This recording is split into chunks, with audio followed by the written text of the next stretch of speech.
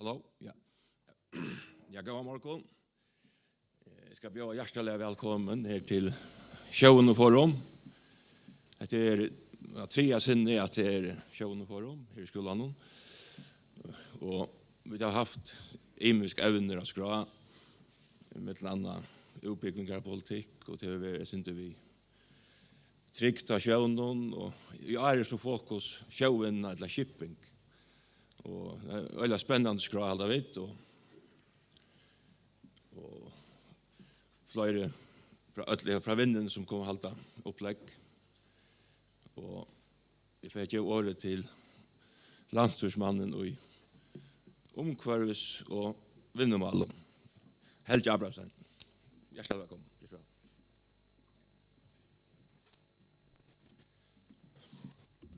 Ja, god morgon hörs det väl då här. Det är just fint. Ja, god herrar. Vi ska tacka för att det var bojen. Jag var vi här i det till detta avhåverta tilltaget. Det är vi årsens showen och forum. Shipping och showen och veitingar är vår en tojande pastor av förska budskapen. Jag minns att i Forsson tar var nekt hosa om att förjar skulle ha flera bojen att stanta. Og her var farmasykling ofta nevnt som ein møveløyge. Det ble også nekt gjørst av togjørsjonen, men som vi ødlån nødgjøn vinnergrøynen, som etla vinnerlige spyron, så var det ikke bare undan vinter til første togjene. Etla fra første dege tar man for holdt vi nekka nøyt. 17 årene er i kipene, og i fiskekipelåtene var den altså færre og større, og manningene minne, altså famentare, ikke minne i støtt, men famentare. Men veksteren og i shippingvinnene hever trittja at vi tvervøyda trykk for rønten av sjøvnen, og kan gav omdømme, og at vi framhaldande hever et sere størst hel av donalige sjøfolke, som får større inntøkker til føreska budskapen. Koronakreppen hever òsne vurst, for så tøyande og en velvirskande sjøvnegøyre for førjer. Etter første kjøttet var vi omgant i bensjen for at vører ikke skulle komme fram til førjer. Shipping får ikke nye i fer av samme hatt som gøyre i vinnene. Tvers til måte har shipping virksomhet og i verleggene helt til løyve og i omkring fyretøkken. Men andre virusøkker har svitje årsaker av korona. Og i det er sjøveis flotninger 90% av øtlån alt sjøv av flotninger, men pastoren kan ivalest øysene gjøre større. Hesa gongt kunne økte krøvene om boradikken framløslo i øtlån lijon stole under. Og et fekstdøme om dette er avgjøren til Hittenfjord om ikke langkur at flikva laks av marsneien. Men at flyta han vid skipet til at dette er så nok bedre for omkvarv. For det føresko vinnene vant jeg at økta omkvarves tilvite verer en gavur møveløyge at betra enn møyra om kappingarføre. Så i framtøyene verer det ikke einas pryseren som teler i farma rockskapen, men øysene hvordan grønner flotningeren er. Så kunne vi øysene fegnast om at begge røyarøy og vøytarer til sjøvnene har vist at det har vitan og hovflå til å menna nødja løsner som kunne minka om dolkingene og betra om lønnsemme i vinnene. Anki er at ivastøy at føreska shippingvinnan hever alt det som krevst for å være kappingarfør i det. Men for å vite øysene skulle stande okkur i alt sjøva kappingene i framtøyene er områdende at karmaner er dagførter og at alle parstar virka fire at livet etter krøvene. Vi skulle tog livet opp til alt som var lovgave og etterlit, vi var ikke holdt trygt og omkvarve av sjøvnen. Vi skulle også i fremtiden bjøve kappingar for skattelier og fortjørlier treiter. Vi må ha god tilbå at bjøve innan forlagermenning, utbyggingar og skøy innan maritima økje. Og vi må avhaldande arbeide ved å menna maritima gøyran i fargen. Fiskeskaper og sjøvinna hava i sera stora mån definera føreskovinnena og samleikan til nekvån føringen. og shippingvinnan borgar fire at hesen tøyande parsten av føresko mentanene livor og mennest under skiftande omstøvun. Til vi gynnsje vel tja fyrirtøkken i føresko shippingvinnene. Skip lagst av træt og virksomhet økt. Vid vinnemalaran har tåsa vi fløyre i vinnene, og jeg kan lova til konfire at hovfløye og orreie ikke minka i koronatøyene. Til vi takksomme, gavun trøste, og vi ønsker om en gjevande dag at årsens sjøvende forum nå sett. Takk for det.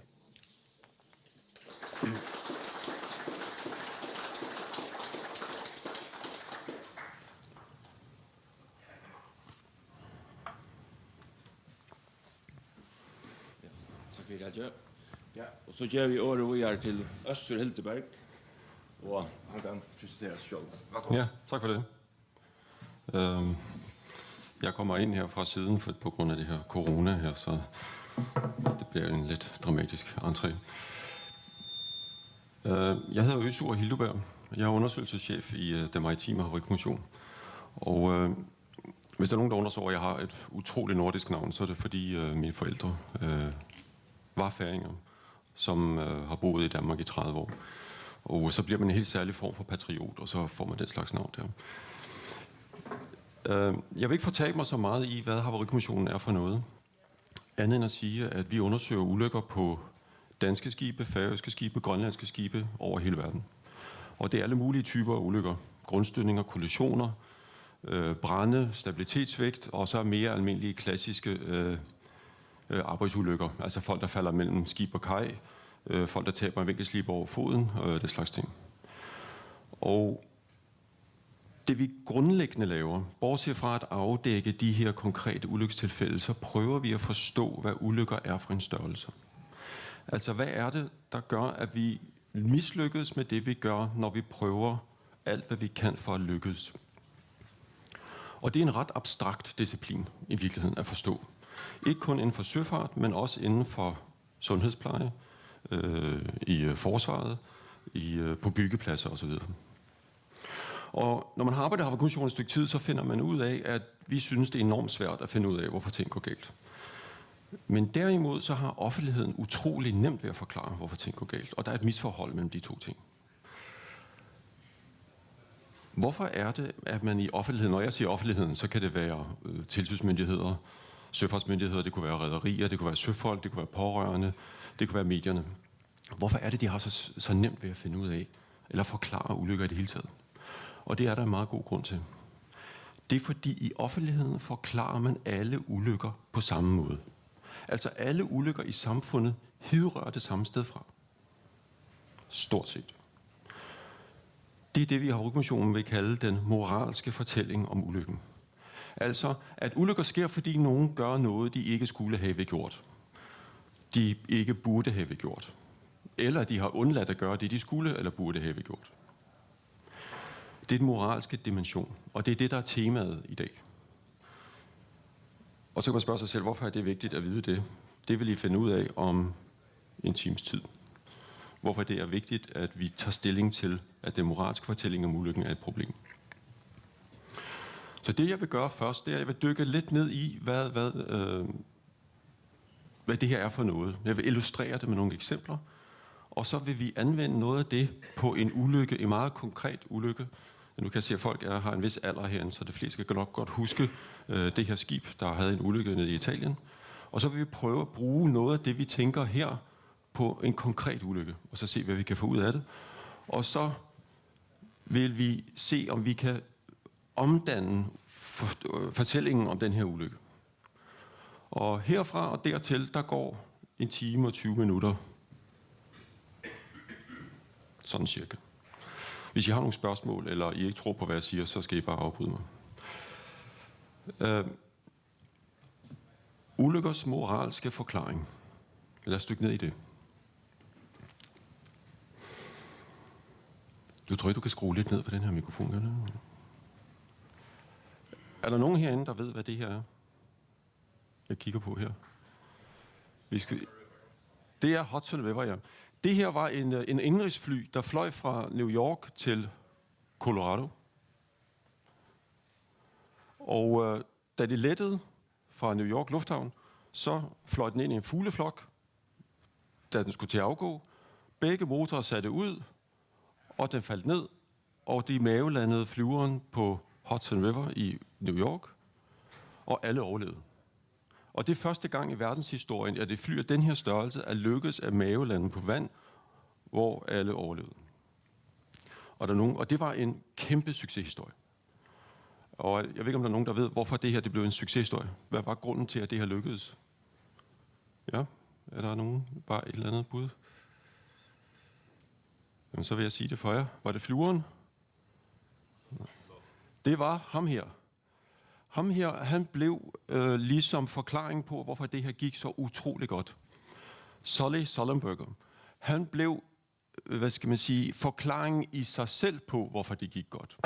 Vi taler ikke om, at det her var en utrolig sofistikeret flyver, der kunne stabiliseres eller trimmes, som der også hedder, ved utrolig lave hastigheder. At den var udstyret med noget udstyr, som de her flyver normalt ikke er udstyret med. Men han blev ligesom forklaringen på succesen. Og hvis man gennemtråler artikler om den her ulykke og Sully Sullenberger fra den her tid, så vil man typisk se ham fremstillet sådan her, ikke? Altså nærmest som statsmand. Han er ikke noget med at læne sig tilbage i stolen eller noget. Han står med rangt ryg, og han kigger ud i horisonten med sådan et nærmest guddommeligt skær over sig. Og han er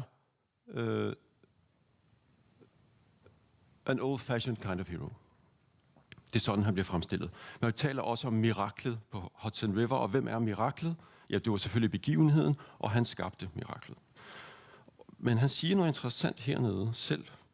Der siger han, det kan I ikke se her nu, læser jeg det op. I knew people would be debating whether I was right or wrong for decades. Og hvad er det, han mener med det?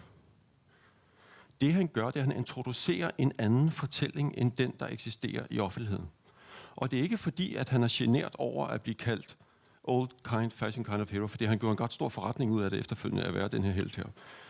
Så hvad er det for en fortælling, han introducerer her, som også eksisterer om den her ulykke? Det er nemlig fortællingen om, at han kunne have gjort noget andet end at mødelande. Han kunne have vendt flyveren om og landet den på landingsbanen. Nu overlevede alle. Hvis alle ikke var overlevet, så havde vi nok ikke set det her. Så havde vi set noget andet. Men den her offentlige heltefortælling, den ser vi igen i rapporten fra NTSB, som er en amerikansk havarikommission. Og den er utrolig lang, og der står mange ting i, men der er noget, der kendetegner den her ulykkesrapport. Det er deres ordvalg. Det er sådan noget med professionalisme. Det er sådan noget med excellent crew resource management. Det er sådan noget med god lederskab i cockpittet, og lederskab blandt hvem? Ja, sig selv, fordi de er jo kun 2. Så det, og den her form for sprogbrug, altså at de var dygtige, de var professionelle, det understreger den offentlige fortælling om, at det var derfor, det gik godt. Og for at vi afslutter hele sagaen om den her fortælling, ulykkesfortælling, hvad gør man så filmatiserer man det. Og hvem får man til at spille hovedrollen? Den mest sympatiske mand i den vestlige verden, nemlig ham her.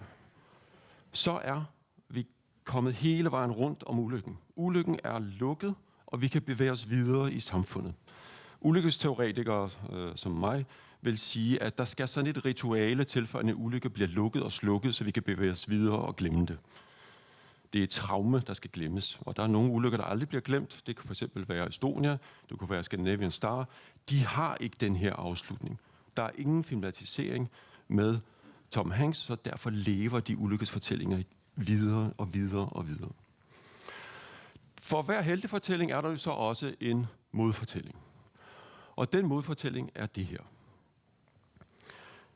Jeg betegnede det der Hudson River lige før som sådan en succeshistorie. En heltehistorie, en succeshistorie. Er der nogen her, der er nok nogen med søfartsbaggrund her, ikke? Er det her en succeshistorie, eller er det en total fiasko? Der er ikke nogen, der er villige til at risikere noget.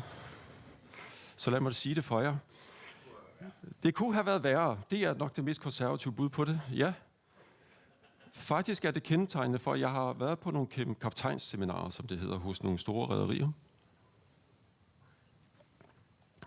På krydstogtrederier, når jeg spørger det spørgsmål, så er de alle sammen dundrende enige om, at det her det er en kolossal succes. De har ikke særlig store forhåbninger om, at det her nogensinde skulle kunne gå godt alligevel. Det fortæller så noget om skibsfart i det hele taget. Hvis vi taler med almindelige mennesker, her når jeg så siger almindelige mennesker, til folk, der ikke er søfolk, så siger de, at det her er en katastrofe. Der er et misforhold mellem de to ting. Den her ulykke er den, vi skal tale om i dag.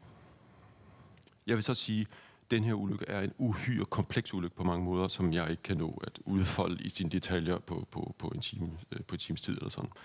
Så vi tager noget ud af det. Så hvis jeg har alle mulige specifikke spørgsmål, og det er det, der er ulempen ved at have søfolk i publikum, det er, at de ved alt muligt om det her. Og hvis jeg siger noget forkert, så bliver det et kæmpe problem. Så vi tager det en lille smule overfladisk, så må I bære over, at det bliver lidt simplificeret for dem, der ikke ved så meget om skib. Det her var et italiensk skib, der havde 4.229 mennesker ombord. Det fandt man så ud af bagefter, fordi man vidste faktisk ikke, hvor mange mennesker der var ombord på tidspunktet. Og der er 32, der omkom. Og så kan man spørge sig selv, hvorfor gik det her galt? Hvis vi siger, at vi havde det andet spørgsmål om, hvorfor det gik godt, Hudson River, der var noget med piloten, det tror jeg, de fleste er enige om. Hvorfor gik det her galt? Det er jo nærmest det ledende spørgsmål. Er der nogen, der våger pelsen? Hvorfor gik det galt? Hvad var den ene årsag, hvis vi skal have en årsag?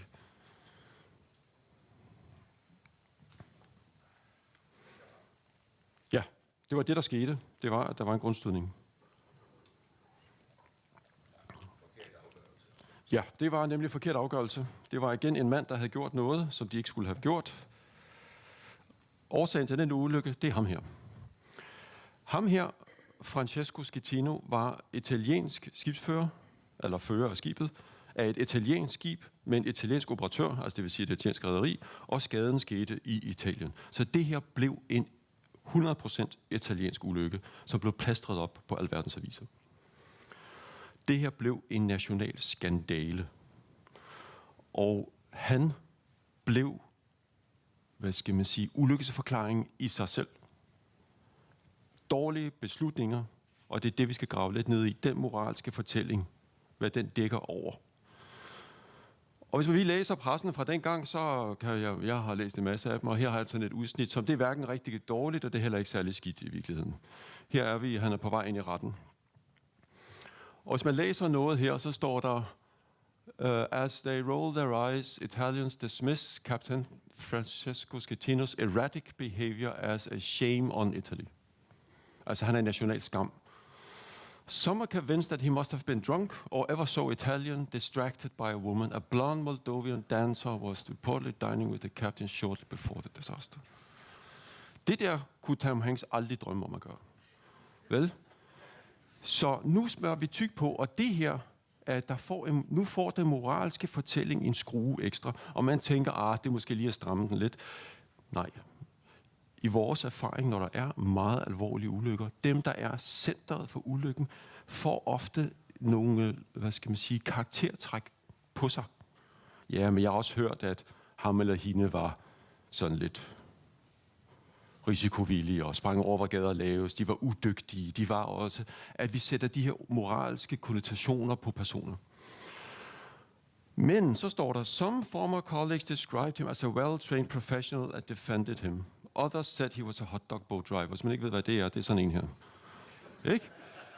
Så enten nu kan han være to ting. Han kan være en professionel sømand, eller han kan være fører af sådan en der.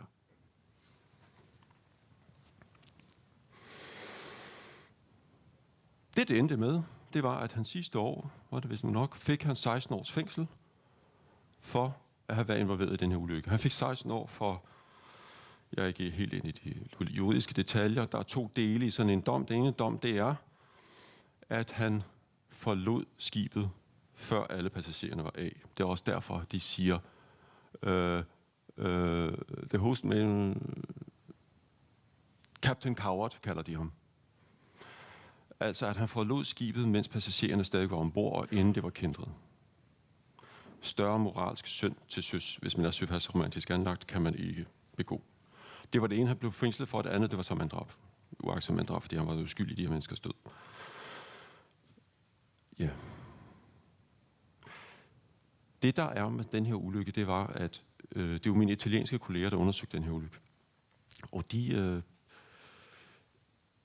Og vi har altid snakket om den her ulykke i årene efter, at der var et være mere i det, at han bare var en utro ægtemand, der spiste med danserinder, og han var uprofessionel. Der måtte være mere i det end det. Og den nysgerrighed udtrykte jeg over for en kollega, og den kollega tilfældigvis vidste, hvordan man kunne få fat i ham. Så i Havarikommissionen tog vi derned og besøgte ham i det her sted, som er en lille fiskerlandsby syd for Napoli i foråret 2017.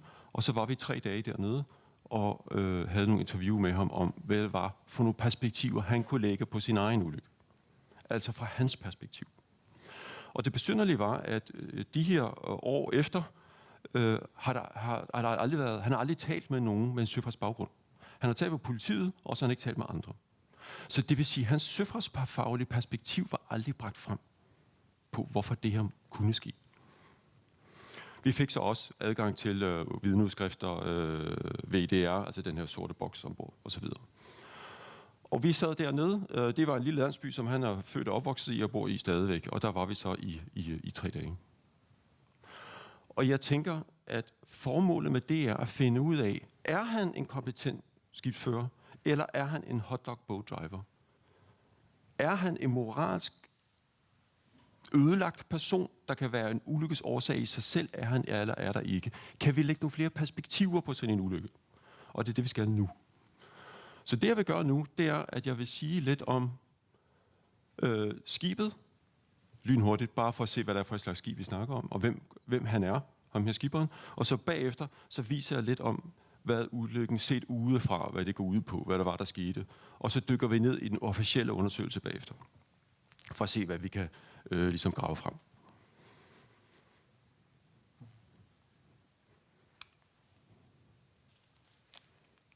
Hvis I har nogle spørgsmål, så afbryder jeg mig bare.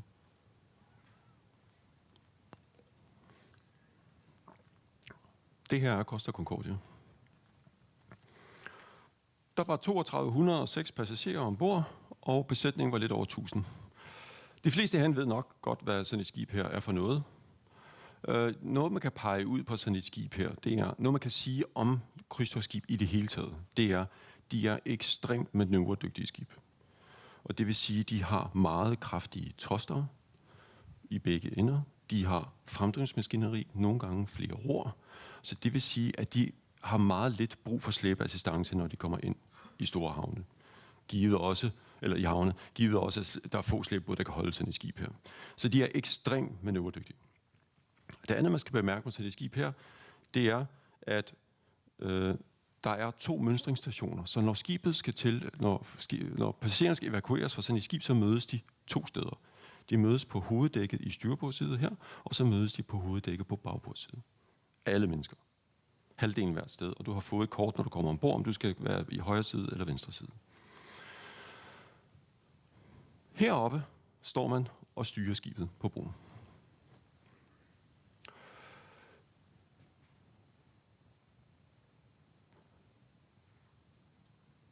På det her tidspunkt på året, der var Costa Concordia beskæftiget i en rundsejlads i Middelhavet, 7 dages tur med 7 havne.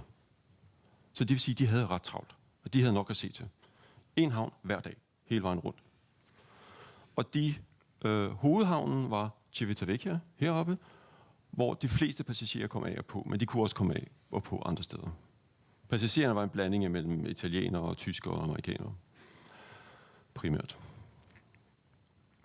Den afgår den 13. januar 2012, 7:15, og et par timer senere grundstøder den ved en ø, der ligger lige ud for italienske kyst, nemlig øen Giglio.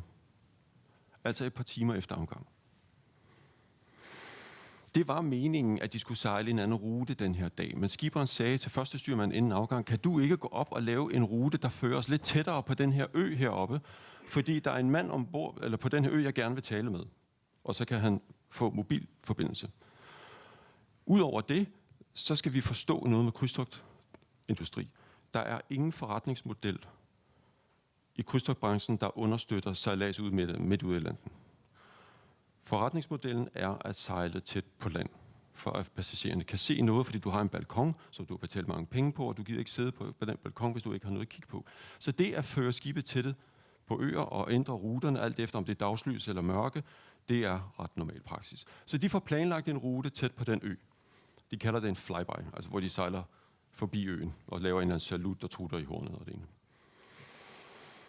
Skiberen ombord, det er en italiener, som vi var inde på før, og italienske skibere, de ser sådan her ud. Det her er så italiensk, man kan blive, tænker man. Jeg spurgte Schettino, da vi var dernede, om han ikke havde et billede af sig selv i sine naturlige omgivelser. For ligesom kunne spore, hvilken professionalisme kan man spore i sådan nogle billeder? Hvordan tegner man sig selv? Er det kædeldragtige styrhus på et fiskeskib, eller hvad er det, vi snakker om? Det er unødvendigt at sige, at han havde hundredvis af den her slags billeder her. Og hvad er det, det gør? Det kommer jeg tilbage til, hvorfor det er vigtigt. En skibers selvforståelse, og specielt en skibers selvforståelse på et skib, hvor der kan være 4-5.000 mennesker. Jeg synes, vi skal lade ham introducere sig selv, og nu skal vi høre, om vi kan få noget lyd på.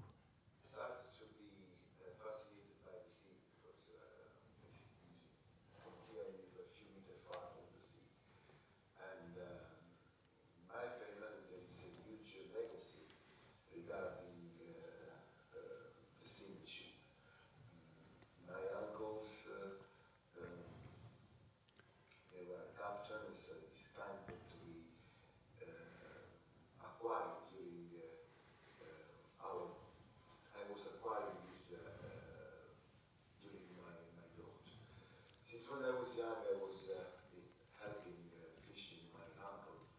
He had a small rowing boat, and we used to fish. I was helping him, and I remember some of his teaching when he used to tell me, "You just keep the ship, the position of this small boat by keeping the position by using the oars." And I said, "How can I do that?" And he used to say me, just see the reference ashore by matching with the church, the other hotel, in order that you can understand if you are keeping the position, because if you move from this position, we lose our fishing. You know? And that was very fascinating for me to approach the sea. And since when, with those information, for me, they have been very valuable with the passing of years when I became captain. Because whenever the ship was docking or undocking, I had the reference instrument, but still my eye was trained by watching the object ashore. And since when I was young, that I understand. I realized later that was the beginning of my education at sea. Så det han siger her, altså han er ikke specielt god til. Han har ikke talt engelsk i flere år, da vi taler med ham her, så det kan være lidt svært at tyde, hvad det er, han mener. Pointen er, at han har været sømand hele sit liv. Han var skibsdreng, da han var 16-17 år, og så blev han navigatør, og så har han sejlet på tankskibe, bulkærger, passagerskibe i rutefart, og så endte han på krydstogtskibene og arbejdede sig op igennem graderne der. På det her tidspunkt, hvor den her ulykke sker, de har ikke chefkaptajner som sådan i det her rederi, men han var dem, han overtog nye skibe og lavede testsejladser med dem og sådan noget. Fordi han kunne noget helt særligt, eller han var kendt for noget særligt, og det var, at han kunne manøvrere skibe hvor som helst. Så hvis det her rederi ville have et skib ind et sted, hvor der var dårligt vejr, så ville de ringe til Schettino. Og for jer, der ikke har været meget på skibe, så er der noget, der er værd at bemærke med skibsførere, altså det vil sige førere af skibe. Hvad er det, de kan, som ingen af de andre skibe kan? Altså, hvorfor er det, at man er skipper? Hvad er det for en overgang fra at være overstyrmand til at være skipper? Hvad er det, der sker der? Det, som en skipper kan på et skib, som ingen andre som udgangspunkt på skibet kan, det er, at han kan manøvrere skibet. Det at manøvrere skibe er der ikke noget, du lærer i navigationsskolen som sådan. Overgangen fra at være overstyrmand til skipper er ikke, jo, det er selvfølgelig, hvordan stempler du papirer og den slags ting, men det er i højere grad en oplæring i manøvrering. Her taler jeg ikke mindre fiskeskibe, jeg taler store skibe. Og det er den proces, det er sådan et rituale, der går i gang, at skipperen indfører overstyrmanden i det her kunstform at manøvrere store skibe. Og når overstyrmanden kan manøvrere store skibe, så bliver han skipper. Det er det, der er den simplificerede logik i det. Det er noget, han kan, som ingen af de andre kan. Med mindre det er en meget erfaren overstyrmand, hvor skipperen ligesom har givet plads. Men som udgangspunkt er det ham, der kan det. Det vil sige, at han kan noget, som ingen af de andre kan. Og det er det, hans faglige identitet bliver. At han er mester af skibets bevægelse, om man så må sige. Hvis vi kigger på ulykken, så vil jeg, det vi ser nu her, der bliver nok nødt til at stoppe den. Det vi ser her, nu kigger vi på ulykkens forløb ganske kort. Det vi ser her, det er et elektronisk søkort, hvor man har plottet skibets positioner ind med nogle bestemte tidsintervaller, så skibet kommer sejlende her. Det her det er den ø, jeg nævnte før, øen Giglio, så de kommer på en vinkelret kurs ind på øen, og så er planen, at de skal dreje, og så skal de ligesom sejle parallelt med øen. Det er den her flyby, jeg nævnte tidligere. Og klokken 21:34 om aftenen, så, hvor det er mørkt, så kommer skipperen op på broen, Schettino. Han slår døren op med mobiltelefonen i hånden og skal til at ringe til en ven og kollega, der bor på øen. De har en meget højlydt snak, fordi Schettino er en skipper af den gode gamle skole, det vil sige, at han råber altid. Og det vil sige, at den samtale, de har, det er, hvor tæt kan vi komme på øen, og så gentager han, hvad den anden person i telefonen siger. 0,2, 0,3, 0,4, det er ikke noget problem. Der er masser af vand. Det her det er en klippeø, lidt ligesom heroppe. Det, man kan se dybdekurverne her, det er, at det går hurtigt nedad. Så der bliver dybt hurtigt. I kan komme meget tæt på. Det hører de andre på broen selvfølgelig.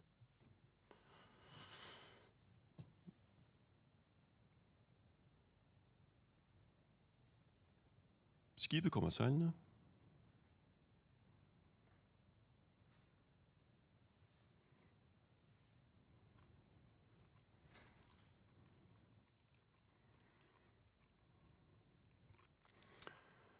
Klokken 5 minutter senere, sådan cirka, så tager han kommandoen. Inden han har taget kommandoen her, når han slår døren op på det her skib, så siger han til den vagthavende styrmand, hvad i alverden foregår der her? Hvorfor har I automatisk styring og ikke håndstyring? Vi skal jo så tæt på den her ø. Hvorfor slår I ikke over? Han giver dem måske en lille skideballe for det, og så går de hen, og så får de udkiggen, skibsassistenten, til at styre skibet manuelt, i stedet for at få selvstyren til at gøre det. Nu tager han så kommandoen over skibet selv, og så giver han, og så kan vi se, at skibet er i et drej på vej i sådan en perpendikulær kurs, eller parallel kurs.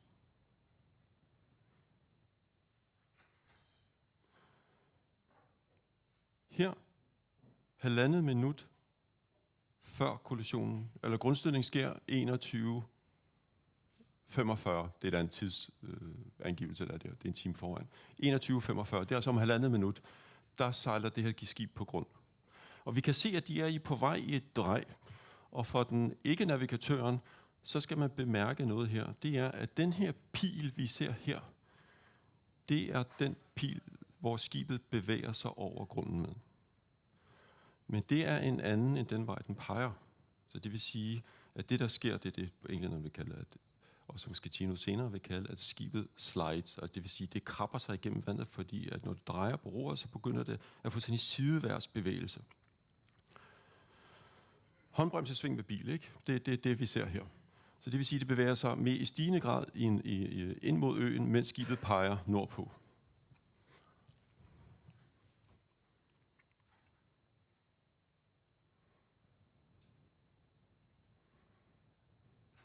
Et minut før, så giver han en masse roordre, og et minut før giver han en masse roordre, og så går skibet på grund. Og det rammer en undersøgsk klippe, eller en delvis undersøgsk klippe, som river et kæmpe hul i hele skibets nærmest længde. Halvdelen af længden i hvert fald. 7 rum bliver fyldt. Når der er 7 rum, der bliver fyldt, så synker sådan et skib.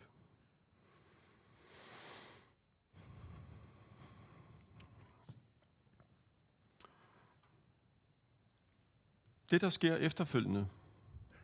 Nej, lad os tage et billede fra den her sorte boks, eller den VDR, som det hedder på et skib.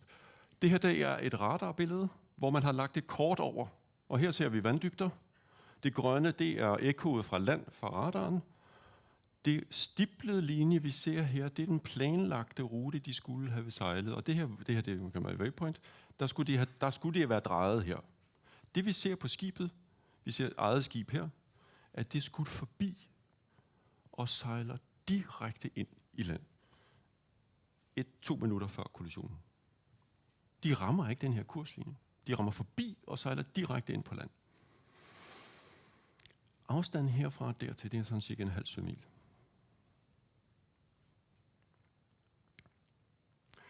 Det, der sker, det er, at de går på grund. Et halvt minut efter de går på grund, så mister skibet al strøm og fremdrift og hele målvidden. Så den fremdrift, skibet har, det er den fart, den har, da den gik grundstøtte. Det vil sige, de er 16 knop, sådan cirka. Og den momentum, det fremdrift, det får skibet til at bevæge sig videre nordpå i den resterende fart, den har. De har heller ingen styremaskiner, de har ingenting. Der er ingen strøm. Og efterhånden, som det så driver nordpå, så bliver det overtaget af vind og vejr, og begynder at drive ind mod kysten, hvor det så lander på grund igen, og efter noget tid kæntrer det på land. Så det ligger halvvejs under vand. Og det er sådan cirka en time og et kvarter efter går det på grund, cirka 2 timer efter kæntrer det.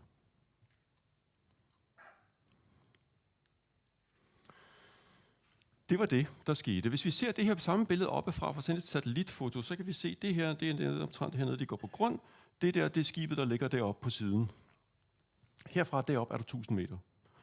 Derfra dertil er der 300 meter. 21.45 grundstødning, 22.36 evakuering beordres, og skibet krænger 20 grader. Det jeg ikke fik sagt om skibet lige før, det er, hvis jeg ikke er klar over det, det er, at hvis et passagerskib krænger mere end så meget, så virker redningsmidlerne ikke mere. For jeg der ikke ved det, lad mig lige gentage det. Den konventionelle måde, hvis man har set Titanic eller sådan noget, så kan man jo se, at meningen er, at når skibet synker, eller man ved, at det skal til at synke, så beordres folk på dækket, og så skal de gå ind i livbådene, og så sænker man livbådene ned langs siden af skibet, og så frigøres de, så sejler alle folk væk. Hvis skibet krænger, så kan man ikke bruge de her livbåde, fordi når man så frigør livbåden, så hænger den ud i luften, som sådan et pendul, og så kan folk ikke komme i den. Hvad vil typisk sige, omkring 15-17 grader, så kan man ikke bruge livbådene mere. Så det vil sige, at når det her skib krænger 20 grader, så er der ingen måde, at folk kan komme fra bord sikkert mere. Så er det hver mand for sig selv. Vi skal også forstå, at skibe som af den her art, der er der jo ikke redningsbåde til alle. På begge sider. Så det vil sige, du kan kun få halvdelen af folkene af, altså det er lidt mere end halvdelen, på den ene side, og den anden halvdel på den anden side. Så hvis der er sket noget på bagbordssiden, så er der ikke redningsfolk nok til alle på den anden side. Det er en pointe, der er værd at bemærke også med passagerskib. Jeg kommer tilbage til, hvorfor lige det her med evakuering, hvorfor det bliver vigtigt.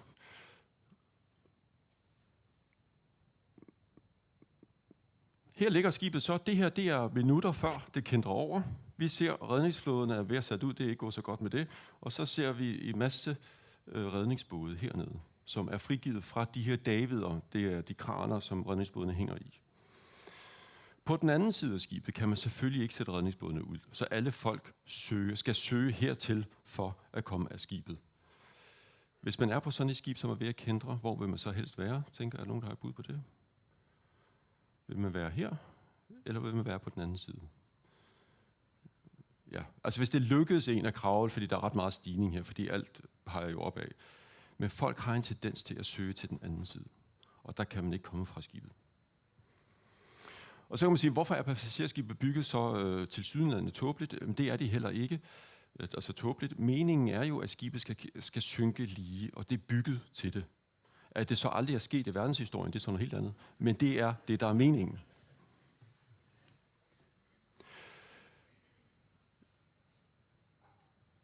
Cirka et år efter, så mine udmærkede italienske kolleger, de udgiver den her rapport, der skal forklare, hvorfor den her ulykke sker. Ikke kun den konkrete, hvor stort var hullet, hvor hurtigt løb vandet ind, hvorfor startede nødgeneratoren, ikke, og så videre. Ikke kun det, men den har også sådan nogle overordnede, det jeg ledte efter, de overordnede forklaringer på, hvorfor går det galt for sådan et skib.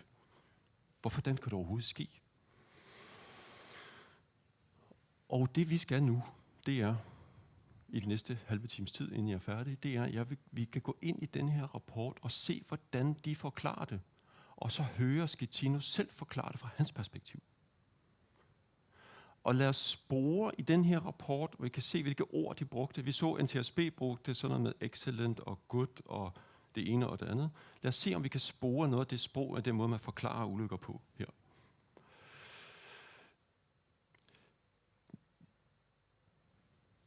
De har nemlig også en overordnet konklusion. Når man laver ulykkesundersøgelser, som vi også gør i Danmark, så er det, de kan være utrolig lange og kedsommelige for nogen, eller for de fleste måske underkøbet.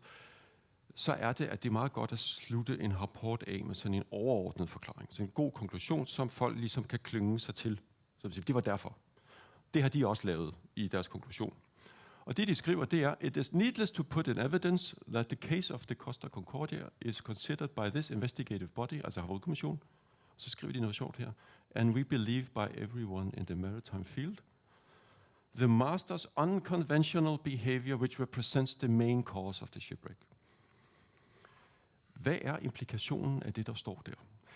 Jamen det, de siger, det er, de understøtter den der offentlige fortælling, vi havde fra starten af. Jeg ved ikke, om I kan huske det. Det her med, at han var ulykken i sig selv. Sollenberger kunne få mirakler til at ske. Schettino får katastrofer til at ske. Det er det, der står her. Han bliver ulykkesårsagen i sig selv ved hans ukonventionelle adfærd. Det, der er interessant, når man læser sådan noget her, det er det, der står her. And we believe by everyone in the maritime field. Hvorfor skriver man det? Hvorfor har man... Altså... Ja, hvorfor gør man det? Altså, jeg ved det jo ikke, for jeg er jo ikke inde i hovedet på ham, der har skrevet det. Selvom jeg nu nok kender ham. Hvorfor er det, at man skriver det?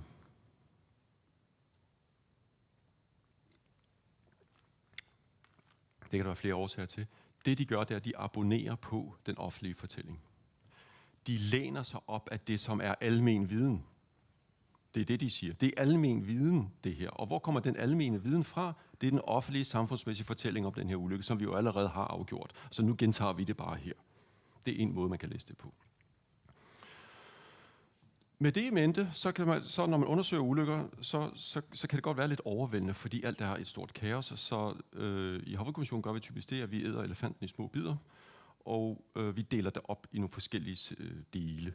En måde, man kan dele sådan en ulykke op på, det er selve grundstødningen. Altså, hvorfor sejler de et sted hen, hvor der ikke er nok vand til det her skib? Det andet er for sen evakuering af Pax. Det har jeg ikke introduceret, men det handler om, at han bliver enormt kritiseret for, at de ikke beordrer en tidlig evakuering af skibet. Fordi når skibet skal evakueres, så krængerne 20 grader, så er det for sent. Og så er det sidste her. Skibets fører forlader skibet. Det er et moralsk dilemma der. Hvis han forlader skibet, så er tænkningen, så er der jo ikke nogen til at styre evakueringen, og så må det jo gå galt. Fordi han forlader jo skibet med alle menneskerne ombord. Fordi vi er under et vist tidspres, så vil jeg ikke sige noget om det der. Og de fleste er lidt ærgerlige over, hvis jeg ikke siger noget om det der. Og det kan jeg jo godt sætte på ord på, hvad det der går ud på. Hvorfor det er en skipper forlader skibet, og hvorfor det kan være en rigtig, rigtig god idé, at skipperen som en af de første forlader det skib. Hvilket er ikke særlig intuitivt for de fleste, men det er der nu nok nogle gode grunde til, at han skulle gøre. Det kan måske sætte ord på senere, men lad os lige, i og med, at det er sådan en navigationssammenhæng, så lad os kigge på den der grundstødning der. Hvorfor er det, de går på grund? Og hvis vi læser i rapporten der, så er de slet ikke i tvivl. De skriver, the grounding. The ship was sailing too close to the coastline in a poorly lit shore area under the master's command, who had planned to pass at an unsafe distance at nighttime at high speed. The danger was considered so late that the attempt to avoid the grounding was useless. Hvorfor går det galt her for dem her ombord? Det, man skal hæfte sig ved med sprogbruget her, det er sådan noget med too close her. Det er det, vi kalder værdiladet sprogbrug. Hvad er too close? Hvor langt fra er det? Hvad er ikke too close så? Ja, det giver sig selv. Det er igen et retorisk spørgsmål selvfølgelig. Too close, det er, når du går på grund. Når du ikke går på grund, så er du ikke too close mere. Det er det, vi kalder værdiladet sprogbrug. Og det knytter an til mere indirekte knytter det an til kompetencer. Altså, hvis du sejler for tæt på, så er du ikke en særlig god sømand, vel? Og ikke alene det, at den pass at an unsafe distance. Altså, det vil sige, at de havde tænkt sig at passere øen i en usikker afstand. Det er lidt en gentagelse af det samme, men det er det samme sprogbrug. Unsafe. Hvad er safe? Det ved vi ikke. High speed. Hvad er high speed? Ja, hvad er normal speed? Det ved vi heller ikke. Men high speed, det er jo fordi, vi ved, hvad der er sket. Så det, der kendetegner den her forklaring, det er det, vi kalder en retrospektiv forklaring. Vi ved, hvad der skete, så derfor kan vi sætte ord på. Det er det, vi vil kalde en fordømmende forklaring, hvor vi trækker moralske skillelinjer for, hvad der er for hurtigt, og hvad der er for langsomt, hvad er tæt, og hvad er ikke for tæt. Det her med at sejle tæt på, det blev han enormt kritiseret for i pressen i øvrigt også, at hvorfor skulle de så tæt på den her ø? Der var nogle engelske kaptajner, som var utrolig kloge på det her. De sagde, at man må aldrig sejle så tæt på land med sådan et stort skib. Det, der kendetegnede de kaptajner, det var, at de var også dem, der arbejder hos Havarikommissionen i Italien, det er de tidligere tankskibsfolk. Og er der noget, der kendetegner folk, der sejler supertanker, hvad er det? Det er, at de ser aldrig land. Hvis de ser land igennem kikkerten, så breder panikken sig på det her bro. Så skal der både det ene og det andet slås til, fordi nu nærmer land sig. Så de har en aversion imod land. Lad os kigge lidt på de her krydstogtskib her, og så se, hvad det er for noget. Det andet element, der er i rapporten, det er, som nu nok er meget åbenlyst spørgsmål i virkeligheden, overall passive attitude of the bridge staff. Nobody seemed to have urged the master to accelerate the turn or give warning about the looming danger. Det vil sige, at der er ikke nogen, der advarede. Der var ikke nogen, der sagde noget. Og det vi ved om krydstogtskibe, det er, at der er masser af folk på broen. De mangler de ikke. Hvorfor var der ingen, der sagde noget, når de sejler direkte ind i land? Så der er de to for tæt på land, og ingen advarer dem. Og det er de to, vi skal kigge på nu, inden vi er færdige. Hvorfor navigere tæt på land? Ja, det er det, vi ser her. En halv sømil, og han kommer sejlende her, eller de kommer sejlende her, og det var meningen, de skulle dreje, så vi så først, så missede de det drej der. Og når vi snakker om tæt på land, det her, det er søsterskibet til Costa Concordia. Er det der tæt på land, eller tæt på noget? Det er det nu nok.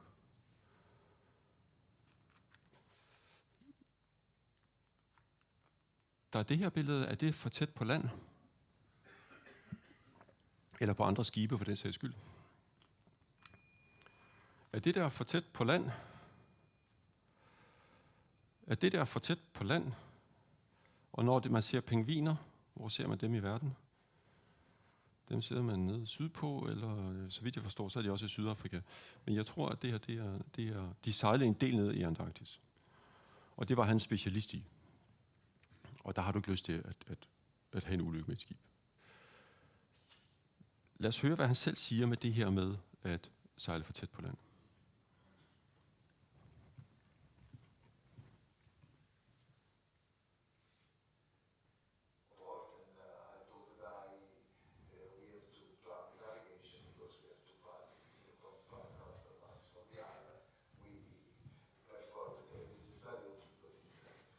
Was let's say kind of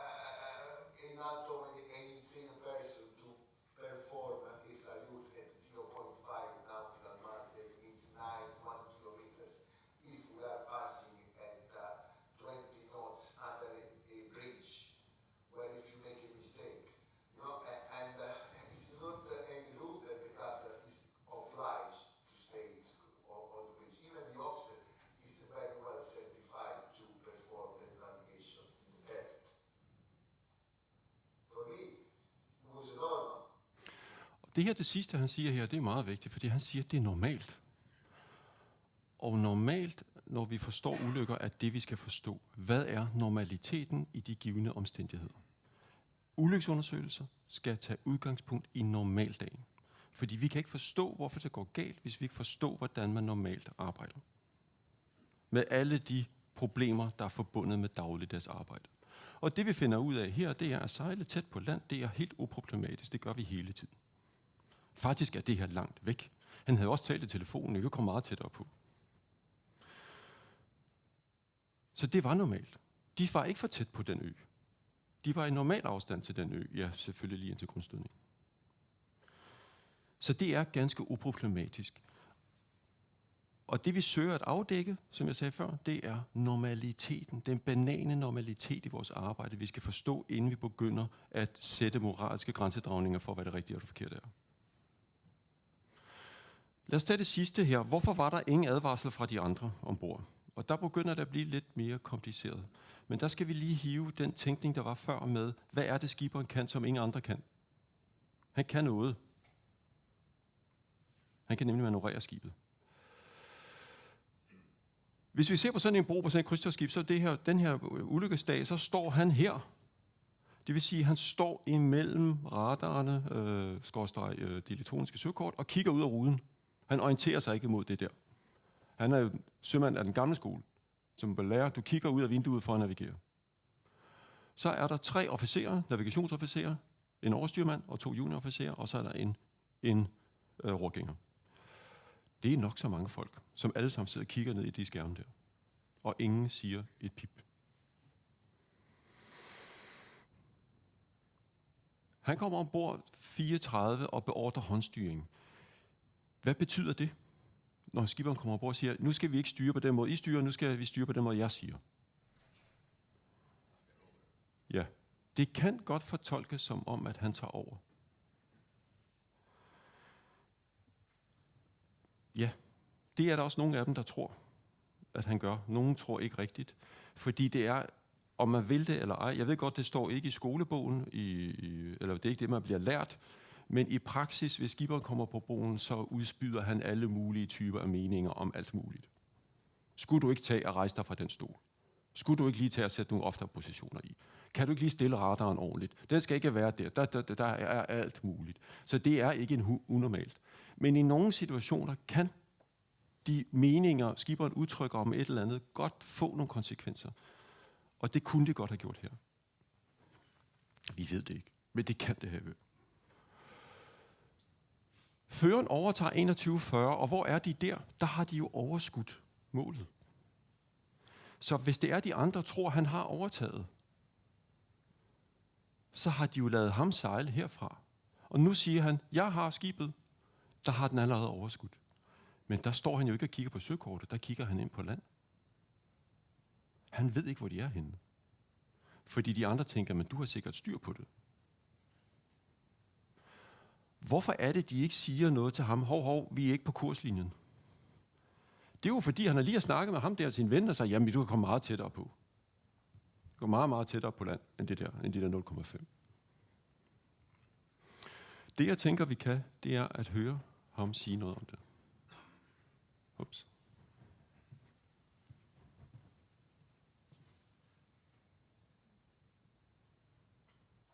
All of a sudden, I see this form in front of me. Because as a seaman, because this was very important when I was young, I was going with my uncle. He was a fisher. I know that when it started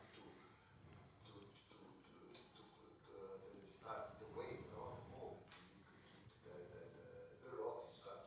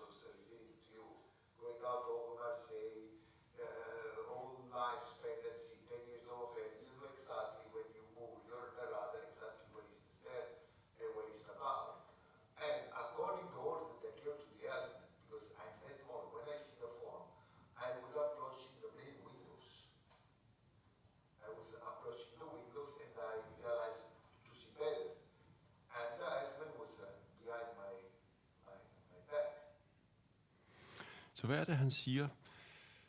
Han siger, at han står der, og så ser han noget ud af vinduet. Han ser skum, og så reagerer han.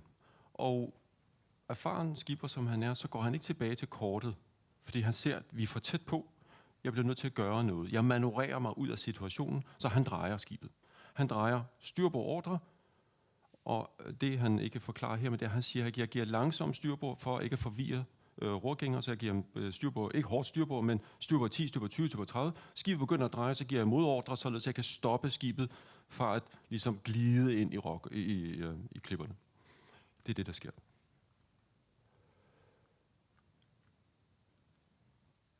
Lad os høre, hvordan det lyder, når sådan et skib der går på grund.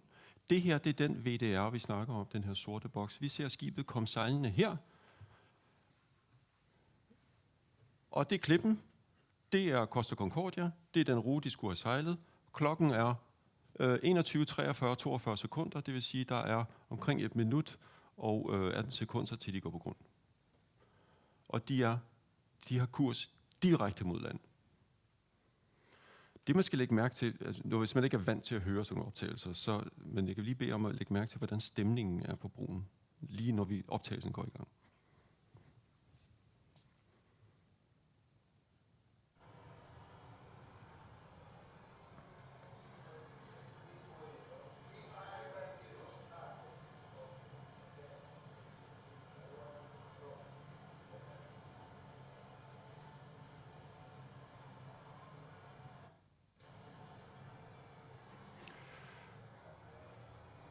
Vi kan høre, at han siger til de andre, nu vil jeg nok hellere dreje, for ellers sejler vi lige ind i klipperne, og så kommer der sådan et grin bagefter.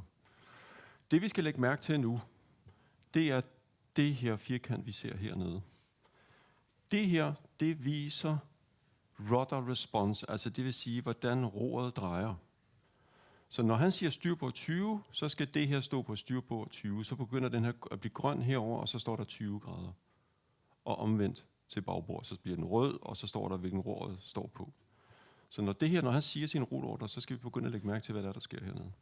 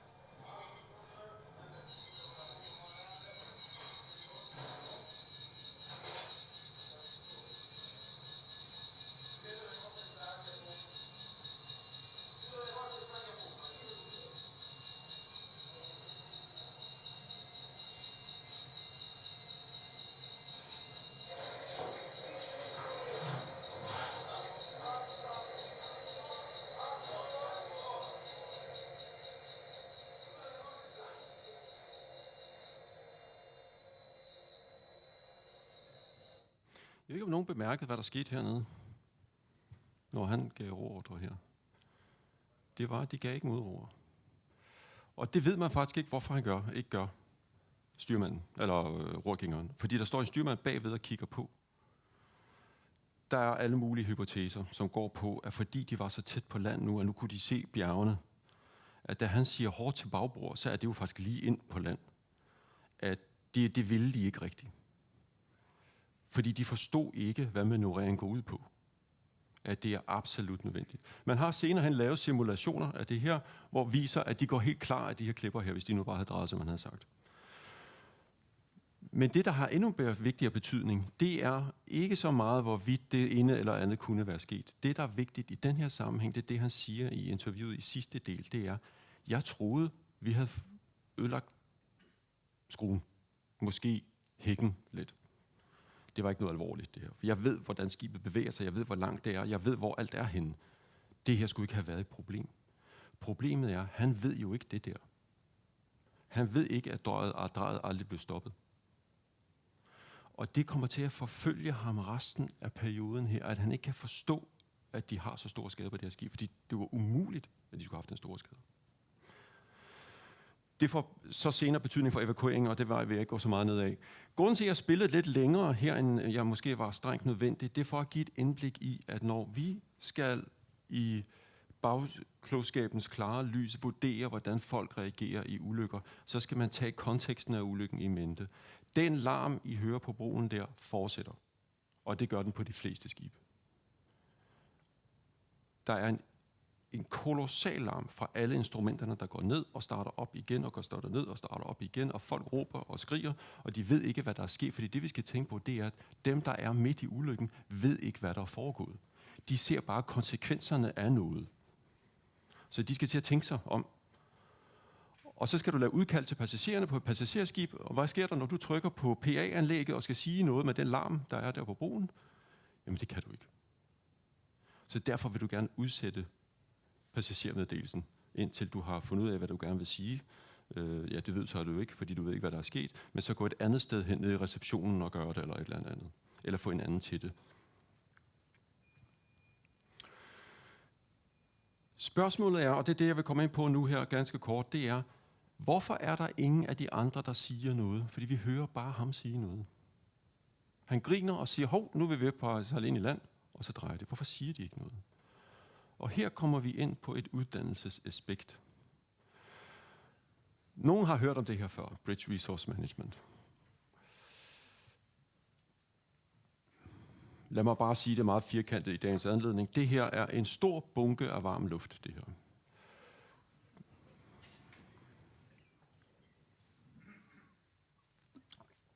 Hvad er begrundelsen for det? Hvis jeg går ind på 50 forskellige kursusudbyderes fagbeskrivelse af, hvad det der indeholder, så indeholder det nærmest alt undtagen pandekagebaning eller det slags ting. Det er alt muligt, man presser ned i det der begreb. Og når man kan presse alt ned i et begreb, så begynder det at opløse sin egen betydning. Fordi hvis det betyder alt, lidt ligesom med godt sømandskab, hvad er det? Det ved ingen, men det kan i hvert fald betyde utrolig mange ting, så derfor holder det også op med at betyde noget som helst. Når det så er sagt, så går det her på alle mulige forhold. Nej, en fast komponent, der er i alle kursusudbydere, det her, det er ordet kommunikation. At folk skal kunne tale sammen på en god måde.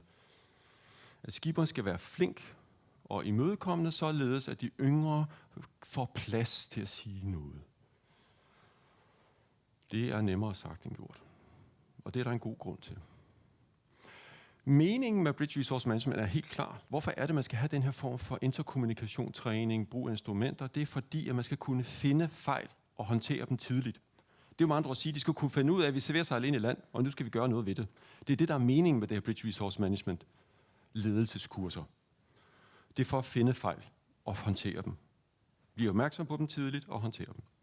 Og en måde, man gør det på, det er det, der på engelsk så fint hedder assertiveness. Det er sådan assertiveness training, hedder det på de her kurser typisk. Og det går på ganske kort, det er, at man skal betvivle hierarkiet. Man skal sige til skiberen, du har ikke ret i det, der du siger. Du er ved at sejle ind i land. Jeg griber ind og gør dig opmærksom på det. Assertiv adfærd, det vil sige, at man taler imod hierarkiet for at gøre opmærksom på noget. For at fange fejl, som selv skiberen kan gøre. Spørgsmålet er, og det er det, man lærer på det kurser der. Man lærer at betvivle hierarkiet. Der er dog det arbejde med skibe. Det kommer fra luftfart, det der. Og så har man overført det til skibe. Der er bare lige den forskel på et fly og et skib. Det er det her. Det er, at et skib er ikke kun en transportform. Det er også en skole. Altså det vil sige, at når de kommer ud af navigationsskolen, så kommer de ombord, og så starter skolen helt forfra igen. Det vil sige, at Schettino, som vi ser på det her billede, det er folk, der sejler med det her skib. Han er ved at undervise, det gjorde han så hver formiddag, så har han fået snedkeren ombord til at lave sådan nogle små træmodeller, og så forklarer han, hvordan du manøvrerer skibet ind og ud af havn. Fordi det skal han undervise i. Og det er helt almindeligt, sådan er det også på de fleste andre lastskibe, at man underviser yngre officerer i, hvad der foregår. Spørgsmålet er, hvordan trives det her med at tale imod autoritet, når autoriteten ved meget mere, end du gør? På et fly er det nu nok lidt nemmere, fordi de har samme kompetenceniveau. De er ret godt trænet begge to. På skibe, der sender de folk ud, der ikke ved, hvad der foran er lagt inde på det her skib, når de kommer.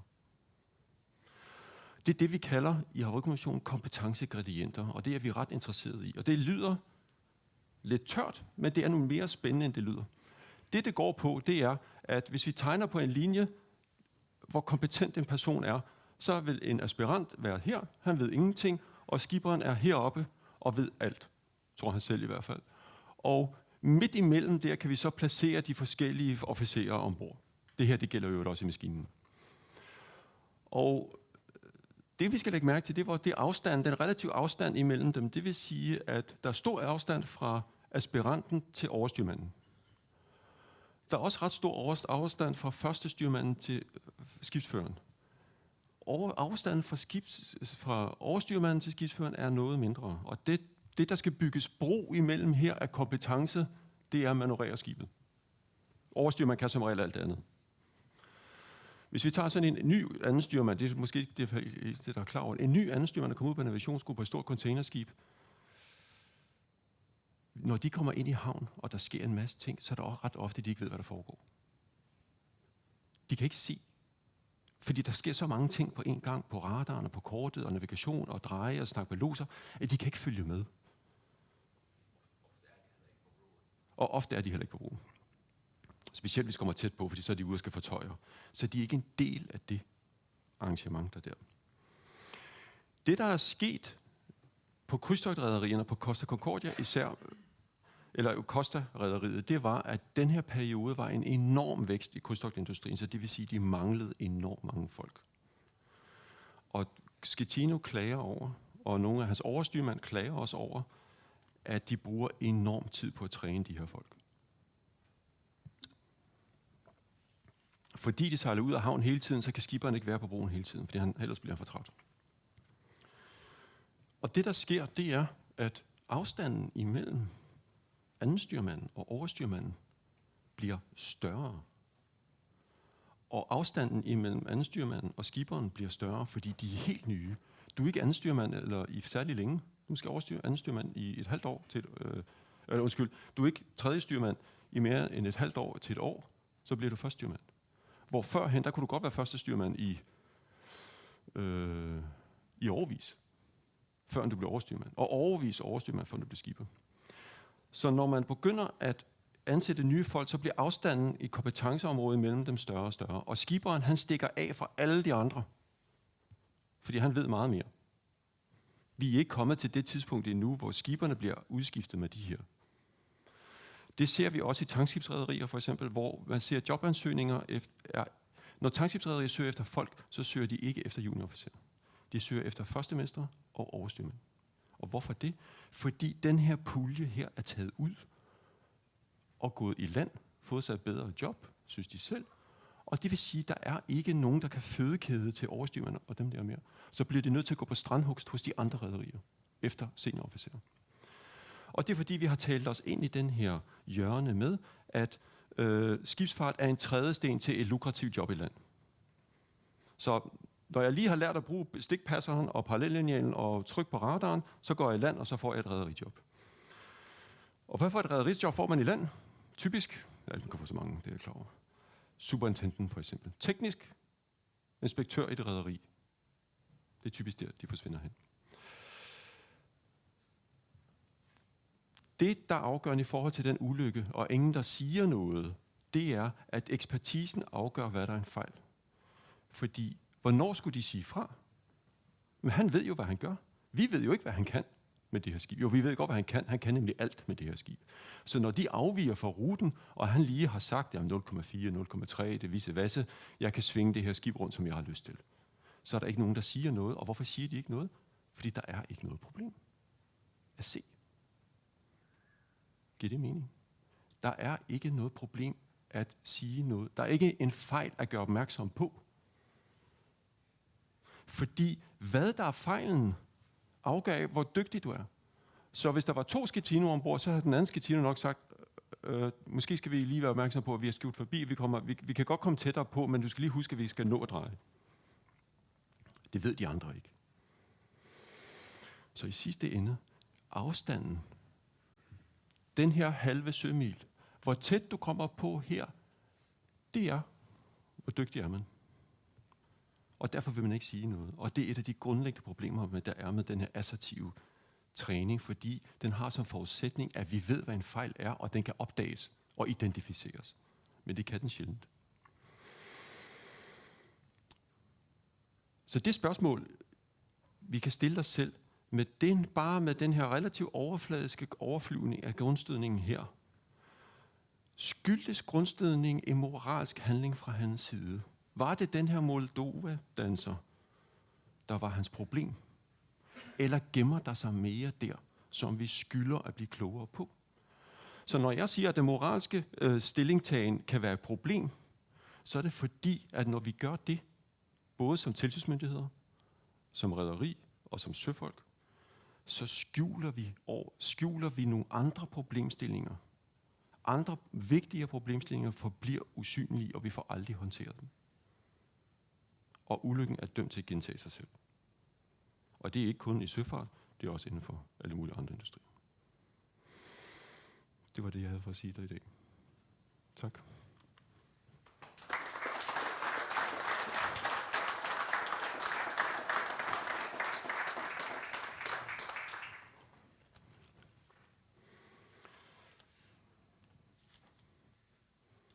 Hvis du nogen har ja.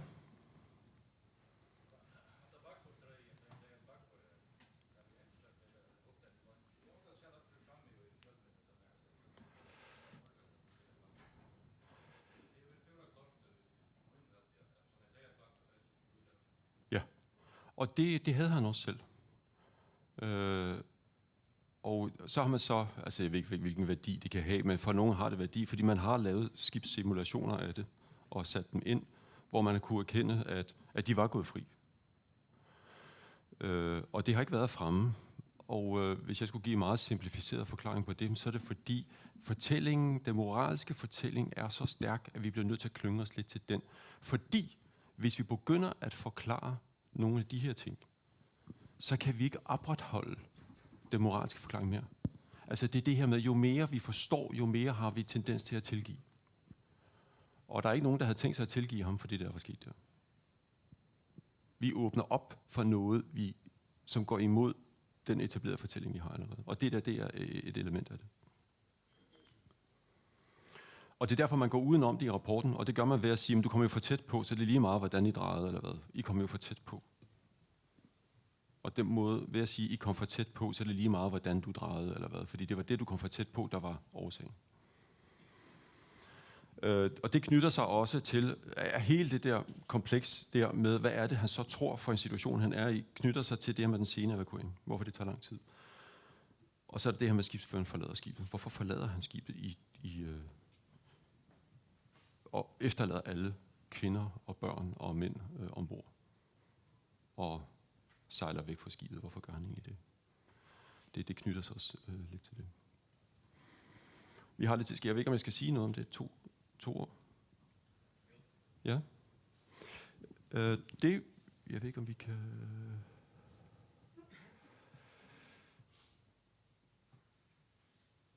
Det er et relativt, man kan gøre alle emner umådeligt komplekse. Og jeg har Havarikommissionen, at vi altid bliver skudt i skoene, at vi gør alting mere kompliceret, end det behøver at være. Og det har de givetvis også ret i de fleste.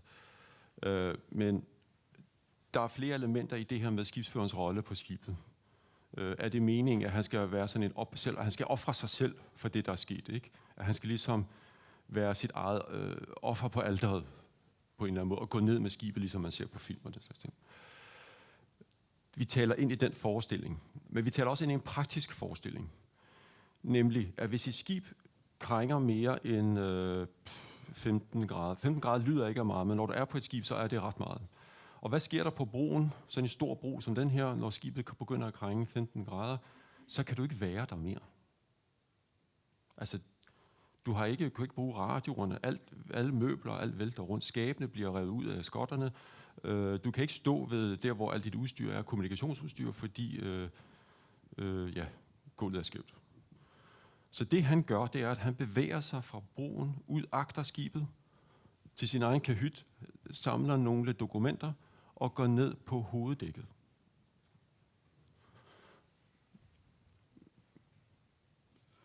Han går ned på hoveddækket, hernede, og stiller sig i det område, der er her. Og prøver at få de her ting til at fungere. Det, de gør, når de evakuerer skibet, det er, at de finder jo ud af, at de kan ikke fire flåderne af på den anden side, eller redningsbådene. Men det, man også lige skal huske på med skibe, som dem, der ikke er skibskyndige ikke ved måske, det er, at når man evakuerer et skib, så er det et eksperiment, fordi det er aldrig sket før. Så de første gang, man bruger redningsudstyret, når man skal bruge redningsudstyret, så er det første gang, det nogensinde er blevet brugt. Så man ved aldrig rigtigt, hvordan det her kommer til at fungere. Og som regel fungerer det heller aldrig rigtigt. I min tid i Rygmission har vi endnu ikke set en evakuering fra et skib, der har fungeret efter sådan, man har forestillet sig det. Og der er nogle grundlæggende problemer i det. Men hvad er det så, de gør her? Fordi hvad er det, de er gode til på sådan et krydstogtskib? Det er at fragte folk fra skibet og ind til land til udflugter. Og det kan de gøre meget hurtigt. Fordi tid og penge, de har jo måske kun 12 timer eller 6 timer, og der skal de have fragtet folk i land. Så det han gør, det er at lave sådan en shuttle service, som om passagererne skal på udflugt. Så de sejler frem og tilbage med de her shuttlebåde. Og det er på den måde, at de formår at evakuere 2930 passagerer fra det her skib ved under egen drift. Hvilket er mere end nogen havde forestillet sig, at man kunne. Og det gør de på en halv times tid. Altså. Det, der sker, når han står hernede, det er, det kan man ikke sådan sige her, det her krydstogtskibet er ikke interesseret i at have redningsbådene hængende på ydersiden af skibet, så de hænger på indersiden. Og måden, man får redningsbådene ud, det er, at det er en teleskoparm, der kører ud med båden i, og så bliver det firet af. Men når skibet krænger, så de her teleskopstænger, de fanger bådene.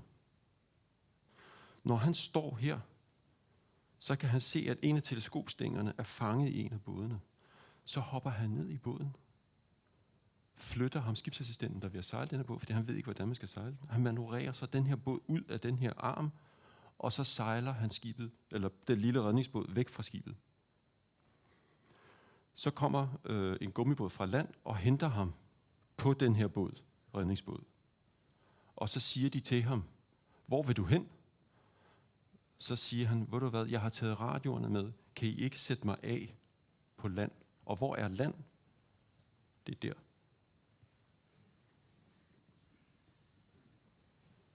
Det er der. 20 meter fra skibet. Og det er det her, der har skabt misæren. Det er, at han siger, hvad skal jeg gøre nu, ombror? Jeg kan ikke gøre med alt, der er brudt sammen.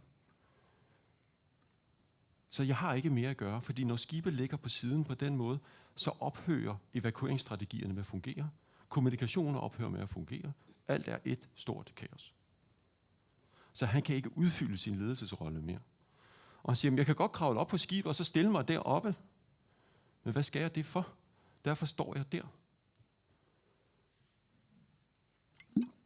I retten er der vidneudskrifter, hvor de passagerer, der var i den båd, der blev fanget, de sagde, at han reddede deres liv, fordi skibet kændrede ud over båden, eller krængede lige meget umiddelbart efter.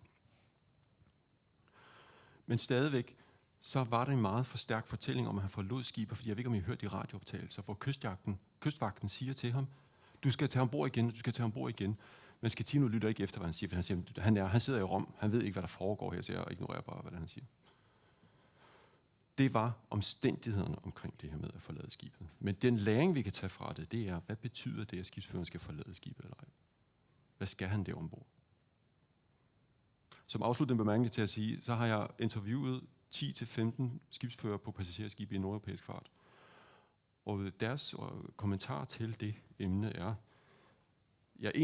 han sagde det meget tydeligt, han sagde, jeg skal aldrig nogensinde forlade det her skib. Det har jeg nok nu erkendt, så jeg har købt mig min egen redningsdragt og lagt den op på broen.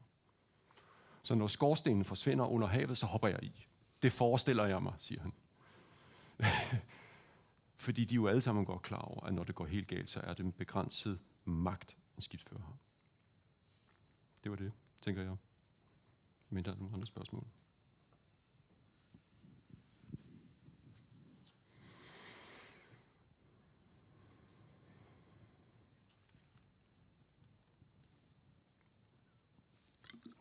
Så vil jeg sige tak.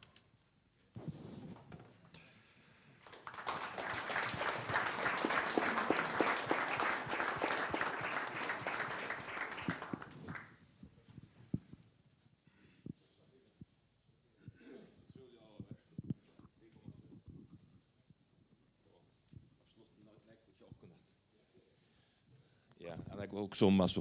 Ja. Jag hade vi gjort en rätt, men vi skulle också också om att hålla fast vid att det är en sjömansskola och som bitch på det. Tack. Ja, och jag hade vi tagit lyckas stretcha benen nu och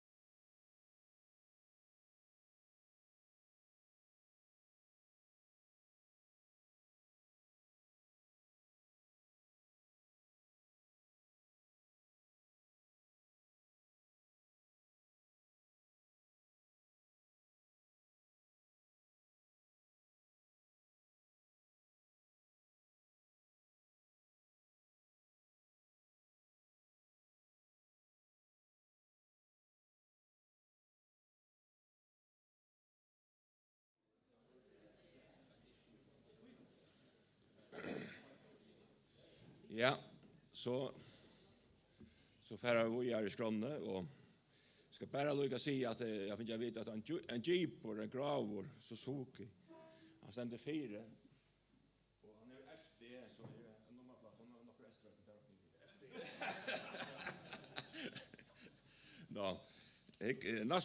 Nastra skrånne til Jens Meinar Rasmussen, Kvæte Shipping, og han for Røyarefjellet for handelsskip. Gjør så vel.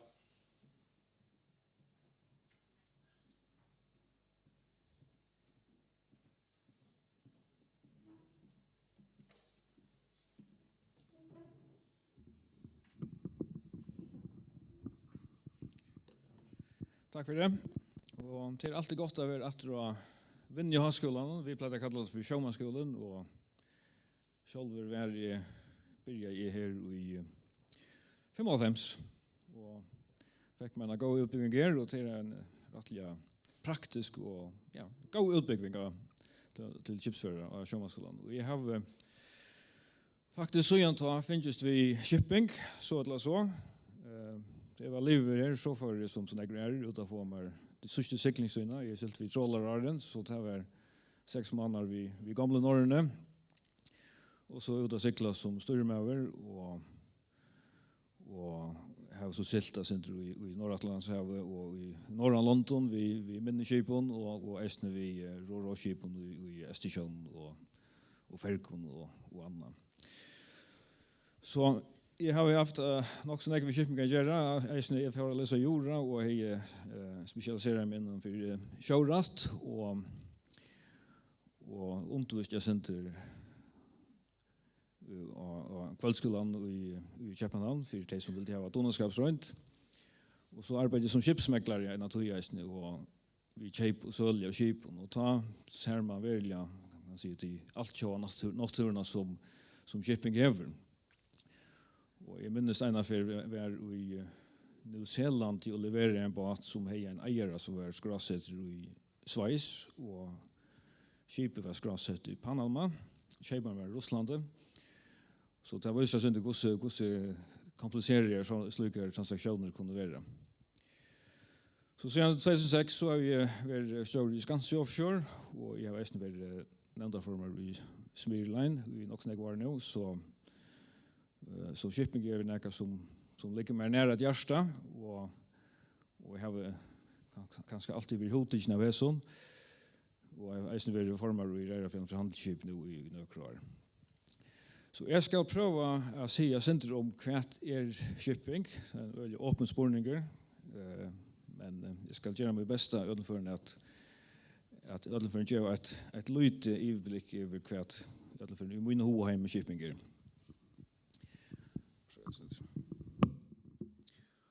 Og hvis vi tar året kjolt, så vil shipping ofte brukt om flere ting.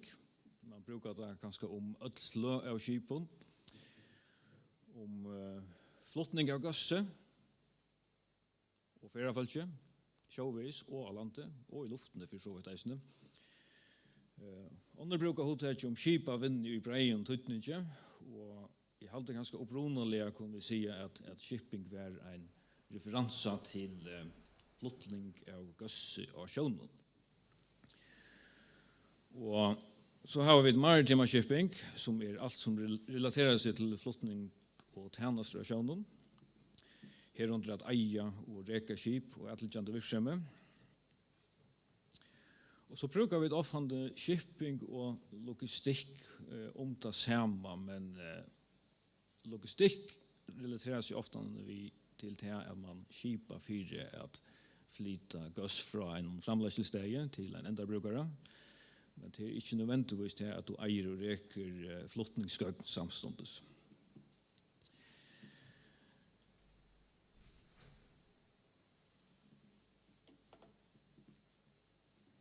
Det som jeg kommer til å ta om, det nok mer maritima shipping i breier tøytninge. Det vil si vinnan og teker seg av flottninge og gasse, av ferafölkje og av sjånen og tilknytt virksomhet. Og traditionell shipping omfatter nok ikke skip som veita tjenester, ikke flytta gods, men det så tatt knytt til det kommer til følge grøv og til regelverk at det var ringt at ikke attacker det vi så vi tok seg sinter breier enn traditionella shipping. Vi følger har vi til dømes skip som veita tjenester, og vi tar veisning et nytt størst reier nu som heter Bakkarfrost, og til nok ikke flottninger av gosse som ligger og fremst til Johan og ta, men traditionell shipping det ikke. Hvis vi færer mer i traditionella shipping, så har vi tidligere et kors fram her som viser høvesrotene vi har innenfor shipping, og altså farvene her kan man si om her for de imiske segmentene, det gula til for containere, og det reia for tankerskip, og så har vi det blåa som bilsektoren, og så har vi kemikalietanker som i lilla farve. Og hesen sektoren som køyrer faktisk 4 325 stegar om året, den maritim sektoren, han er faktisk avgjørende tøtning for å framkomma samfellet som vi lever i. Og korsene kan man si at det er sindre avverk, hvordan kan man si, den store fjölden, hvordan luttla vitan hon hever om dessa vinnene. Og kanskje hvordan luttla virkjenningen fer, ta hon hever så stor anleiklot i samfunnet som vi lever i. Faktisk tøyande og alt avgjørende forskjell for alle sosiale og budskapelige menning som vi har haft i det siste nekvårene, og som vi får vanlig ha frem etter resten. Og så det eisne en vinna som hever møllaga, eller gjør møllaga for rettelig avhåverder starvs- og yrkeslei. Og i det arbeider faktisk flere millioner av folkene til fellene som beinleis, eller obeinleis har vi i maritim bransjen gjør.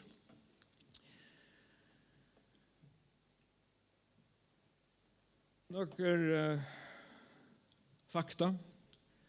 Heimshandelen og shipping, som jeg har nevnt, de skaper frambur og velferd. Og vi flyter cirka 1,5 tons per person om året. Det er nesten per person, så det for hver enstaken som lever av klotene. 1,5 tons om året. Og det er faktisk en framkommen samskipan av ravere, eller fra ravere, framleisle, sølelig og til endabrugere. Og just in time, og dette henter kvante.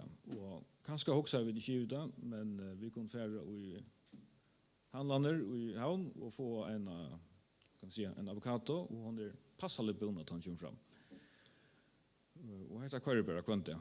Og det er rettelig kompliseret system som gjør det mulig. Men det går over shipping at det blir til at gjøre dette til en rymelig penge. Og vi har ikke kun haft noe som lykkes til samfunnet som vi har i det, uten at dette var mulig. Og vi snakker kanskje ofte om veitingartrygg, tar vi til oss om strøm, veitingartrygg til sev og så videre, men shipping ikke veitir til fantastiske veitingartrygg som vi har faktisk kvante, så steger begge sev opp, og faktisk alt landet steger opp beina vind. Så det rettelig avverst, og det er en utrolig tøyende leiklot shipping hever til Øtlenheimen om det. Og her så er det mest omkvarvelsvinnerlige flottningsåttene som det var. Det skal komme lysendraster nå. Noe skjermestje. Shipping er en stor vinna, og til en altkjøva vinna. Og det er altkjøva regulering, særlig innenfor trygt og omkvarve. Så er det en vinna i støvun vøkstre. Og ett ser vi som vi alltid er verst å nevne til dette vi skrassetting av skipen og skrassetting av felen. Det er nok så spesielt for shippingvinnene. felen hava rymliga lagt vi bara skifta heimstad och skifta skrasningarstad och skrasningarland.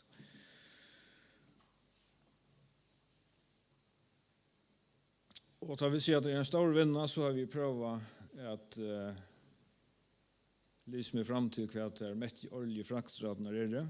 International Chamber of Shipping Tire kommer fram till att det är ett tal som är rätta. Jag vet inte om det är något som Dora säger att det är, men att det är 30 miljoner kronor och ett eller samma som 30 biljoner. Så det är en rättliga stor vinna. Och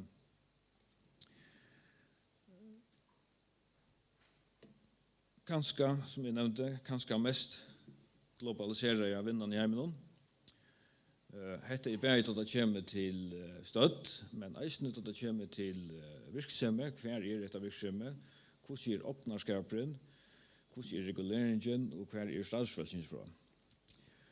Flåten han är skrassetter i mer än 100 land, hvor man har sjåfølt så jag säger ötten London.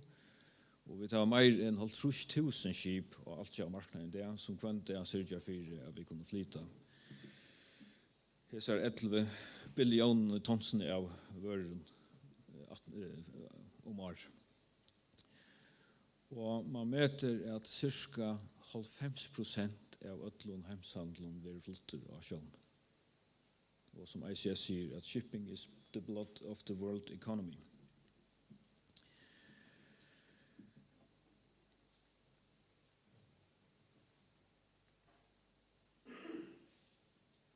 Hvis vi tar allheims etterspurning etter sjåfølge, og talte jeg synes du vant å ta eisen her, tar vi der jo Vinnyhalsskolan, som er en veldig god leverandør av sjåfølge, og vannende verda i nekvar frametter.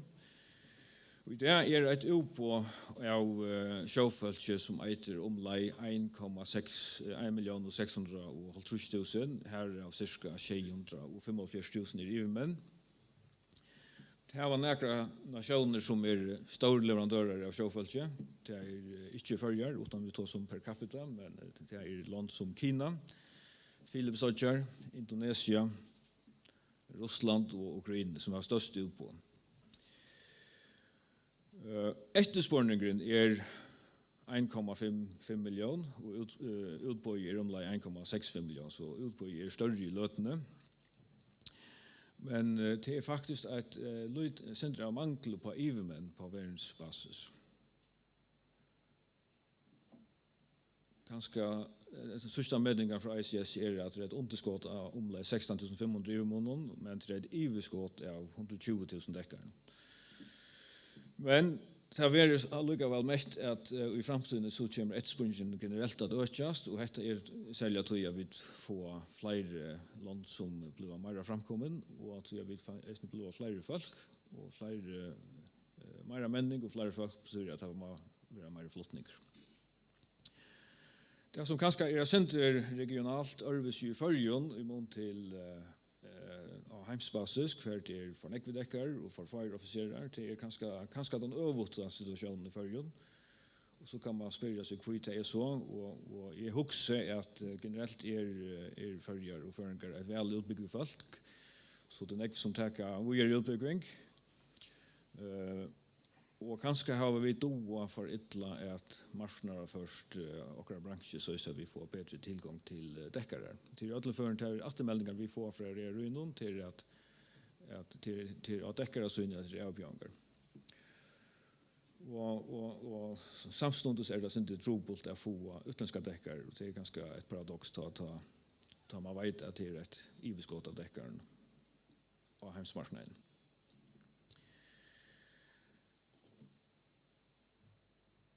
Och så är shipping en vinna i stövn växtre. Alltså vi har haft en ökande industrialisering och liberalisering och nationella budskaper tar växa. Och har sett fel och frihandel och ökt efterspurningen efter brukarvärden. Så igen sist i trusjon tar flottningen av sjön ökter från 8000 biljoner miltonson till 32 000 biljoner miltons. Det vill säga vi har fjórfalta nøktenar siden i enden av trusjonen. Og hvis vi tenker hvordan støvann ser ut i 17 årene, så synes vi eisene at her en støvvokster. Vi tar at det imiske høvessektorene, hvis vi tar at det nyeste er til kemikalier, og så har vi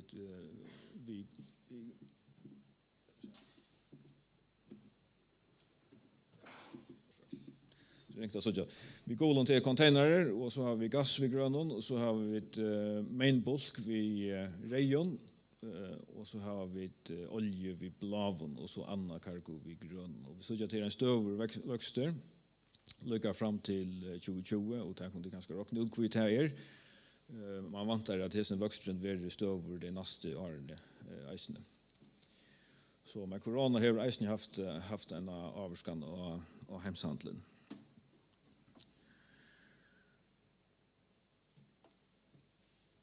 Så nye støvene ut fra den greining som vi gjør det til, hun rymelig enkelt til at budskapet tar vaksa, folketallet vekser, og tog kommer shipping eisene veksa, ikke minst tog at det er den mest borerike maten at flyta goss på. Nå har vi sånn til å se hvordan det kan genka. Vi Costa Concordia, og vi sier at shipping er tryggast og omkurveslig vinnerligaste hottren att flytta raver och framdata vörre på. Därför har vi hålla fast då och det är inte rättliga köttan rätta vägen det sett 63 årene och hetta hoast är att nöktenar och shipping som vinner vaksen månad.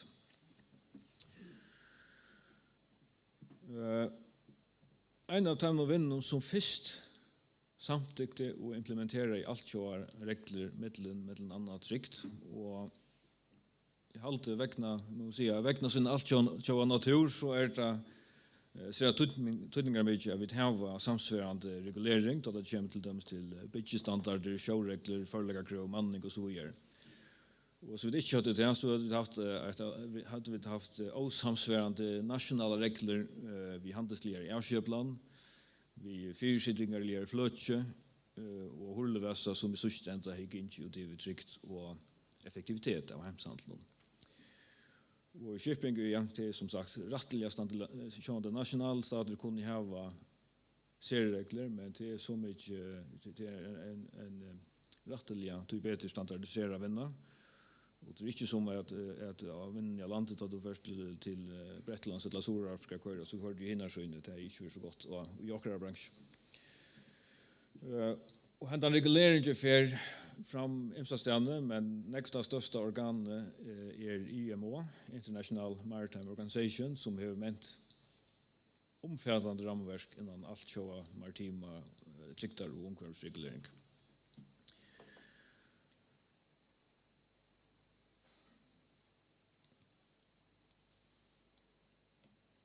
Nekre parster av regulering som vi kan ta fram her til nekka som vi vil gjøre skipnån, nekka som vi vil gjøre reiarøynån, og nekka som vi vil gjøre manning. Sålas for Alfjers, hon fer inn og særlig inn av konstruksjon, bjergingar utgjør, trykter utgjør, generelt kaffe brandutgjør, bor og så videre. Og første, som så ofte, da sånne konvensjoner kommer, så det en avlukka som ligger 18-4.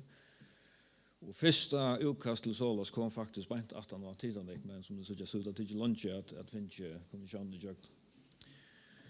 Og da var det sånne banal ting som at man kanskje skal hava en bjergingarvest til per person ombord, og man skal kunne evakuere alle passasjerene, ikke bare til første klasse og så videre. Og i Alfjersen var det rettelig var store omkvarves vannlukker innenfor tankaskip særlig. Og 3,5 og så 17,8 kommer som Marspol, som en konvensjon som vi utgjør omkvarv og marine pollution generelt. Det var sjøregler i 2,5 og lastelinje i 6,3. Og etter ISBS, det kommer 18 år at vi har terroraktion i Amerika, World Trade Center, då kommer nya regler som för skip och för havner som vi vill security, alltså inte safety men security och skipen och för havner. Og for røyene kom ISM-koden i 93, og den olykken som kanskje særlig ligger 18 fra her, en som heter Herald of Free Enterprise, og alt det som vi sjømaskolene gjør, og skipere som gjør, og de kjenner sikkert til til vannlukkene. Og hun senter lukknande til som vi har hørt om Costa Concordia og i det, på tannmaten, at man var veldig skjøter at finne en syndabok. Man en ferga, en bilferga som får ut, og bogporten var i chatter, og det enda så vi at hun kjente seg og 193 lådeliv i til vannlukkene. Og man var nok så skjøter at finne feilen, og det var at båtsmæren som skulle lukka et av valgsikning av bogporter, han la kanskje svev, og så kunne man kanskje lukka til en seksjon. Men tar fer man inn til Peter og finner ut av, altså heter nek djupere trobeleikere enn at en bossmer ikke gjør sitt arbeid. Hver lastlig arbeiden, og man finner ut av at skipet og et eller manningen av skipene hever i flere omfører skriva inn til røyerøye at heter en trobeleikere, vi bor på sånn, det kan ikke gale så gjøre, men det hender ikke. Og så kommer den her ISM-koden som International Safety Management og skipen, hun kommer i 93. Og hun avsetter så nære regler for lastestøyring, og ikke minst til at mannskap skal ha direkte etgang til røyerøylastlene omvis en ombudsperson av land. Og så innenfor manning, her har vi standardiseringer som vi vil ikke alt kjøve førlige kroven. Det vil si at hvis du har et kørekort til et skip som du først her av Vinjaskolen, så skal du gjerne kunne bruke det allestens i heimen. Og kanskje særlig i 17 årene fokus for mer fra trygt av sjølven skipene, men iver til at få bedre virskifte for manning om bare skipene. Det med et eller annet MLC-konvensjonen som kom i gjeldet for noen år siden. Og vi vil gjøre særlig arbeidsomfører. Så det bare et døm om til alt kjører reguleringene som innenfor disse vennene. Man kunne fjerde nok så nekkflonker og ta seg om nok så nekkvannet til de eisende standardiseringer og alt kjører reguleringer, da det kommer til trygging, da det kommer til handelsliv i skiften, da det kommer til svartmåler og så videre, men det tar vi ikke støy til. Nasjonalstaten skulle implementere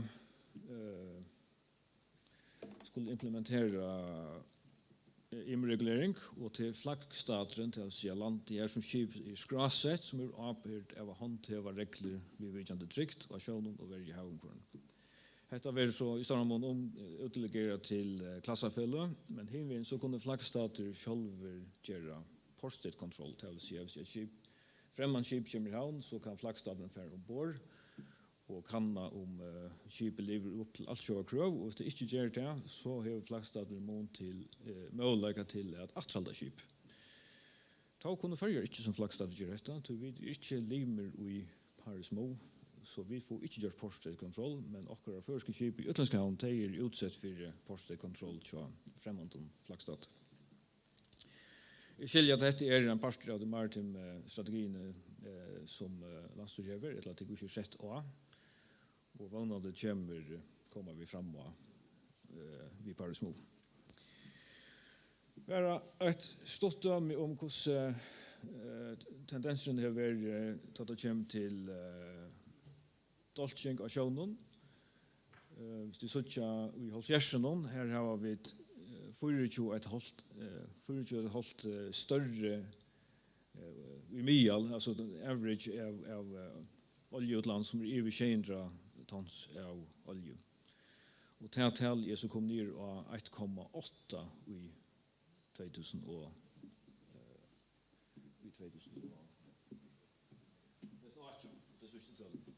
så her vi en rokande menning, som jeg nevnte her, de sitter her i halvfjersen, her i øyla størst, og så hadde vi eisende nøkker rettelig stor oljefri forskning, med annet Exxon Valdez, som de fleste sikkert minnast. Men hatta talet för stövut nyret och till öliga positivt och detta händer samstundes som vi flyttar mer. Och till dolching till luft här så har vi visst onkel för men i alltid händan är rättliga sidan nu är han inte spelat något längre än den är kan inte från 2014 och till IMO som Josh kan inte men hon är raskare rätt hon är sponsorerad av AP Mellermörsk. Men hon visste faktiskt att vi har flyttat 1 tons eller 1 tonskilometer vid en containerskip i mån till att flytta vid en på Tjejfjörde så dolkar flåfer 100 försnägg, gott och väl. Och det är ju kolossalt höll. Och så här är det inte något man säger tant att till omkurve så det är inte att diskutera om kapping vi flå eller skip alltså det är så stor mån att det är ju inte bara det på näkra mata hvis man menar att det ska vara bara att flyta vi flå. Och det är nog så stottligt att söka att Hittenfjord tar hava tidje konsekvenserna av snör. Hette tidje av heimasund i Hittenfjord. Kvar här nu säger att men vad ska nu gevas vi att flytta vid flåfrakt. Nu är det inte snack, vi gevas vid flåfrakt. Och Atle har själv han uttalat sig och säger att in fact to create an environmentally sustainable product to feed the world det heter att lägga. Så tar det stolt av att kunna flytta att man kan få averna men vi är någon borar dickon flottningsform. Och jag vet inte om det är så väl här men det här Atle Hittenfjord är eisne görsina utdrockningar och det är så kvärt CO2 footprint är till det reja till det som är i framlägslene. Och så har vi det gråa det som är av transporten ja och tar man flyttar det i shipping så blir det nästan bort. Första stoppen är flottningen till Shanghai, nästa är till New York. Och den sista är så hvis man flyter av sjön till US. Och CO2-uttrycket är nästan väck. Vi är som sista rockstigen.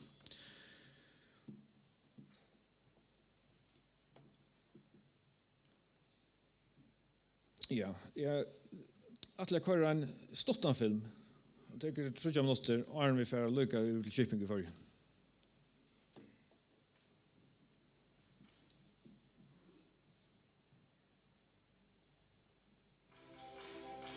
Up to 90% of world trade is carried on ships, efficiently supplying the increasing demand for food, fuel, raw materials, and goods.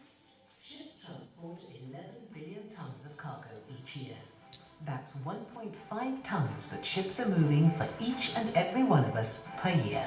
A highly complex, integrated and regulated industry is needed to keep this supply chain running. Before a ship even enters the water, there are rules, technical standards and regulations guiding a ship's design and build. Classification societies ensure the ship is continually certified, can thus run safely, and get the various types of insurance needed to set sail. Ship owners are the vital link in the supply chain. They bear the full financial risk both for the purchase and safe operation of a ship. However, ship owners are not always responsible for the daily operations, with operating companies assuming responsibility for the day-to-day running of a ship. Large companies will hire ships to transport cargo. These charterers, who may own the cargo, dictate where the ship goes and buy the fuel. Ship brokers negotiate between the charterer and the owner, increasing efficiency and driving down cost. Ship managers will look after a fleet of ships, servicing routes across the world. Manning agents source and supply an international skilled workforce, and bunker operators provide fuel for the ships. Flag and port states police the regulations which ship owners adhere to. Shipping is complex. Overseeing everything are more than 300 United Nations officials and 174 member states representing governments across the world. Together they develop robust and effective regulation governing safety and environmental protection. Another UN body oversees the rights of over 1.2 million seafarers, and every country has their own requirements. The shipping industry continues to innovate with the potential of autonomous shipping, digitization, and a clear commitment to decarbonize by 2050. The complexity is increasing, whilst shipping continues to provide prosperity to all of us.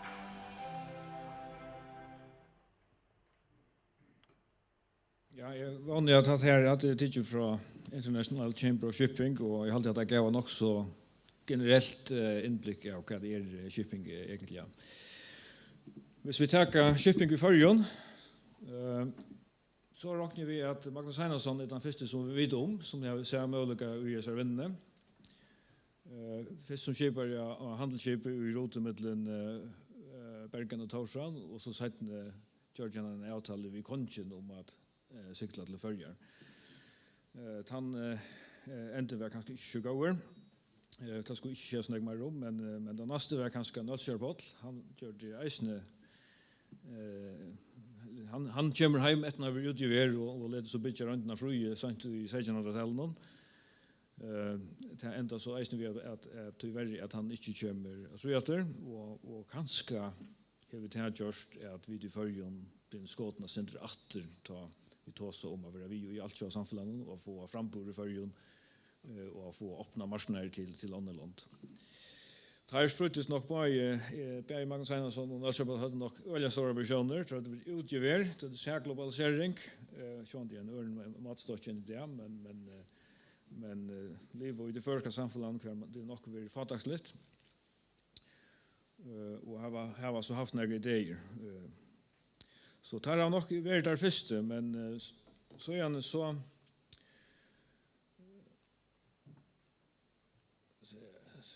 ja, han kom på halvtruskansen i Tjåkon, det ser båt, men så han hadde ikke så negv, kan man si. Vi nok så negv var. Vi fikk ta på i Marasta, men vi sier ikke rastet vi i årstall, men jeg halte det nok så rast. Nå er det skivafellet, og Smirland om i Tveiefors, og selvsagt her vi onker andre skip i midtelen, og onker andre røyer av eisen i verden, men nok så fria litt og ta vi to som handelsskip i førgen. Da kom så Tansaskatalogen i 2005, og hun vært helt avgjørende for menning av handelsskip av vinden i førgen.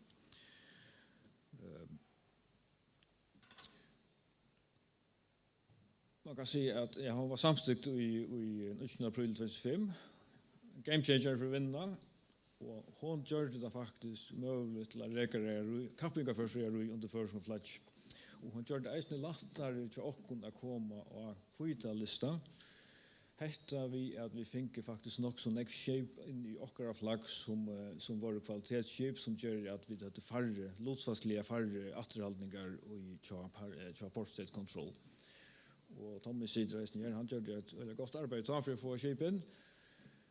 Så det er jo på tammaten heiet han innflaggingen av skipen, eller så en tøtning for eisene det førskere ruine, ved at det kunne lytte samleie nivået opp til førskeskipen, så vi faktisk ble et kvalitetsflagg, fra årene har vært et mer ivasamflagg.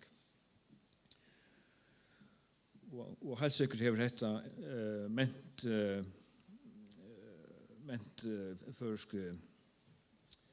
førske skipavinden. Grundgjøringene vimersin til overbrengen så at Tansaskatteskipen kommet i London og Nomakon, mellom Norge, Danmark, England, Holland, Tyskland, Litava og Grekaland. Så dette gjør man faktisk vi en rønd for at få de som var i førgen i det for utlandslag, og eisne for å få noe skip inn i registeret.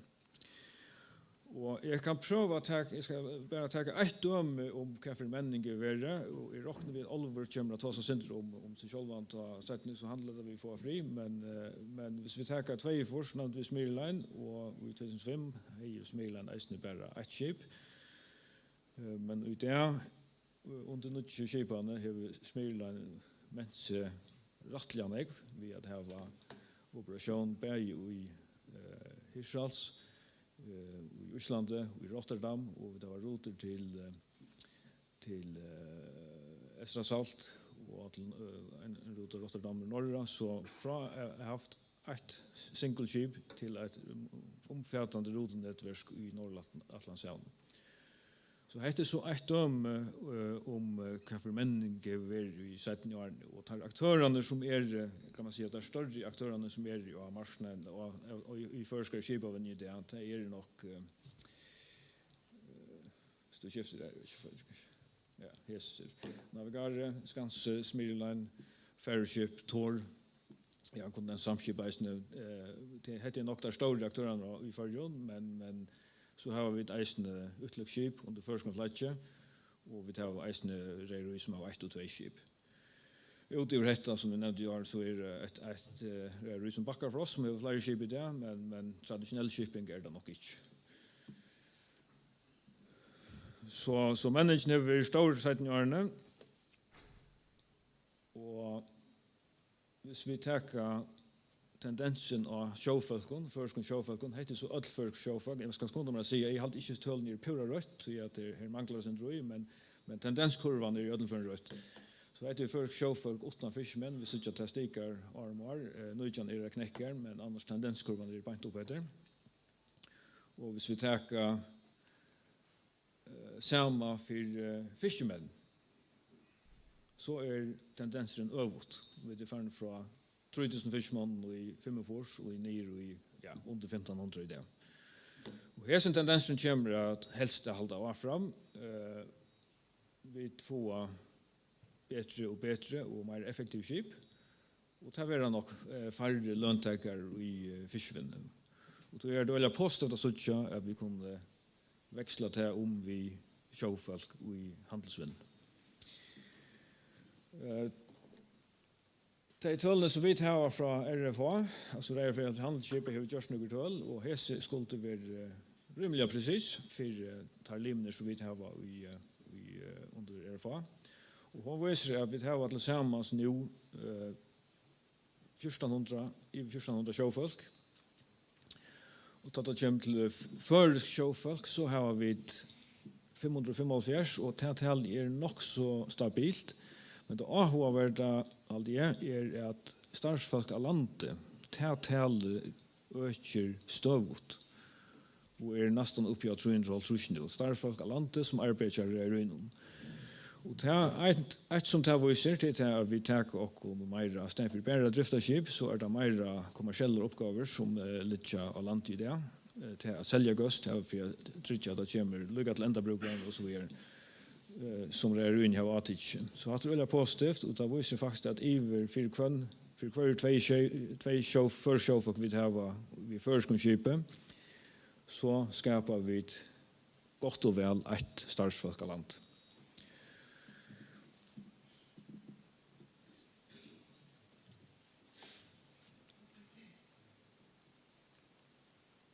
Och ja, så bara helt stort lönar utgjald under fast sen 2012 ta kom för från 300 miljoner upp på 600 miljoner och det vill nästan upp på 600 miljoner och det så li nog så stövt det sätt ni har nu lite nedgången tendens i löten.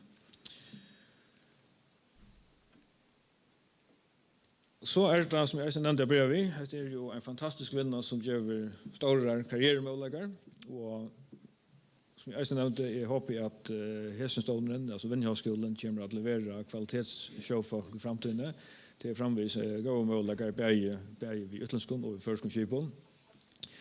Men så har vi ett eisne rejusöjna, de klassiska rejusöjna till att manna skipene och till att sitta för teknisk inspektion bäge här och ut i utlandet operation av skipene till ikke endte jo hva for karriere hentet av vinnene over.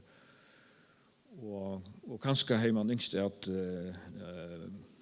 til dømes glaser så har kanskje sin større potential i at man fokuserer i akkurat greiner beint inn av shipping.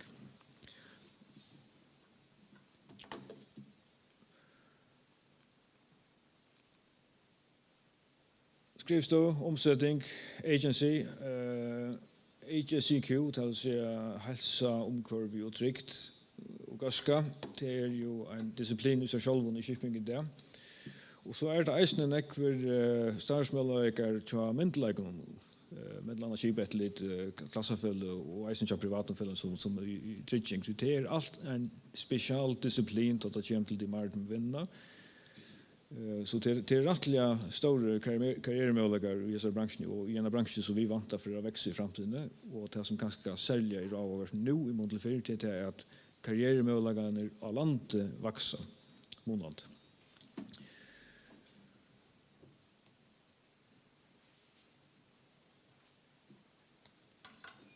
Så är helt stått att ända kvar färra vid shipping för det. Vi ser att shipping ska framhållande vara med för att största utlåningsvinnare i förjon. Vi får få ett bo på halvtid sätt nu det kvart vi vet att inte vi har sportstaxstånd och så vidare kvart utflottningsvirre och hela branschen där. Vi tar några mätningar. Men vi vet inte ordentligt, men rymliga säker på att shipping är nummer 3 eller nummer 4 så det kommer till utflottning i förjon där. Så det haltar vi det att vi ska ha det avgöra och vi vill trygga att vi har lemanskap och samstarv vi är hemliga och allt så fällskaper och i halt eisen det här tilltag ju det är ett döme om att vi skulle ha samstarv vi hemliga fällskaper till shipping är ett komplext system som vi har som det. Det är ruiner som kanske är chatten och i shipping men till såna är aktörer som måste samspela till bägge myndläggar och skola och så det är viktigt att vi tar oss samman i mitten och ha ett forum för man får utväxla några idéer. Vi tänker att få haktor för utlåningsvirren av vänner. Och vi må trygga att ända vinna lyckas allt så krav. Men vi skulle helt inte få national crew. Vi skulle lukka allt så crew till test med tuttingar. Inte göra serieregler för förgen. Och så är det, jag kan inte säga det mer, kappigar för till test som det reser om. Det här var stått det som jag att säga i det. Och jag vet inte spårningar, men annars var det nog ett panelsätt så här man nästan hör vi spela. Så, tack för det.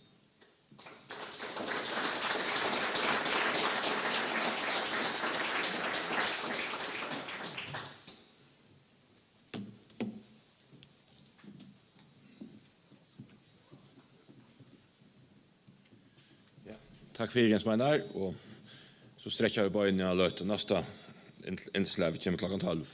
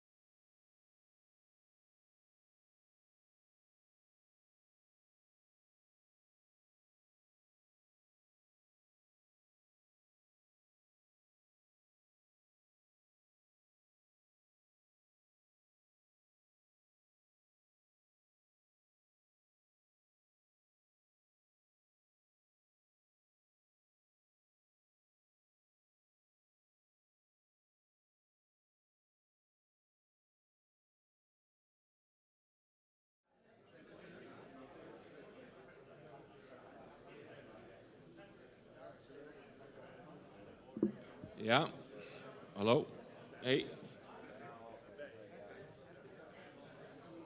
Jag kan säga det. Ja. Ja, så færer vi videre i skrånne, og nästa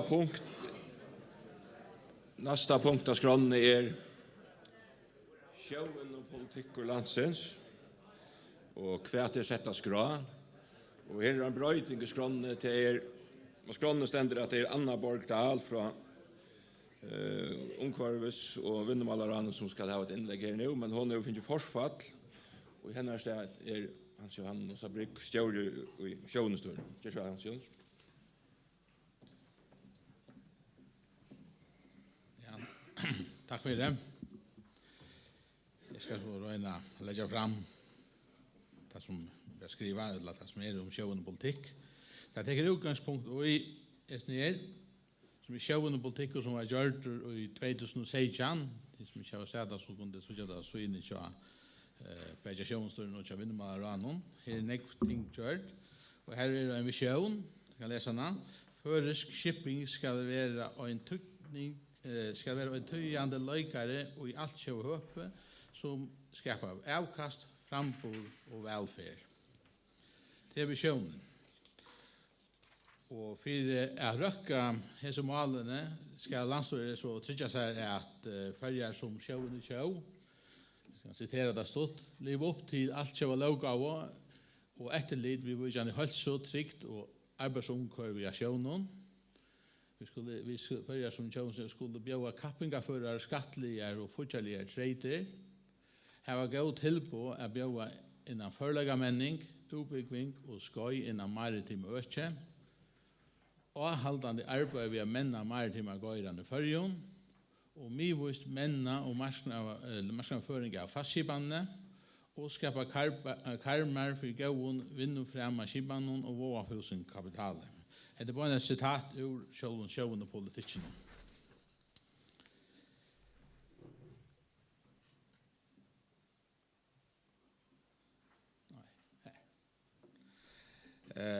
Her så nøkre anbonen som det allmänna kan avvirka for å skapa gøva karmar.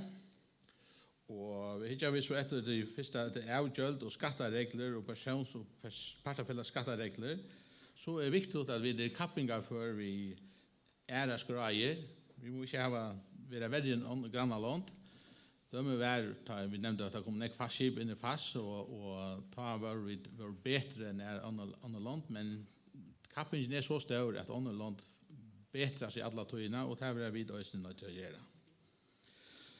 Så er det fastskipanen og sjøen lovgavan her under skip, krøv til skip og skrasettingar. Det må heller ikke være for tungt. Dømme med dette kanskje at for å være limer eller komme inn i fast, eller høvsreglene 20-årsregelen. Andre land har minne, eller har 20-års regeløsene, men andre har ångan. Danske registrene har de ångan ikke aldersmark.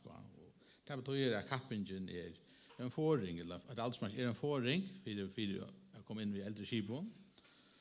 Og tog en annen dømme i at vi kjent flaggstater har limer av par små til en kvalitetssymbol på det, og tekken. Og vi avveiser per små, vi kommer inn av det. Man er til underbetøy. Og at fyrir skulle eller bjøva førløygar, eller vi kunne avviska det, og utbyggingar. Og tilmed var òsni at vi skulle ha skors tilbå til alle sjåmenn. Her var òsni talgild, så ånder kunne gjøre det i utlandet noen, takk alle stedet her var tøkker. Vi skulle òsni oppstia skipsførerne, så lese at en skipsførere kan bli bachelor, og at en maskinmester òsni kan være bachelor, til å komme i nekka av de sette versk, og òsni sette aspirant utbyggingar i førjen, her var det her utbyggingarna. Og annet tilmeld var òsni, eller man kan ha tilmeld her at skipa logistikkutbyggingar og logistikkbreit av minnomskolen. Her er vi nekka som vi hadde kunnet avvirka og skapa gåa karmar så vi får mer vitan om shipping. Òsni er at tilgång og etgång til skikkaja arbeidsmeie. Det vil si at vi må godkjenne førløygar i London, at vi kunne bruka sjøfolk erastande fra til førskip. Det har vært godkjenne skoler i London, Filippinen og så kan vi. Og det skal refestes. Og vinner frem av skipene og ekkom til vårenfusen kapital. Det er ikke det enkleste å skaffe kapital som man allmenn myndler. Men en mulighet skal være å sette grunner av stål. Det er en mulighet. Og at allmänna kan skapa en AHA så kapitalsterka företag hos intresse kan bara visa till att i hålltrusjonen ta sätter man med en grund som realerna stod som så fick ändå skapa fiskeflåtan så tror jag det är en måte att få växter. Och det är gott ta. Det är ju som vi är möjligt i det hvis det ska vara att finna kapital. Atök siden 2016. Lokavan av sjøvnøsten dagført. Og det gjør vi nekvi. De tekniske reglene i førjen dagført der. Sjøvnøsten gjør størst arbeid ved at være dagført av Østnån, alle som kommer ut. Jeg kan enda takke det som Jens Meiner sier, at det er alt å si for transporten, for skipene til det sikla. Til dømes i EU er det skjøt vi at implementere regler som avvis og imot og andre kommer alt sjåa, og det er viktig at vi derfor er så kjøtt som mulig, så det er at skipene ikke kunne sikle i EU-havner. Og vi derfor er faktisk alle togene reglene, men til øyne på det vi ikke affære å ha særstærke føreska regler. Altså etter at vi ikke sett, og det har vi ikke høyt på i, fra sjøvnsturen, at reglene er så standard som alt sjøva som muligt. Ikke ha føreska særregler. Og vi har atøk som vi gjør til er at reglene om kanninga og vannlokkene sjøvnen og brøttar, nå er det ikke alltid krev at det var sjøforhør, nå kan det gjøres intervju. Og en øyne avtale gjør vi den danske maritime havarikommisjon som Øssur rød fra. Her tar takk at her kan at her vannlokkene som er det som vi kallar major casualties, her folk dodja, skibrenna eller søkka, ta det armslengdprinsippet sjøvnstyrer kan det ikke, og til en avtale gjort vi maritime havarikommisjonen så at her kan at det, og så tror vi kunne være en parter av årsøkene hvis vi tar løfta med for nekv skiben de undantaket lokk kunne være. Og reglene i Hongkong soppmalen vera setta i versk i ES, det vera faktisk setta i versk, det setta i versk fra 1. januar, det kom gildig hadde det var 1. Nu i 18, men det vera setta i versk nu 1. januar, og fyrrøykingen i førjen må være så at vi luka til krøvene alt sjøa, så vi skipene kunne sikla. Her kommer vi til å døme om at vi tar på 8 skipen fra at det skulle gjøre en inventory list, som det grønner ut hva slæ og gøsse, ikke farme, men hva slæ skip er så snegg var spest, så snegg var hesson, så snegg var hinner bygd av, så at man vet hva det det skal opphøkkes, hva skal sorteres. Men det er jo så jo øyne vi tidser om opphøkkinger havner, så man ikke løyver skipene sikla oppå stranden i Indien til opphøkkinger.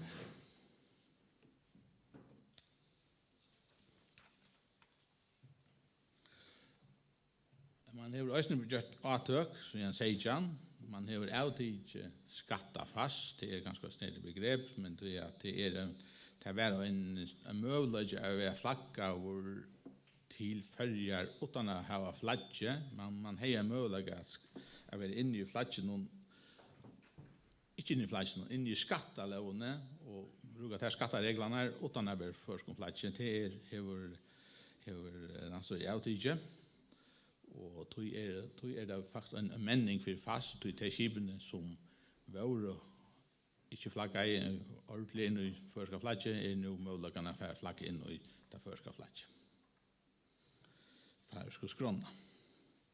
Tonsa-skattaloven er også brøtt siden i 20 til lagt noen skipatræt som vaktar veitingar og konstruksjonsskip og vindmølleskip noen som i lovene.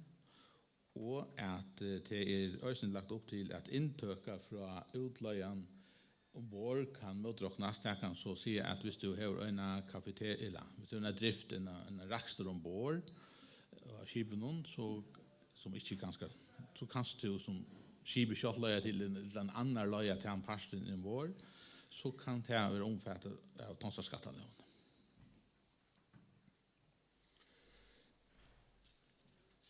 Andre atøk som gjort mot 2016 og alle det, at dekkere utbyggvingen endurskå og brøtt.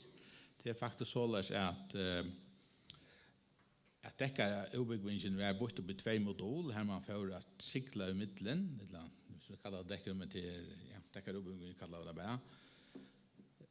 Og her man skulle ut i praktikk i middelen utbyggvingen her, det man så brøtt, så at nu kan man takke skoj 8 og skoj 2 sammanhängande, för att nökta, för att få att närmare takke skoj 2, sådana part.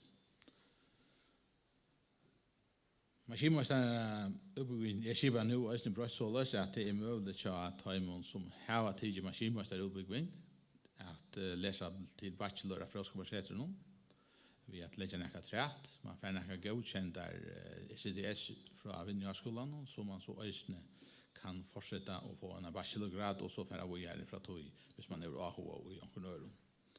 Och det är en stor bröding, faktiskt en bröding som vi faktiskt är väldigt stolta av till att hvis vi tar vi ser med då i Danmark så är det inte möjligt i Danmark.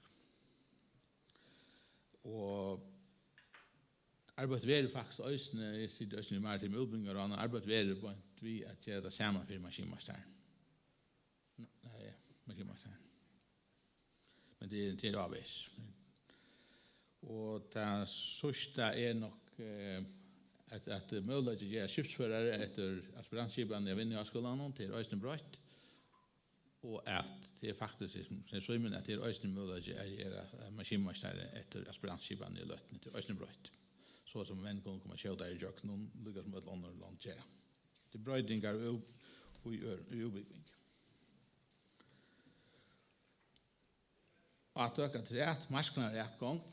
Det är väldigt ett issue tror fastare om att få cabotage avtal vi i Muskeland, sälja vi EU-land, det är sälja Frankrike, Spanien har till London som lastar olja, bruk för det, så det kunde föra fisk mittlen havner, nej olja eller farm mittlen havner ut i landen och utan att löjva tog, vi kunde cabotage avtal är vi norra och Sverige. Skip i England vi kunde inte handla gas in för så det är i Tyskland men avtalen är vi Norrland men det är vi inte få till i EU men det är lydlig vilje från EU att ESF få att ge och det avtalen det är röst och i ser felagsnämnden i allt det och men man är inte kommit av mål det är en tungobor att få cabotage avtal i ES. Og tvískatta avtaler, tvískatta sottmalar. Her har man rent USA, og man har endurskoa i England, men lydel AHE, tyvärre. Og det er faktisk ungen frambor mot lærer marsnær.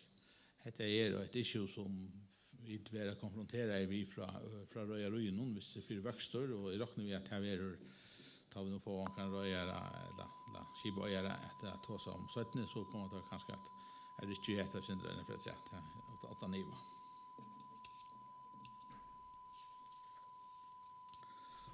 Andra atök som är gjort, sen sjövande politiken är gjort, det är att vi har haft det här av det ständer oss i sjövande politiker att 2016 att ha sjövande forum och det är det är 3 år vi har det nu och det är den enaste maten som kan göra det är vi lysa vinnarna och så vi får det växa samskifte i förrän hur vi nekva mot oss om fisk och fiskarkvoter det är för att sätta ljus och andra ting och faktiskt en showen och politik särskilt ena för handelsskip det är uppbyggar och förlag. Faktiskt har gått till tack och man ser att det sitter nu till växande och nu kommer det inte att strömma där och så att det är möjligt att vi får ett gott forum år efter år. Og tar vi gången i fast, så det således at som fyrre grafen til venstre, han hvordan skibatallet vokser, og vi sørger at det fra faktisk begynner i 93 til det første skipene, og vi får noen brøydinger i tonnasjekatalogen, og som gjør til å få en vokster her. Ta det særlige til skipene som kommer, ikke bare original kan kalla det først, men til skipene som får skiftflagg fra øren, og det særlig ved det svenske som kom inn, det kom nek svensk skip, men kappingar til det svært å vekse videre, og til skipa skal jeg vilje hava sånne skip heim, til sånne, og de har forbedret det, de har lakket gjaldet, de har forbedret tonnskattalån, de har forbedret atterberinger og så framveis. Og tog må vi alle togene øsne derfor okkon vi liva en pastor, altså vi sjønstår i en past futja i noen pass, og medan Danmark til dømes, det kostar, tror jeg går prusen at en flagge nyr i jøkken, medan det stadigvæk kostar nok når jeg flagge inn i pass. Og det kanskje, vi nemmer vi eksistensen til sjølven, så det faktisk sitter ringt og lakka. Men kappingen fra Ørlanden hør, men det stadigvæk skip som av veien fast. Vi har akkurat flagget 2 nødt inn til Naugare. Vi har også 2 som av veien, kanskje nå i desember måned. Så det en AHV, vi har en attraktiv register. Og faktisk, vi høyre går seg feedback fra Røyarøyen, så det så rikker det. Så rikker skiparskrei. Og til rundt om.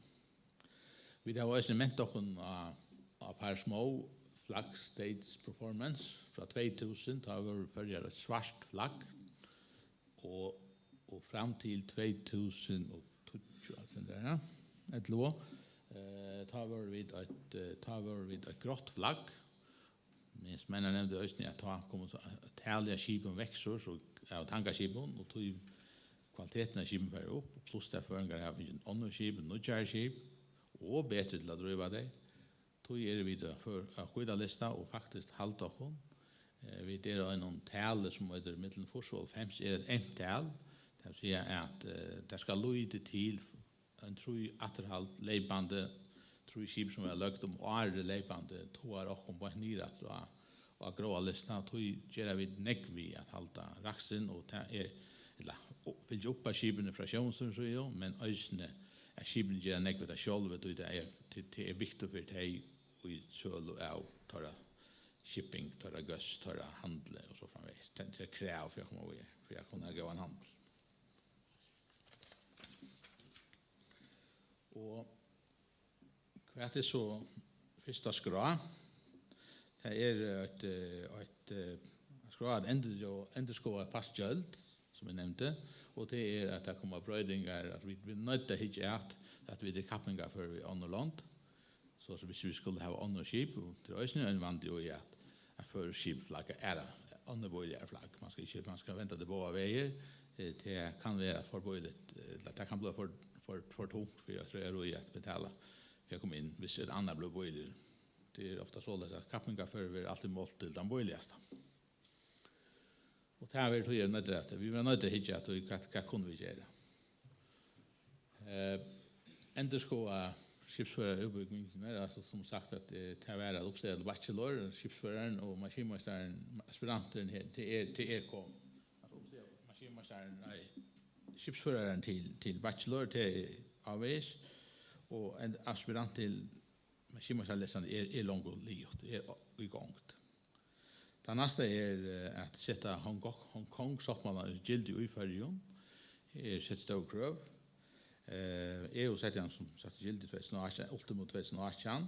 Vi vant at han kommer at være alt kjøva, ultimo i år vi videre kommer til at 40% av bruttotonnasjene i heimen og teker under vi soppmannen, vi avtalen ikke EU, tar 40% av det under vi 30 hava det under vi tar 40% kommer av det under vi så vil han sette gilde, og tar det galtan for atlan heimen, 24 måneder, 18 år i verksetan. Så vi kan akkurat sammen begynne 4 år på at han verer, det bare en amerska tøy til det verer, men vi långt nu tar cykla på EU skulle lika väl. Lika det skröv som till land som man cyklar till kräver.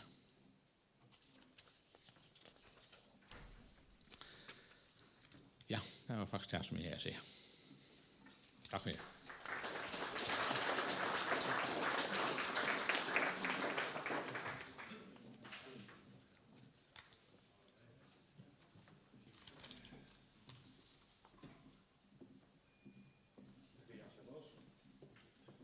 Ja, här är två punkter skrånne till export via shipping och till Hans Ellefsen Sefring. Gör så väl.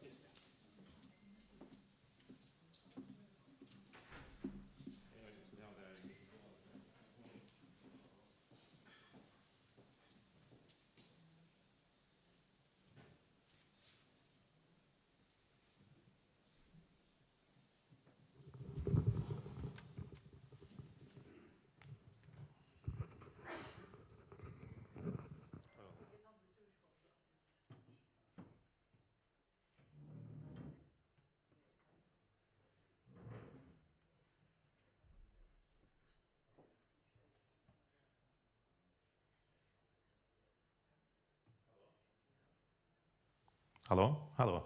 Hej. Ja, jag vill börja med att göra en helst stora framlöve av exportvilja och shipping. Och jag har faktiskt störst därför så jag lyckas som att sätta mig ner och ringa runt till folk och kanna sen där. Jag tar så vi folk ut i Hackstone så jag tar så vi Vinnehuset och andra så det är en helt stort mätning som jag har gjort och taga det inte för att ha dåligt eller för som några öde sandläggar men mer en sån mätning.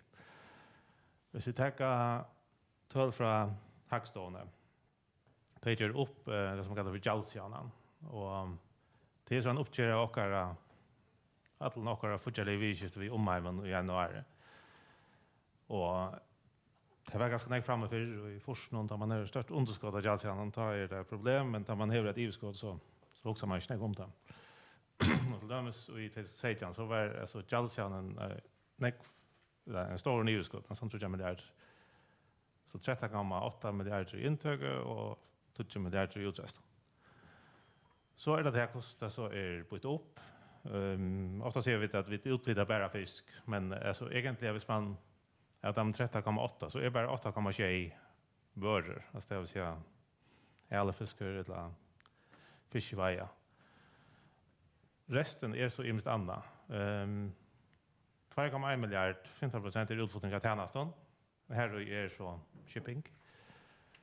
1,6 miljard, 1% är intryck av flyttingar. Här är med andra löner jag faktiskt som arbetar ute i hemmet och är fortsatt intrycker. Till så är 1,4 miljard rakstra flyttingar till så som man inte får något fyra. Eller man får pengar utan att göra något fyra. Här är blockstålen som arbetar och pensionsflyttingar. Men det vill säga att av 13 så är det faktiskt 40% vörder, som man gör det som en lagkaka. Tjänaste 15%, intrycker 1%, raksaflyttingar 20%. Så man säger att fiskvinna är det enaste vi utflyttar så kan man säga att det är det enaste vi utflyttar vörden, men vi utflyttar i minst andra av tjänsten och få pengar in landet på äramatar. Hvis vi så hittar efter shipping så är det här som bara när man kan köra det in i. Så är det hur störst är så lågkakstitcher som är shipping som vi har så görs den mätning av.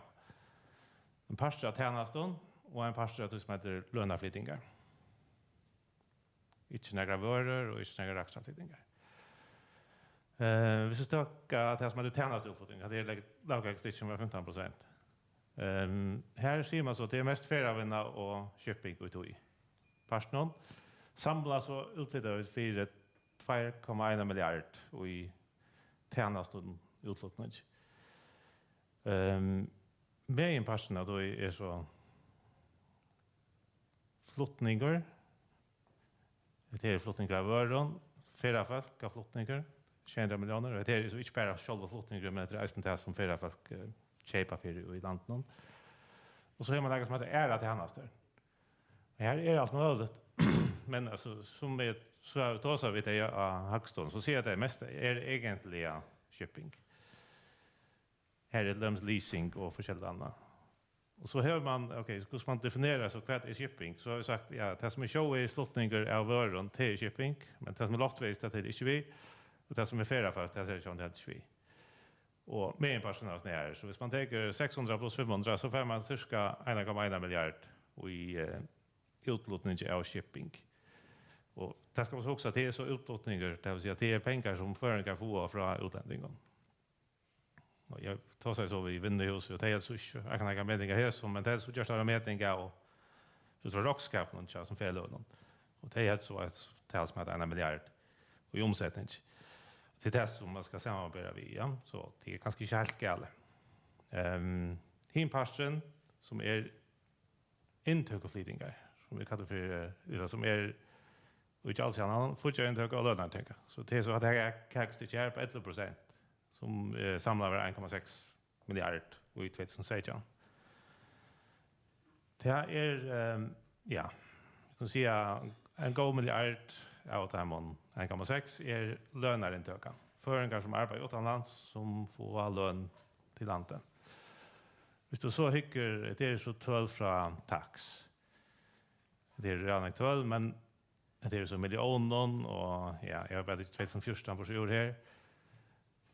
Kvärt är så lönarintöka av landet, det är inte vi, det är inte ja, shipping.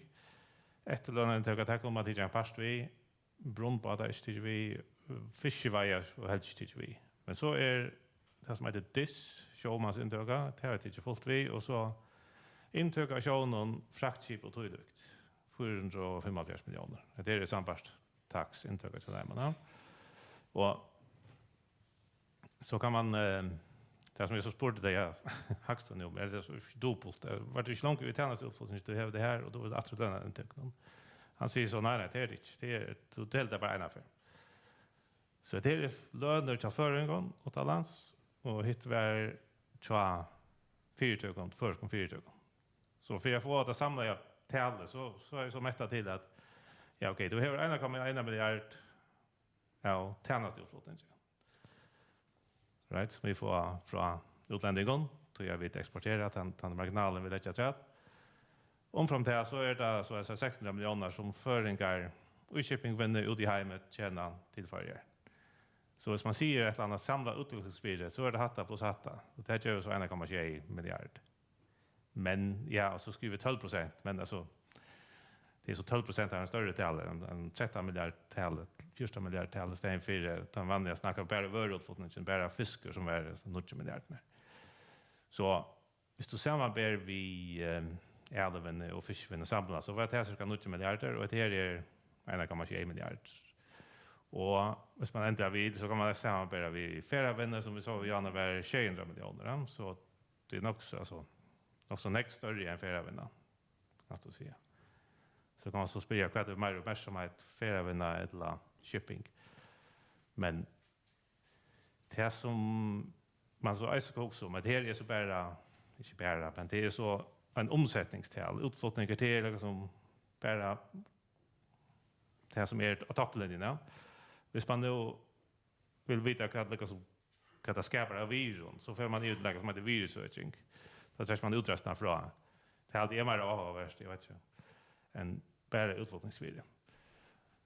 Och här har vi så inte gjort några stora mätning, men alltså här är så alla vinnargrannarna i förrjön som är cirka 16 miljarder och i virussearching.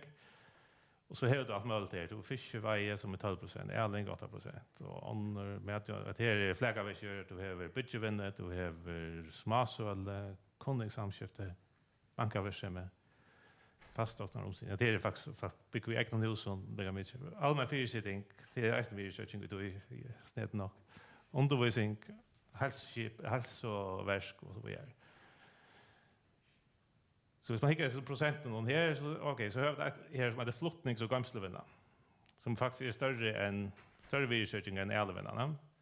Men alltså vi här som ligger från det isen färra för flottningar det ligger flottningar innanlands att möjligt så akkurat shipping på sjön ner till man så du kan det nära ganska. Men alltså inte ligger då det är föreningar som arbetar utomlands. det att det blir störst att vi är på researching. Så alltså 6 miljoner som är ja, det kunde gott att på här. Så hvis man gärna vill göra ett goda kanningar och hur shipping snäckta fitter budskapen så borde man kanna jag har bäge uppfotningsvirren till så ett men Eisen researching då. Vad ligger efter? Så ja. Sammandratter. Ser det osamhängningar.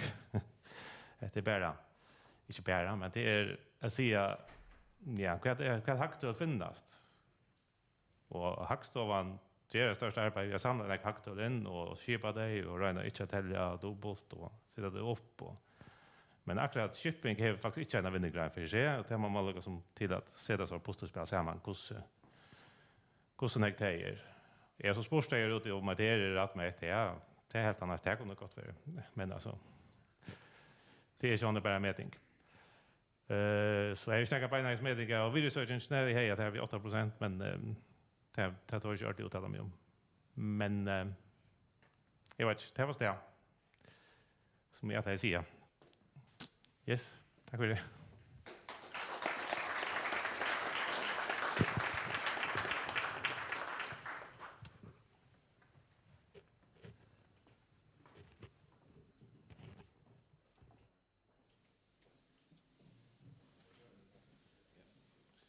Tack för Jans. Jag nu är så dörre och vi har börjat en sån fish and chips vag center utanför och så var inte så länge köjen var men det bara skiva det kunde mont till corona och sort. Och vi börjar efter 13:32. Kör väl.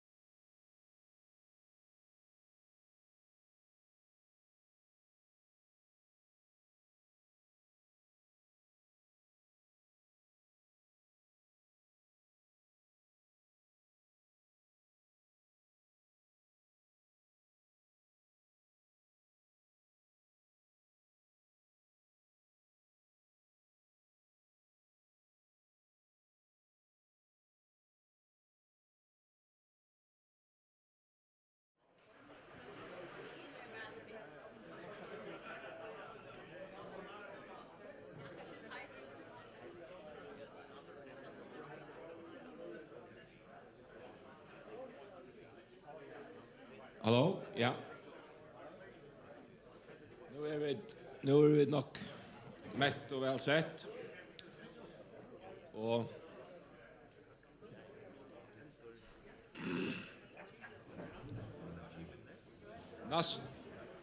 nästa punkt av skronne det är hur kan shipping vinna växa.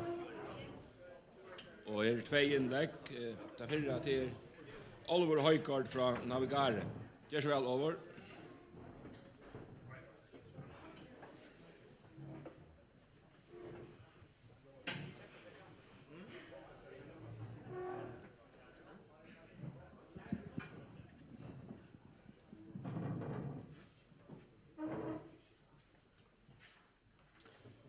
Ja, god dag. Takk for at jeg kunne være via på et. Jeg finner ikke det reelle største evne, men tog betur sa det der 18 at jeg skulle takke ut fra åkken sjålvån til annars hvis jeg skal si hvordan kjøpinvinnene skal vekse i sin høylighet, så kan det bli en trobult. Jeg heter Oliver Højgaard. Jeg er oppbyggende maskinteknikere, vi er spesiale i drift og økonomi. Jeg har vært fastansetter i Fraktisand, så det som er Fraktisand, så er 1995. Og vi der så 4 brøver som øye og har rike fjellet oppe etter. Jeg kommer å si at jeg ut fra hva vi kommer fra, for jeg kunne si hva det vi har gjort for noe til som vi har nått.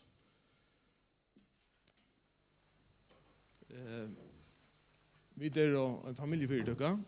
Vi opprona, det var papi okkara, sammen vi Abba, og tog min øren Toftamånen som stående og la kjeft ut av første skipet, som du så gjerne i hjørnen her. Gommel Slopp, som ble en sambater.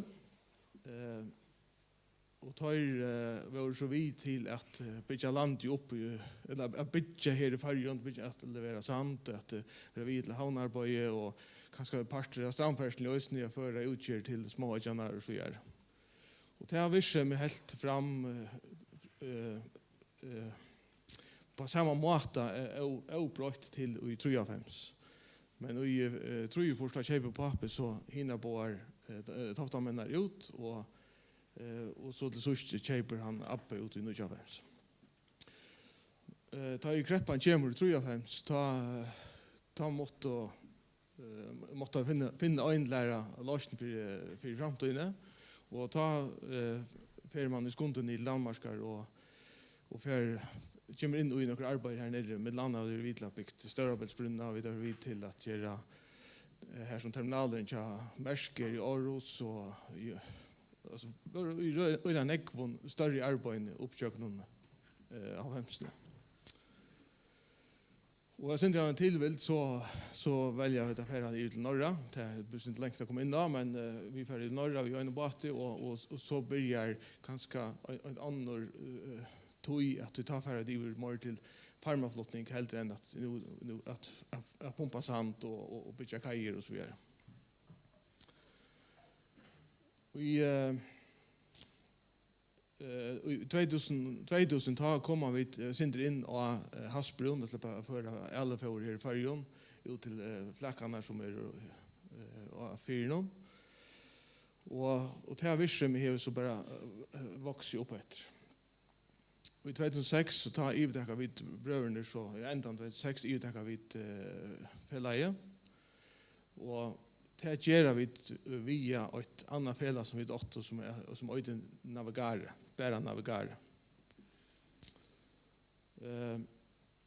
Og vi så begynte og tog vi noe vel, og med et annet atler vi at flyte oss fra det gamle virksomheten i vår farmaflottning og så gjør. Og i 2013 vinner vi den store sattmålet i Norra, hvor vi skulle være halvdarbeidere for en fjord framleiere av alle fjordet. Og det en kontrakt som er rettelig stor og tung for oss, og så vil si at det har vært det store stiget i oss, da vi vunnet henne. Vi valgte å lette den skrivstå opp i 2015 i Norra, vi bygde en terminal, en gamslo-terminal i 2016, og i for å optimere virksomhet med Jokko. Så her i 2020 har vi så valgt at byta navnet ut til at øyta frakt og sand til å bli til Navigare Shipping. Vi kan si stort om navnet Navigare til oppi okkara er øyne øyerne av Kongshavn, og til fjellet som 8 Kongshavn til et Navigare. Og Kongshavn ble selt i halvdet av 44, og til fjellet ble så borster da. Så heter ikke til fjellet som 8 Kongshavn, heter et nytt navn, et nytt fjellet. Men søvann svær. Vi blevet nok større fyrtøkker. Vi 130 starfolk i det, totalt. Vi var 11 skip som vi reka altså, fullt. Vi øya 90, og vi løya 2, hva vi har fått arbeid av den fullt management. Omsetningen var vi 22 millioner. Og øyere av vidskiftene og i 2019 tar vi veldig for inn i elven og tar valgt vi så at selge en part av fyrtøkene og for å få utleggere inn så kunne hjelpåkene vekse. Og ta så Rønten, som døttefellet av Løyv, pensjonsfellet av Løyv, kom inn via en parte, og framtak kom så inn Løyvsens høyten etter. Og til så ikke hvordan fellen oppsett, at her Navigare her holdt ut til Navigare, her hadde det som vi 4 brødene i øya. Så vi øya så 30% av Navigare Shipping. Og vi øya så nøkker døttefellet til Navigare Logistik etter Sølefellet i Jokken Norra. Og så har vi et fjellet som Navigare Norge som faktisk ligger stilt i det. Her har vi haft noen skip liggende i som vi har finnet fjert i norskere futching og sånn noe. Men de skipene flott til farger det. Så løtene ligger at det her fjellet det tømt og år. Så vi har kjørt det til stød, kan vi ikke vite. Og i Jokken Navigare Logistik øya vi til gamselbygningen i Norra 50%. Og så det et norsk fjellet som øyer inn i 50%. Vi har akkurat flott skrivstående, vi har livet til Rona, tunnelen kom point inn av oss, så vi var nødt til å flytte, og det ikke vil være. Vi har finnet en gående bygning i Saldafire. Vi har 12 starfolk her daglige. Her takkes vi en parstvis mekling, parstvis vi har bøkalt av alle fellene i Jokken i Farjo, og det norske fellene, det ligger her bort, og det har også øyne rockskap og så videre. Vi takker oss av starfolk, og vi har alle teknisk omsidning her i Saldafire, og her har vi så alle sikter og lykke skipene. Og så har vi denne skrivstå i Flekkefjord, og her sitter 5 starfolk i det, og her sjøren selv og øyer heltene av fellene, og sammen med Jokken. Og de får oss i søle, mekling og operasjon, og så omsidning av alle sattmålene som vi har. Og av karmøtene har vi sendt terminalen. Han 18.000 perimeter, og han bygd opp i at han har høtler inn i de store høtlene. Og vi kunne gå med 22 imisk slø av mjølvøren inni her. Og hver i tver av de høtlene kunne ha ut ved 20.000 tons. Og henne litt om 1200 tons per høtl.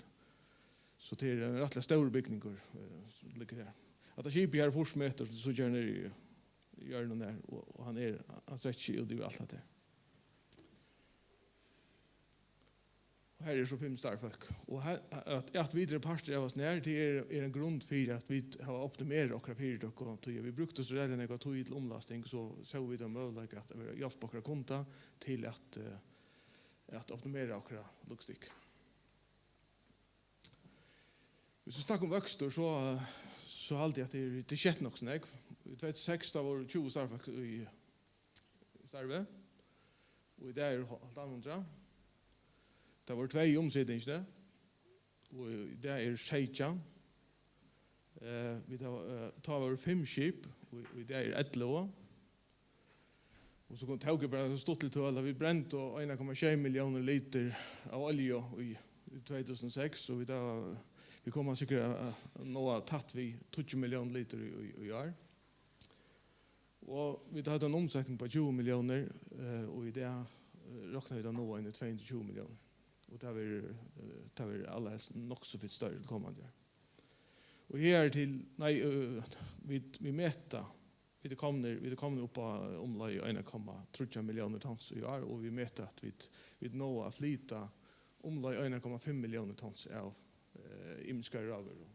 Här är nekv av tog som alltså teker kvalitet och soja och såna kan vi bara 500 kilo för kubik så det är en öl rikva som är flott.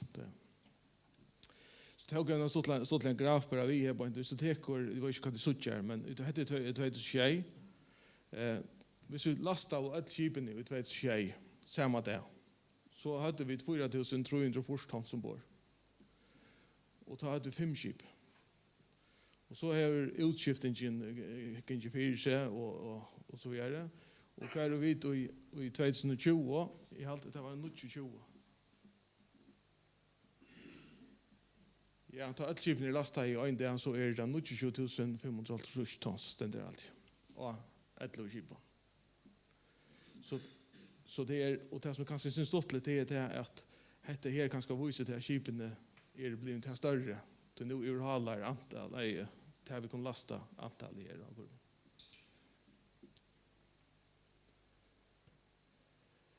Ja, så att det kommer synd i vad är det vi har gjort. Alltså det är vi har gjort väl en ägg och kanske också det synd det häpning men i allt vi har runt vi är också koncentrera på kvart vi där vilja. I 2006 har vi tagit Ivor, talat om pura gröj atlan om kvart vi vill då.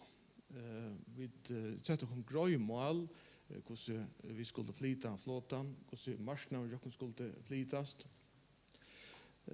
Och några ekonomiska mål som vi till då är väldigt viktigt att ta. Och vi har rönt atlan när vi trycker med atlan, självt om utanför ting inte akkurat så som man attlar eller atlan har rönt vi trycker med atlan och sjående man röjna är räcka men det är också viktigt att man siktar till en mål.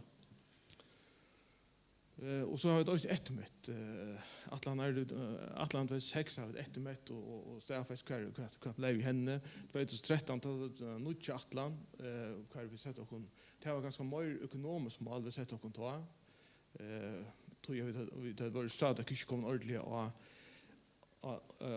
det finns alla mål på plats i samband med utbyggingen av flottan och så vidare. Vi tycker att det är viktigt att ha gå starfolk och att det var stöv och starfolk. Så det är viktigt att vi inte har en rotation. Och vi då ser ett öjligt press av konjunkturer och vi där vill också jämnt och samt bara. Alltså lönar jag kommer här nu är det ett spårningar att det fallet så har vi inte bara höjsa stävel lön. Och nu är ringa tojer så har vi inte lönar ni gör. Alltså vi har inte haft jämnt och samt att ta körer så som det ska vara. Och vi vill öliga häpner att vi klarar helt det här ösne.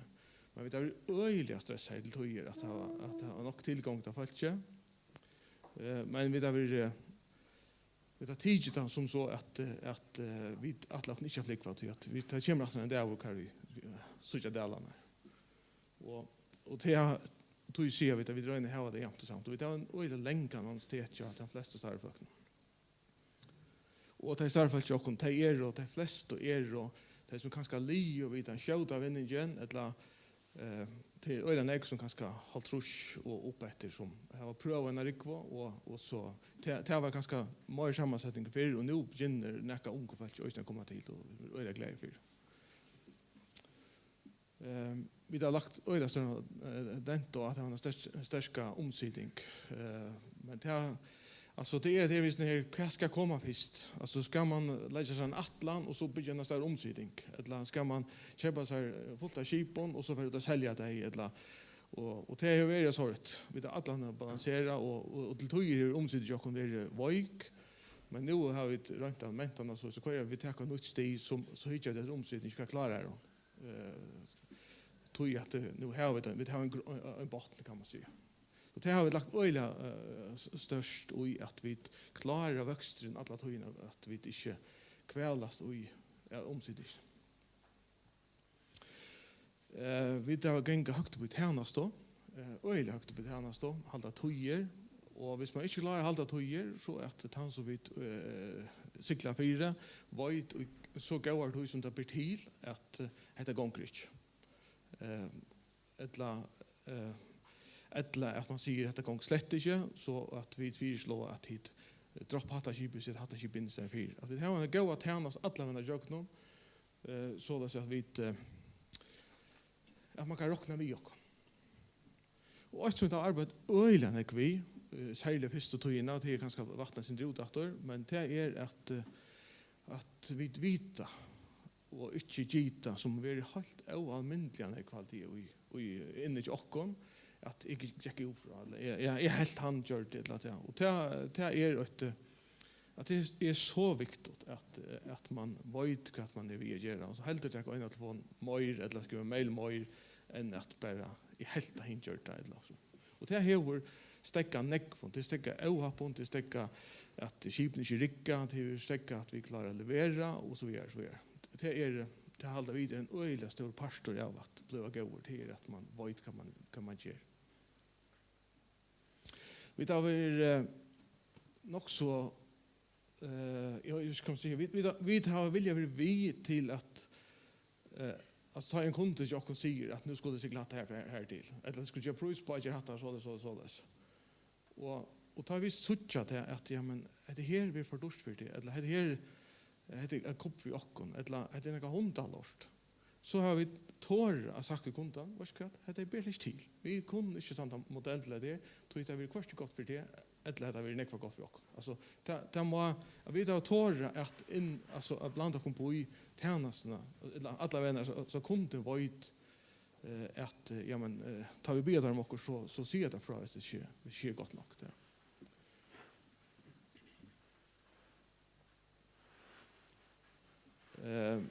Så är det också till att ta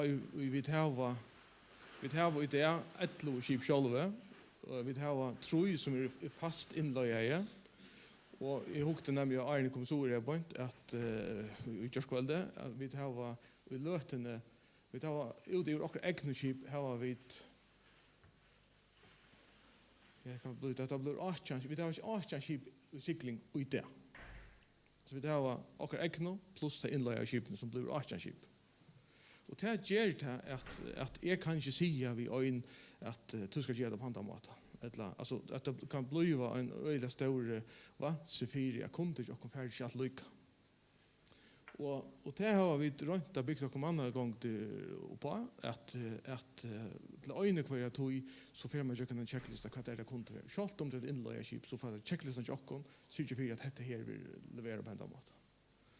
Och det är öjla viktigt att när kunden inte ska säga men det kan vara ett sorts utländsk bankstånd så kommer vi oss ner och då skilla eller det kunde vi sleva vi. Vi tar också arbete och det är också undervajtare, alltså tar som levererar olje här point. Vi kan se att vi har bunkra utlands när är själva cyklar i utlandet så har vi bunkra om 45% i färjan. Vi lägger väkt på kvaliteten och sätta det upp med prisen. Men så har det också lägger vi press och undervajtare att leverera och kontrollera in kvar till kappingar för priser. Och kvalitetsjående. Och det tror jag att akkurat kappingar är inte i havn, eller han är inte i Sore. Vi kappas vi russar, eller vi kappas vi holländare, eller vad han nu är. Så det är viktigt att akkurat kappingar stöj är lika. Annars har vi inte gjort i utlandet. Hvis vi bara pejser på och lägger inte olika att det kostar, eller vad det ser ut, så kappas vi inte.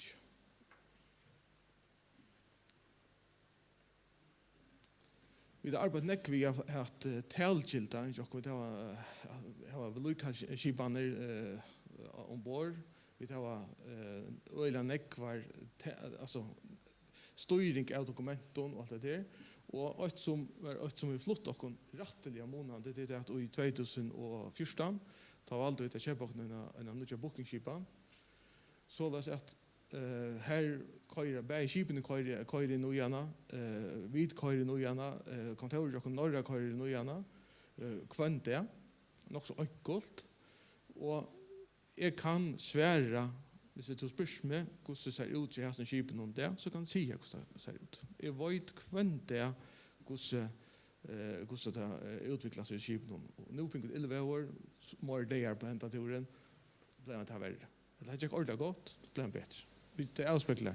Det at du har skipaner og kan styre og så ikke hvordan det gonger er øyelig viktig for oss.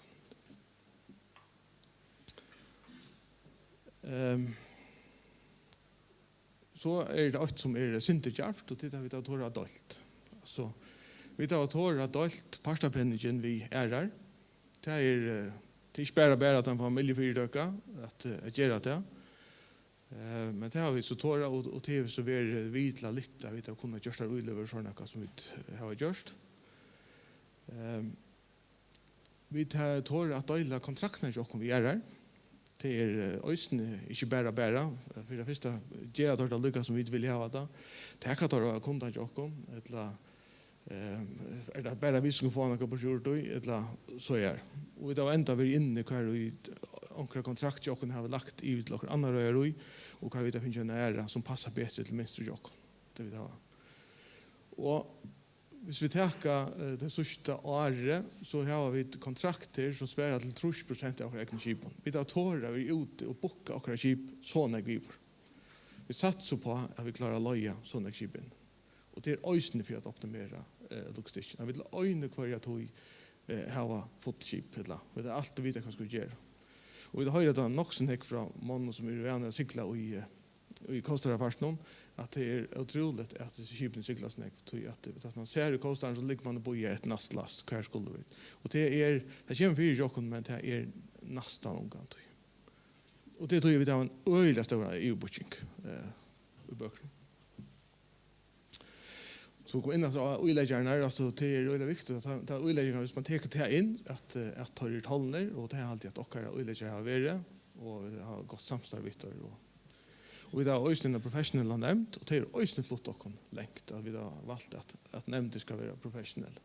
Så i minnes i början av jokken, så søkte vi til køksbordet av mamma, og så sier onkel at vi bor for tannveien.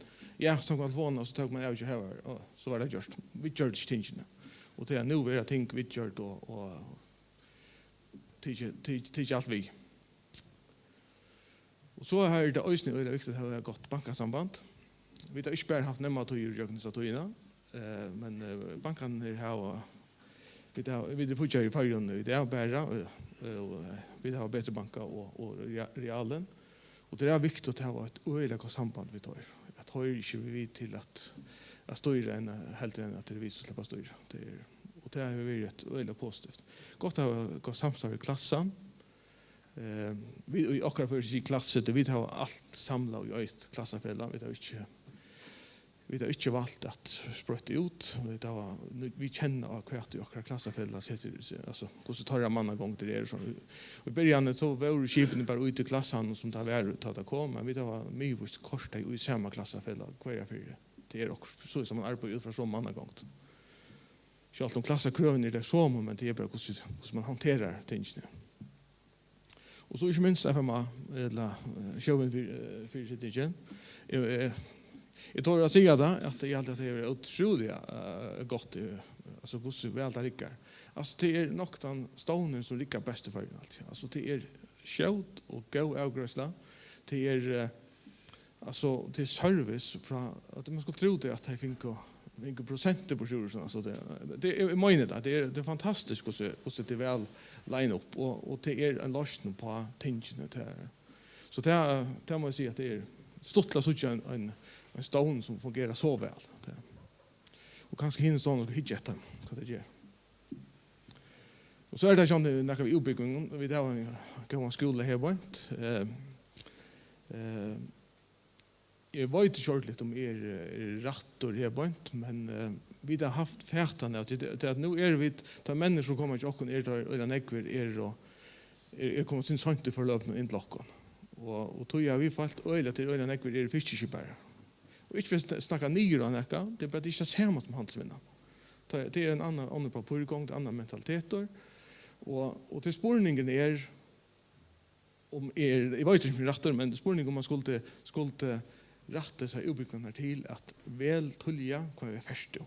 Ska alltid vara vid fiskskibon, så väl handvägen och koncentrera dig om det. Eller att du i handelsvinna, så koncentrera dig om det. Jag vet inte om det är möjligt, men jag kastar den bollen upp till skolan. Och så är det ankorna, det var alltid jag själv. Jens Meinar nämnde i morgon om glaser. Alltså det är inte shipping i uppbyggning för det. Alltså vi är kjollart. Det som vi gör, det är kjollart. Det är inte vi shipping att göra. Alltså vi är inte lasta några ställen. Och hittar vi efter så är det förfärliga för folk som är lärt innanför det.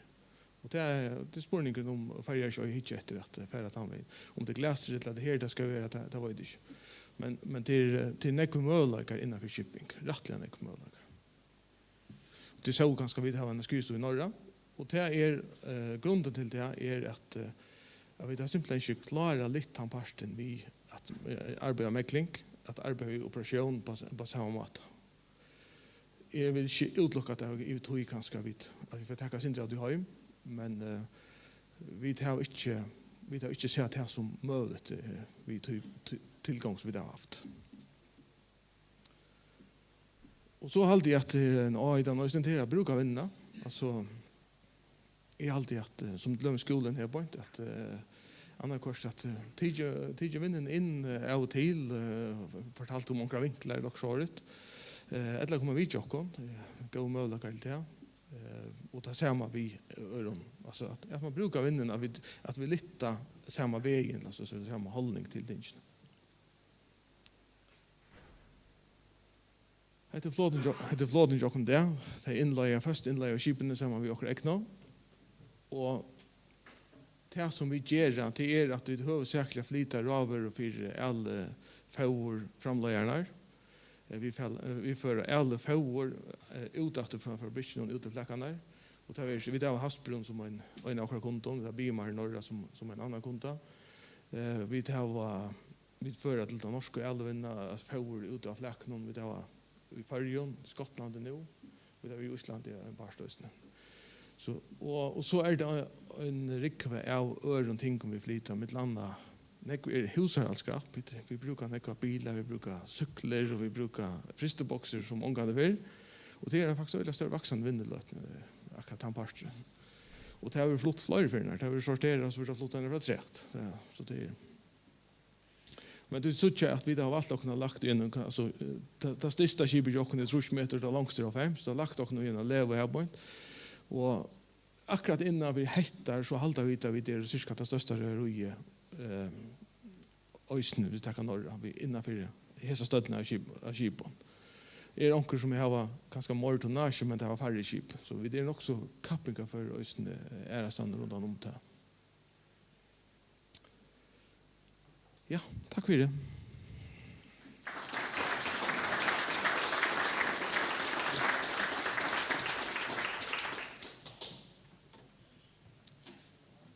Jag vet inte om jag ska hålla in. Jag kan kila.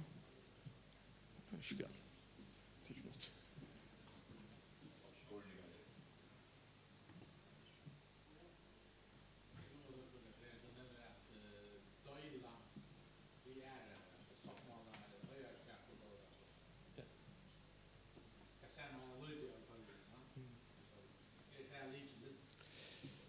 Alltså jag till en lichel alltså men det kräver ett öliga sorts allit.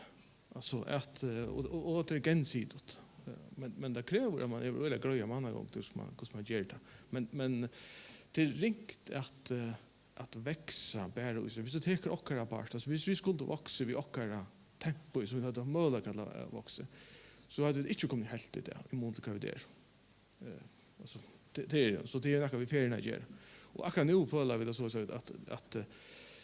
vet inte så kavabalten är blivit också större nu och så kvar över han med ena för när så växer han också näck i mån till att vi i 26 av ena runt så ju eller negatter då men då går det kött så då ena så är det nu att jag passar på att vi klarar allt så vi undan och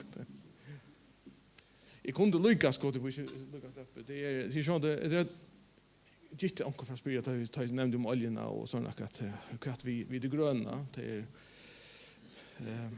vi har inte mest att okra kunder så är det spänt att betala för en gröna lösning. Då jag vet inte också eller något efter då. Men så han det har vi skilt till huxa den vägen. Och vi det pastor och nog så spännande utveckling alltså kanske innanför vår bransch och vi någon brännstoff och så vidare som kanske jämför det om inte lunch men vi där huxa den vägen. Det vi kanske sälja vad just det vi där inte utnyttja skipet mer alltså vi har vi utbyggt och skipon så att det finns 20% mer lastkapacitet. Alltså det samma köle som olja kunde ta 20% mer vi. Och i kommande år kommer vi att göra det samma för ett annat skip så att vi får så det är ganska också en grön profiler att vi har ett externt du kan utnyttja. Och så har arbetat öjlan vi bunkerslösningar så att vi optimerar färgerna och vi får bruka dem och så kan vi sätta elektroniska skipan i fyrat. Inte ganska det bästa urslit än men jag tycker bara att det är fyrat. Hjälp. Ja.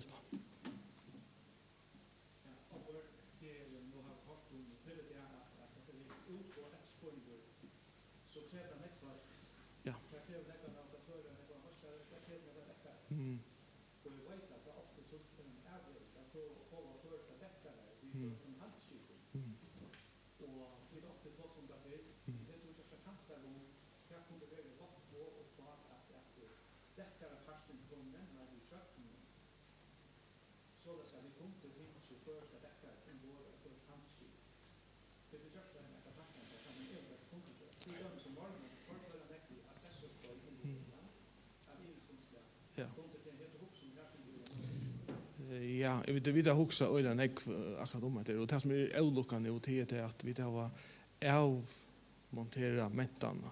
Alltså det är däckar i avmontera. Vi tar mättan mer. Alltså få en utländsk ombord han dår till att vara däckare.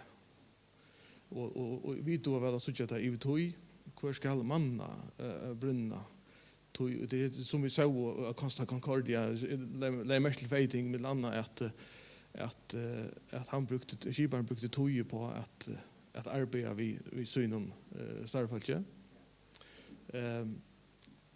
det tar nutja som kem nutja skiparen ner komma till han kanske omgående ordentligt däckar det har ju mentaliteten vad är det jag fick vita från munnen så det är att tog är det syntor jag vet inte ordentligt kan losten är tog att det tar ösning öna av tog som han visste ju att det var en ferien hur kött komma fram och det vi kunde inte hoppa linje alltså och erfaring är att undantagslöver det är att anta alltså erfaringen är att mer du har uppleva mer du och alltså så det är att det är syntor komplicerat vill säga så jag har inte ordentligt en tog svär på det vill säga. Men vi har haft alla togna av möjlighet att täcka sindra falsk vi. Vi har inte så stor skipa vi har fått några apteringsplats och så är det. Men jag vet inte om det är inte skojar det men jag har alltid att man är så jävla uthållen. Alltså en kommer ut ur skolan här på eller han vill släppa helt upp på en vägen. Alltså man accepterar inte att bruka att togna som ska till för att bygga sig upp. Och det är alltid är störst minus.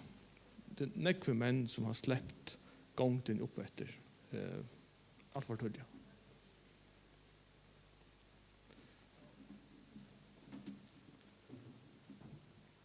Ja, jag betalar mig i morgon.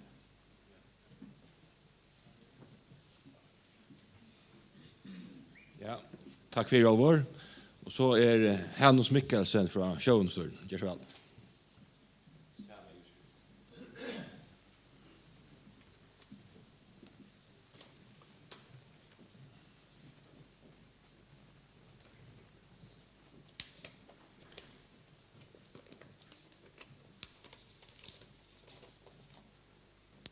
Ja, takk for det.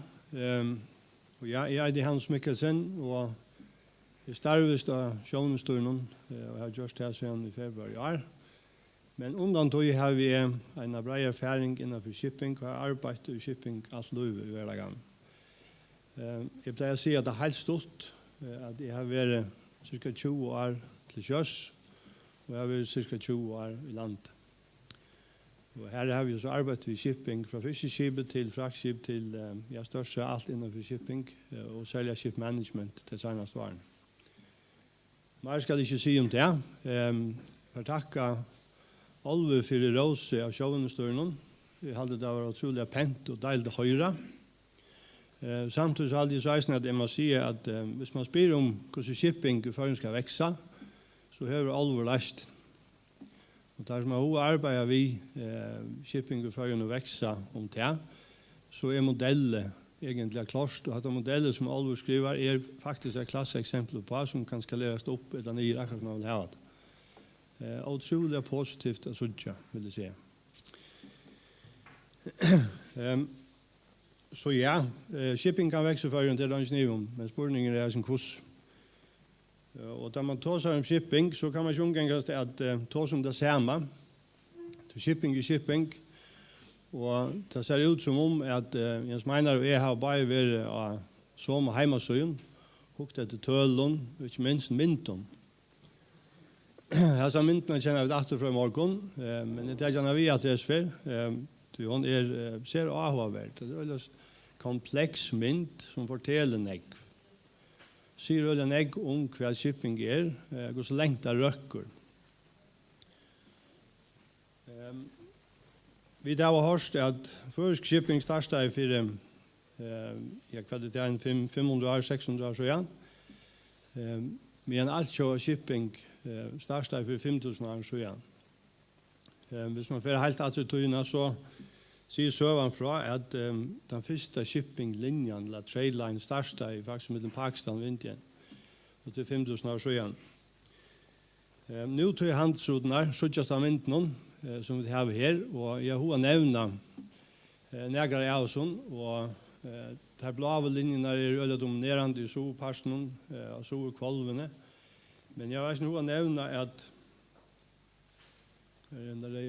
her.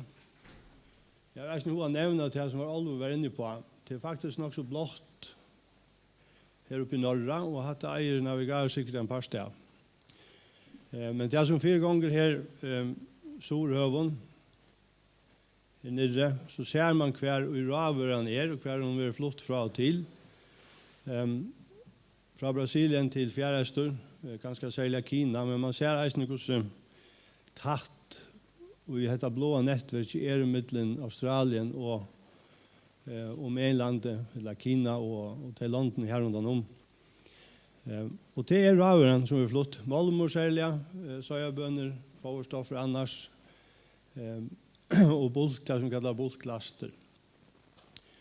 Det er guldlinjen der, til å representere containeren. Vi ser ikke tradisjonelle rutene i containerverene. Og det vi har Stillehavsrutan, Atlantshavsrutan og Øster- og Vesterlinjen her. Det øyelig markeret her, og hvis vi fører opp i akkurat rødje her, så synes vi at her blir det mest største parstren flotter i containeren.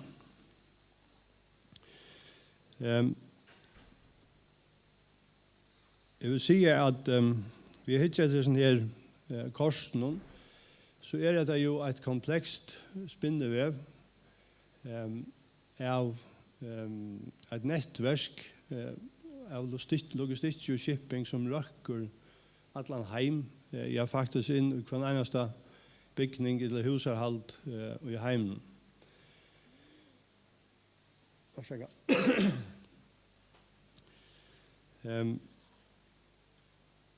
Og som Jens Meinar, de som var inne i morgen, at stekker shipping opp, så stekker heimen opp.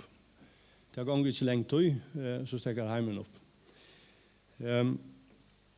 Shipping til infrakjærve som vi legger til mestes, og så ikke legger til mestes så langt det visker, men visker det ikke, så kommer det mestet det av almindelig kjøtt. Shipping reisende vokser nekk og jøgne årene.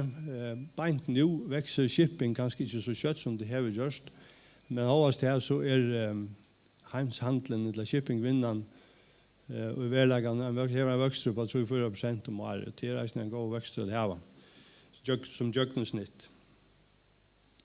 Om akkurat leier så vekser vinnan eisene, kan man säga.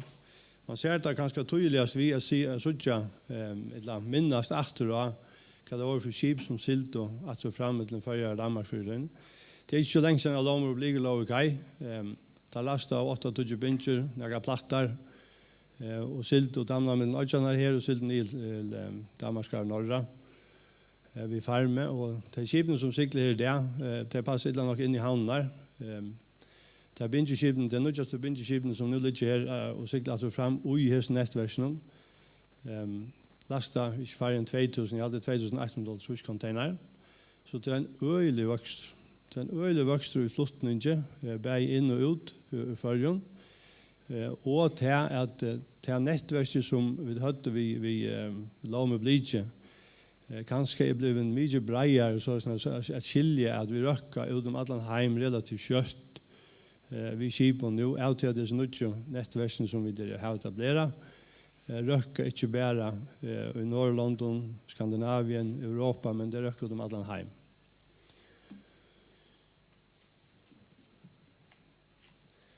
Og som sier Jan, ja, men så er tølene det som, og han sier tåser om det, hvis man tåser om shipping generelt. Det er jo alle 55.000 skip og heimsøvnen, og alle 1,6 millioner sjåfolk. Her er av ca. 1 million ombord til en hver tog. Arbeid av landet, det kan defineres på noen måter, men jeg ser en utdragning fra EU om at i Europa, eller EU-landene, starvast 120.000 folk i direkte shippingvinnene. Og hvis man setter det i samband med heimstøllene, så svarer det vel til 320.000 folk. Det er jo ikke en ekon, men det er den direkte shippingvinnene. Men hvis man så hykker at den voksten, at de jobbene som vi har skapt er av stedene som en årsøk av shippingvinnene, så sier jeg der at, eller så er tøk som viser at i en vel utviklet shippinglande, som til dømes UK, så skaper hver skip av landet i shippingvinnene 2,8 andre større av landet. Vi er øren vinnen rundt om dette. Det er ikke småtøll, det er øljan egg. Ja, skipene flyter alle 90% av den helte flottningen som er. Det er ca. 11 milliarder tons om året. Og et døme som jeg har tatt her er at vi i handelsflåten er, jeg vet ikke om man kan si at det er negv, men det er ca. 800 milliarder dollars. I mån til det som det har vært flott ombord av skipene, så er det ganske ikke så høyt tal. For å se dette tal i perspektiv, så kan jeg si at stånerne og til dømes Microsoft, Amazon, Tesla og Facebook har jeg lukket noen penger til sammen som et shippingvinnende, eller som et skipen har videre i det. Så der kunne de egentlig kjøpt alt som var på 0,9 hvis det er vilt. Og de landene som representerer i her, er de 5, altså de 5 overste landene som representerer som grafen her viser hvor det er som eier handelsflåten rundt omkring i verden. Og årsaken til at det tar der opp er egentlig til at Grikkaland, som er en nasjon med 20 millioner folk, eier lukket som eier en flåte av lukket store virus som Kina og Japan, som er et stort land. Det bygger 20 millioner i Grikkaland, det bor 1,4 milliarder i Kina, og jeg hadde 130-160 millioner i Japan. Så det er øyelig avhåverst å sørge at en liten nasjon som Grikkaland kan kappes vi til aller største i heimen om eierskapen av handelsflåten. Og jeg har nevnt at det som kanskje kjenner Grikkar, det er noe det samme som alle var inne og ta seg om, det er alle tøyene fokuserer på det samme. Som jeg ikke hva det er for skip der eier, så eier det som er purple, det vi lett her, så er det her rå oljen, at det VLCC det meste av. Den grønne stappen her dreibalk til eisen ravere. Og så det i verleggen om det som dere har fokusert på, og det har det gjørst i nek herrens år, det doa vel, det eksperter ute, skipene som der eier og bytja og druva forholdsvis simpel. Så det blir det man kan kalle eksperter og østnum, og har faktisk konkurrera flere av henne store nasjonen innenfor sitt øst. Det synder om handelsflåtan som man ser ut. Og man kan jo si som en enda kommentar på det at det sasta folketallet ikke er avskan om Åfus, eller ikke er avskan av hvordan stor man kan bliva. Og jeg reiser et eksempel på hver i Åfus kapitaler ligger til at bruka i shippingvinden.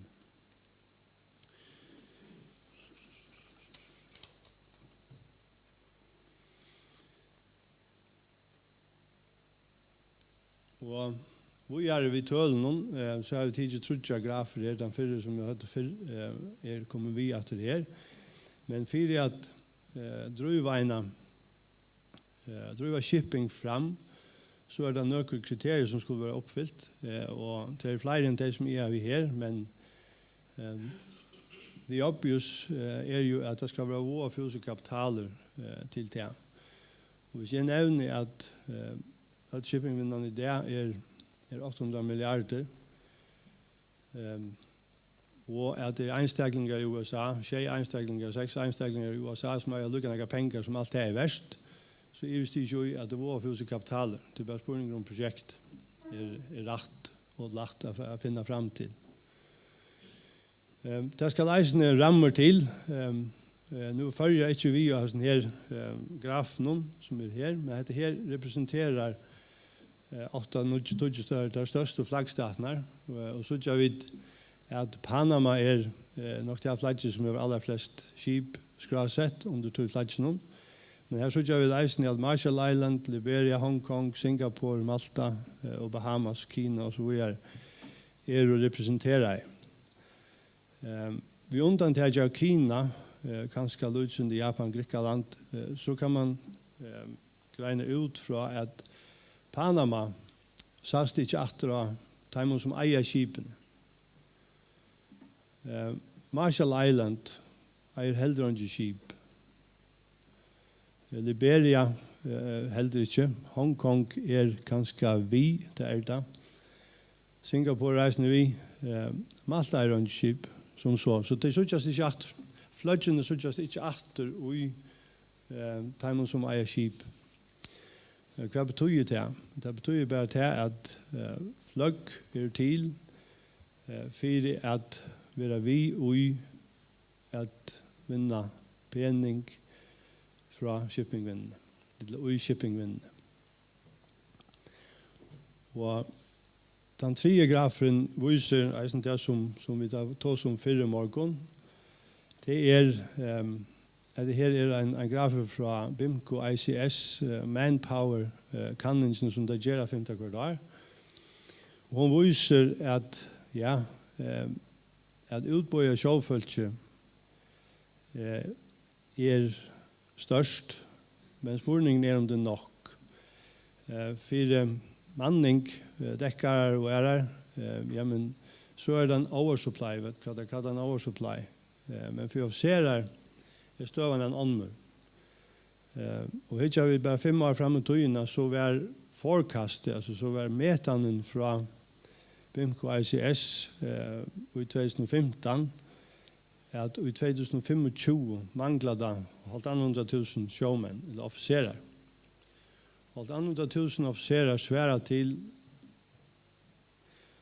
et sted omkring 15.000 skip og hemsen så. Det nekv. Nu vet vi som det er så, og jeg glemmer til å sørge den neste rapporten, han kommer aller helst i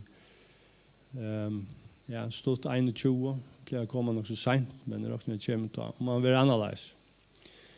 Men dette her en vante for shippingvinnene, men jeg har ångan som helst ivo om at shippingvinnene nok skal finne løsner på det. Til shipping kan per definition ikke stoppe. Det så stopper han samfunnet opp.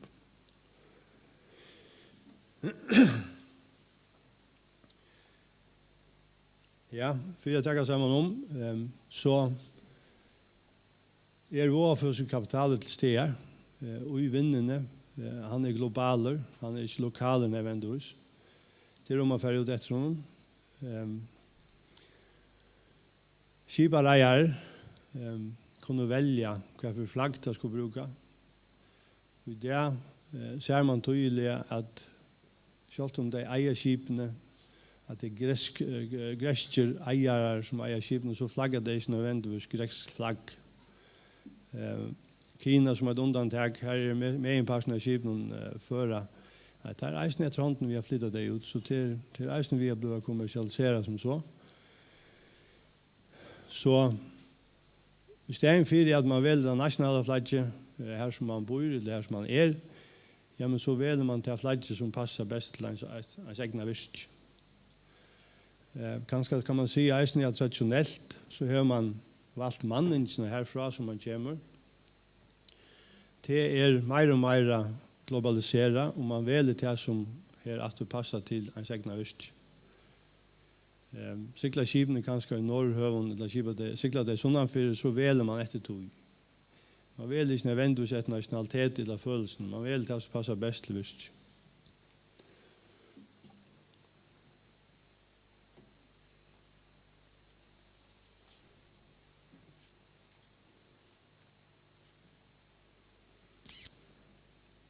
Ja. Fra reiere til eiere.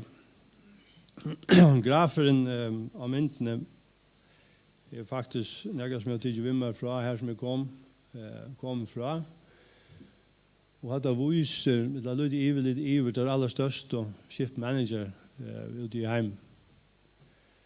Anglo-Eastern Union nuvarande den største, V-Ships 6 var den største, men årsøkjen til det at det en alle virksomhet innenfor ship management, så hvis man til alt skipene vi, her som det er manning og tre timer som det har fått en teknisk management, ja, men så V-Ships aller helst den største, så til flåten til timer til dømes 800-900 skip i stedet for 544. Men dette her rent teknisk management som kappingarneidene innenfor ship management. Ja.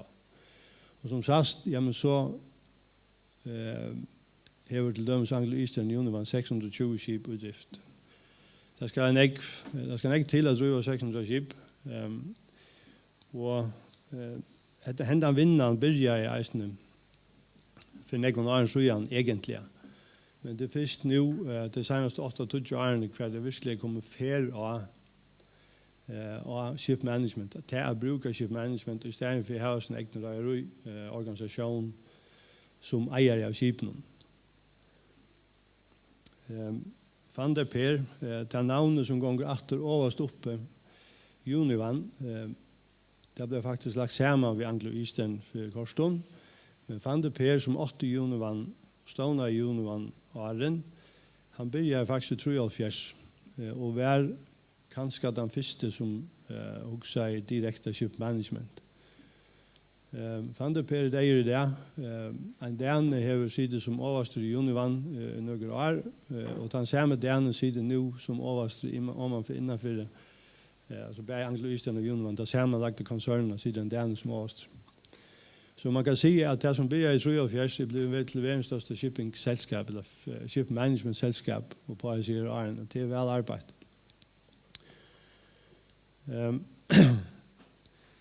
Men som sagt, så har flere av oss som vært vi lunsje, og det blir jeg 73. Og som jeg nevnte, ja, men her det flere tusen skip lista, men her ikke en uttømmende liste. Det ligger en ørgrunn av skipmanageren i denne segmenten her, eller støtten her. Det har vi ikke tidlig vi, men dette var seg som akkurat konkurrenter tar. Hvis man tenker til stortlager en av akkurat konkurrenten som vi møtte var en av akkurat store konkurrenten, har 21 skip her, så alvor kjøtt oppi av tøytalen, så han stendt ganske neste listan. Så til lengt fra det minste til den største, kan man si. men öll har rätten till att vara listan. En ting som karakteriserar ship management är att det är öliga kompetitivt. Det vi diskuterar priser, man diskuterar euro och kronor hellre än dollar och tusenvis av kronor. Det är oallmäntligt kompetitivt. Och det har så gjort att ship management blivit mer än bara ship management. Det har haft några ävlat att vinna vissa för att trygga att businessmodell helt tja ship management. Och här är vanliga ävlat att vinna crew management, offshore management, ship agency, alltså det att ha agentnätverk runt omkring i hemmen. Att beställa biljetter till showfolk att dra fram, köpa där, sälja där, inköp och logistik. Det att de så flytta kajta spare parts, reservadelar till och från skipen och så vidare. Det är reisningen alla att vinna som ship management fel att tjäna pengar på.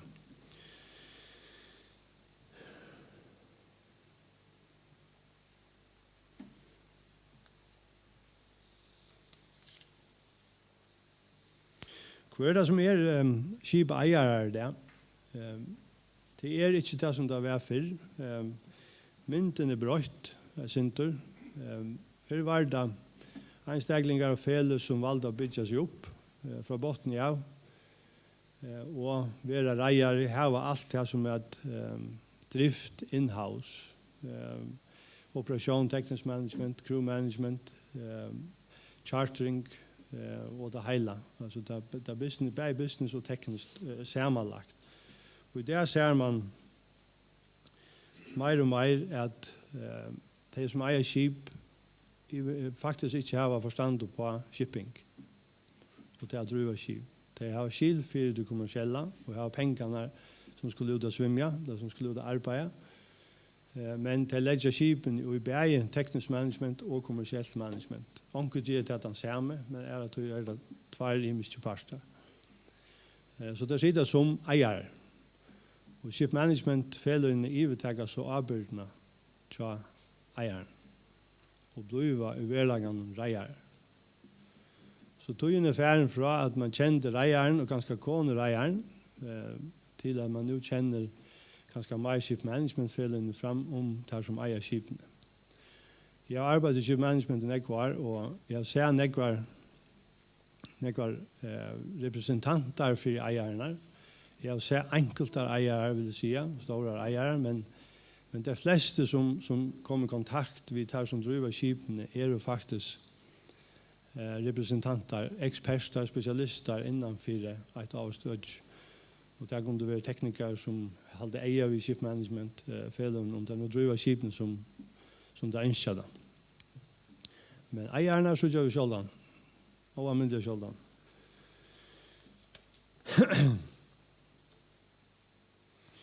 Ja, jeg skal lukke nevne at shipping er en arbeidsmessig tung vinna. Hvis vi hittar etter dem 5 overst og 6 overst og feløvnen her, så har vi der alai, altså den minste, kanskje 500-600 folk ansett, og det største, mellom 12 og 1500 folk ansett av land.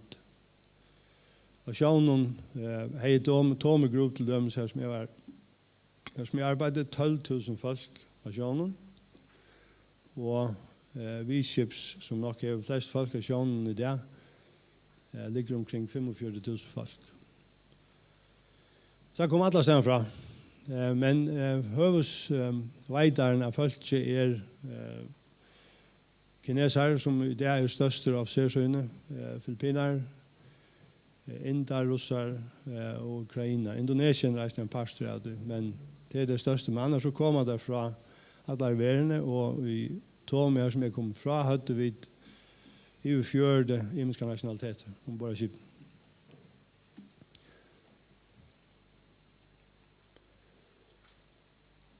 Det har vært syndrom shipping,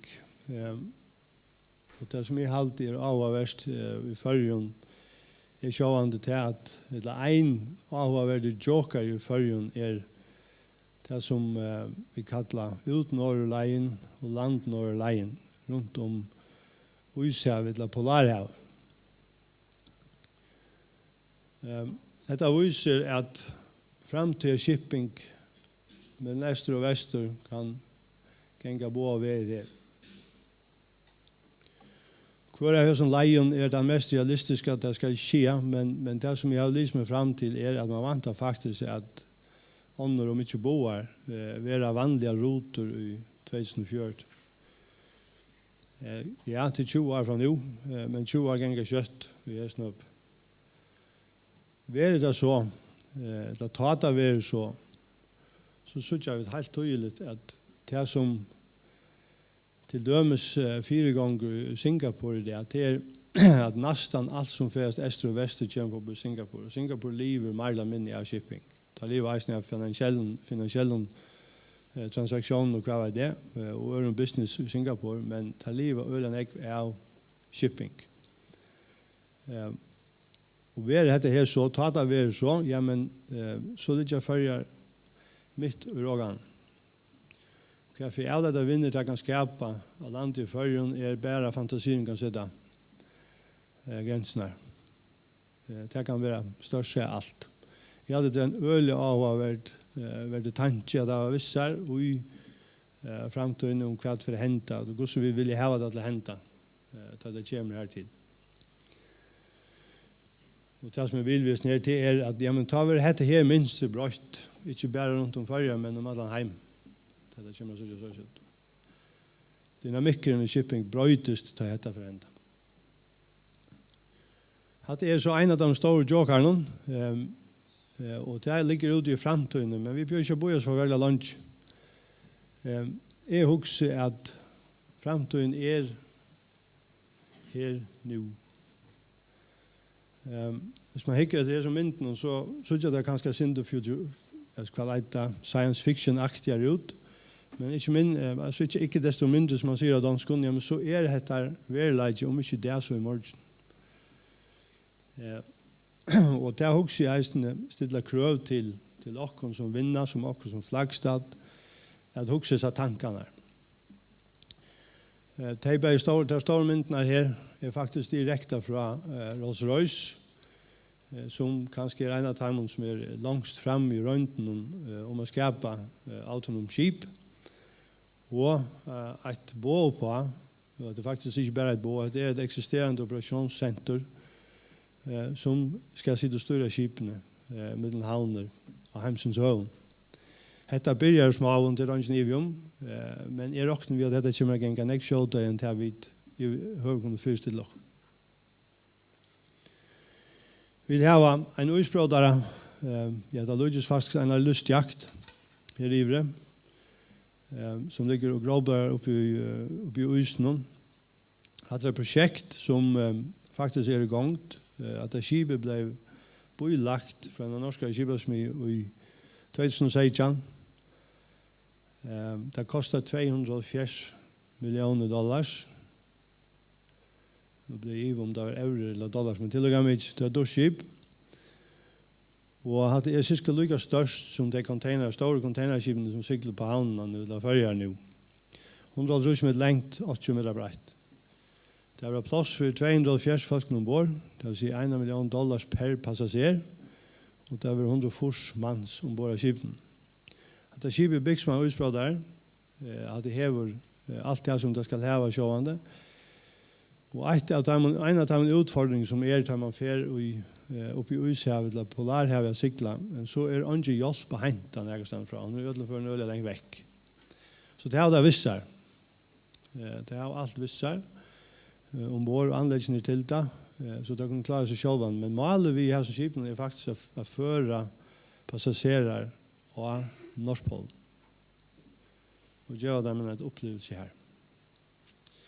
Skipet var bøylagt i 2016, og det at standa liot hvis planen heldur, det var man så ikke nå i koronatøyen, men så skipet standa liot i 2021. Og da man husker om vår fusen kapital, om ferievinnene i Polarhøven har nægget løvlige, så dette ikke teken om at til folk som mener det alvorligt. Og jeg kan til sammenhengen nevne at det og fyrspurninger til sjånestøyre om innflagginger av skipen som kanskje ikke skulle opp av Norskpolen, men som skulle her opp av Sikla. Så vinnene beint om hjørnet. Akkurat når hun bruder i jøkken og når hun kommer, det vet jeg ikke, men det er ikke lunch. Og så har vi ikke vindmidler vi eisende forstått som en opplagt av møleger til ganske ikke shipping direkte, men det maritimt. Vi har noen hvis man tar om havvindmidler. Så vi har varslet vi at vi skulle ha havvindmidler efter for nødsøyene. Min spørninger til forum her vi klare å ta imot? Vi klare å servisere vindmidlene? Vil jeg vite ved at her som serviserer vindmidlene, eller skulle det et annet gjøre det? Vi skulle til 4 øyne komme til eisen. Norsk sjekker vi fotter av vindmidlene, og det vekser bare. Og kommer en vindmiddelpars til førre, så kommer alle flere. Så vi opplagt og møleger at arbeidet vi gjør vi. Ja, jeg har vært innom ship management, og førre vil jeg gjerne ha en førske strategi, arktiske strategi. Hun eisen inneholdt av shipping, og det gjør hun. Jeg nevnte til at brøytest siklingar minster rundt knøtten, ja, men så vil det kreve til tjenester, eller møleggene tjenester vinnende til transitt, eller skip som sikler transitt rundt om førre land. Og det størst ved vindmidler, manning, og så innenfor utbygging. Og jeg har flere nevnt utbygging i det. Det alt områdende, og jeg sier Væren flyter seg avmyndelig kjøtt, shipping flyter seg avmyndelig kjøtt. Vi utbygger folk, vi har for en time som sikler vi skipen på den traditionella maten. Vi er nødt til å huske annerledes. Skips for utbyggingen som vi til selv, eller for så vidt selv her ved Esne. Hun øyelig god, helt avmyndelig god som ballast. Og det er maskinmester utbyggingen eisen. Men vi har som mynd noen i hova, så krevst akkurat annet at træt. Det er ikke tog at navigatør og maskinmester i byggingen feiler nægget, nei, men det må bare legges til træt etter hånden som vinneren utvikles. Og jeg har nevnt at man i Danmark for nægget år siden faktisk begynner jeg forløp vi at jeg kan nærmengar inn, shipping nærmengar inn av reirukontoren i Danmark. Det første årene var det tjekket ute på at det ble nærmengar, og så ging det kveldskola til dem i handskolen, men det ging også inn i Esbjerg, fikk og ser kun leika innenfor shipping. Jeg fikk undervisning i shipping. CBS har for noen år siden etableret et bachelorprogram innan shipping. Det heter simpelthen shipping. Og jeg synes at jeg har lagt, jeg synes at jeg har lagt et masterprogram om en ATA. Så i det kan du bli Master of Shipping i Danmark, hvis du har hodet det. Og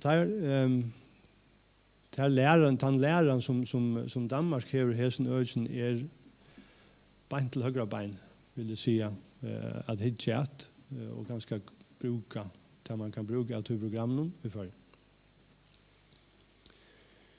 Og vi har reist noen karrieremødleggene i shipping, det jo endelig, innenfor alle sektorer, vil jeg si. Det har vært lovarsmøy, det har vært operasjon, teknisk operasjon, det kan være management, bankavverna, finansverna, tryggingar. Ja, alle vi rundt til åtallige mødlegger i shipping. En almindelig spennende vinna av en parster av. Flaggstater, det skal ikke unnlete at nevne det, og det nevnt før, vi nevnte denne fra træd. Førre har faktisk en flaggstat som fungerer vel. Vi har en skra til den nasjonale flåten, men vi har en skra til den allsjøa flåten. Det tog ikke en kjøffelse at føringer velger til skrånene i fremtiden. Så det skulle vi finne en løsning på, og så vidt, verande kappinger for at tog øtsen. Jeg har alltid det til så mye jeg sier det. Takk for det.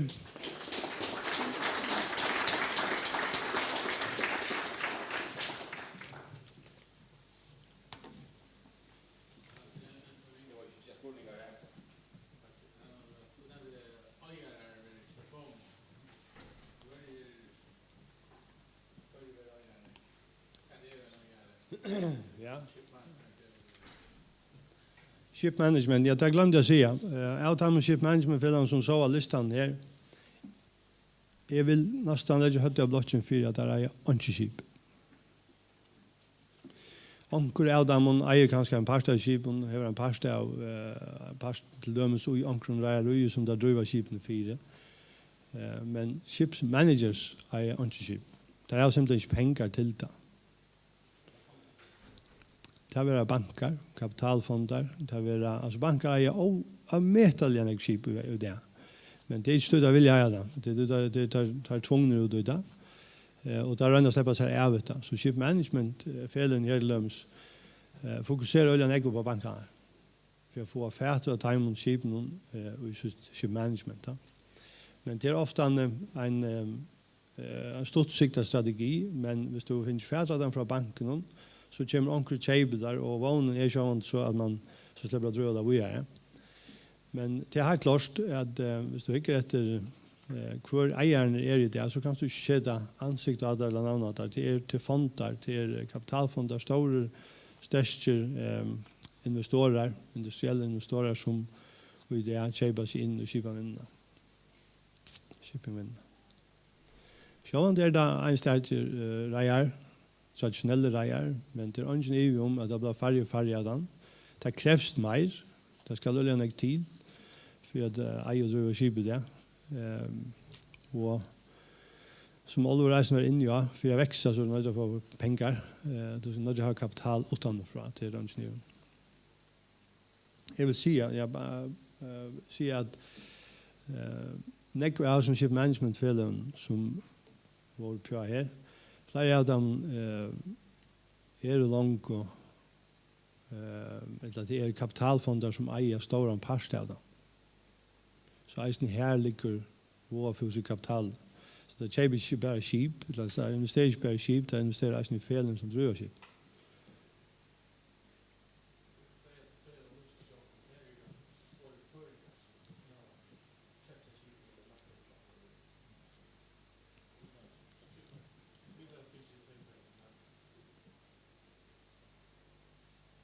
Ja, takk for det.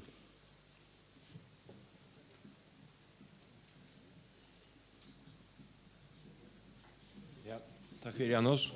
Ja, så er det panelcheck, og det er shipping framme, lykke få stille dere opp, eller hva? 20 minutter, strekker på øynene.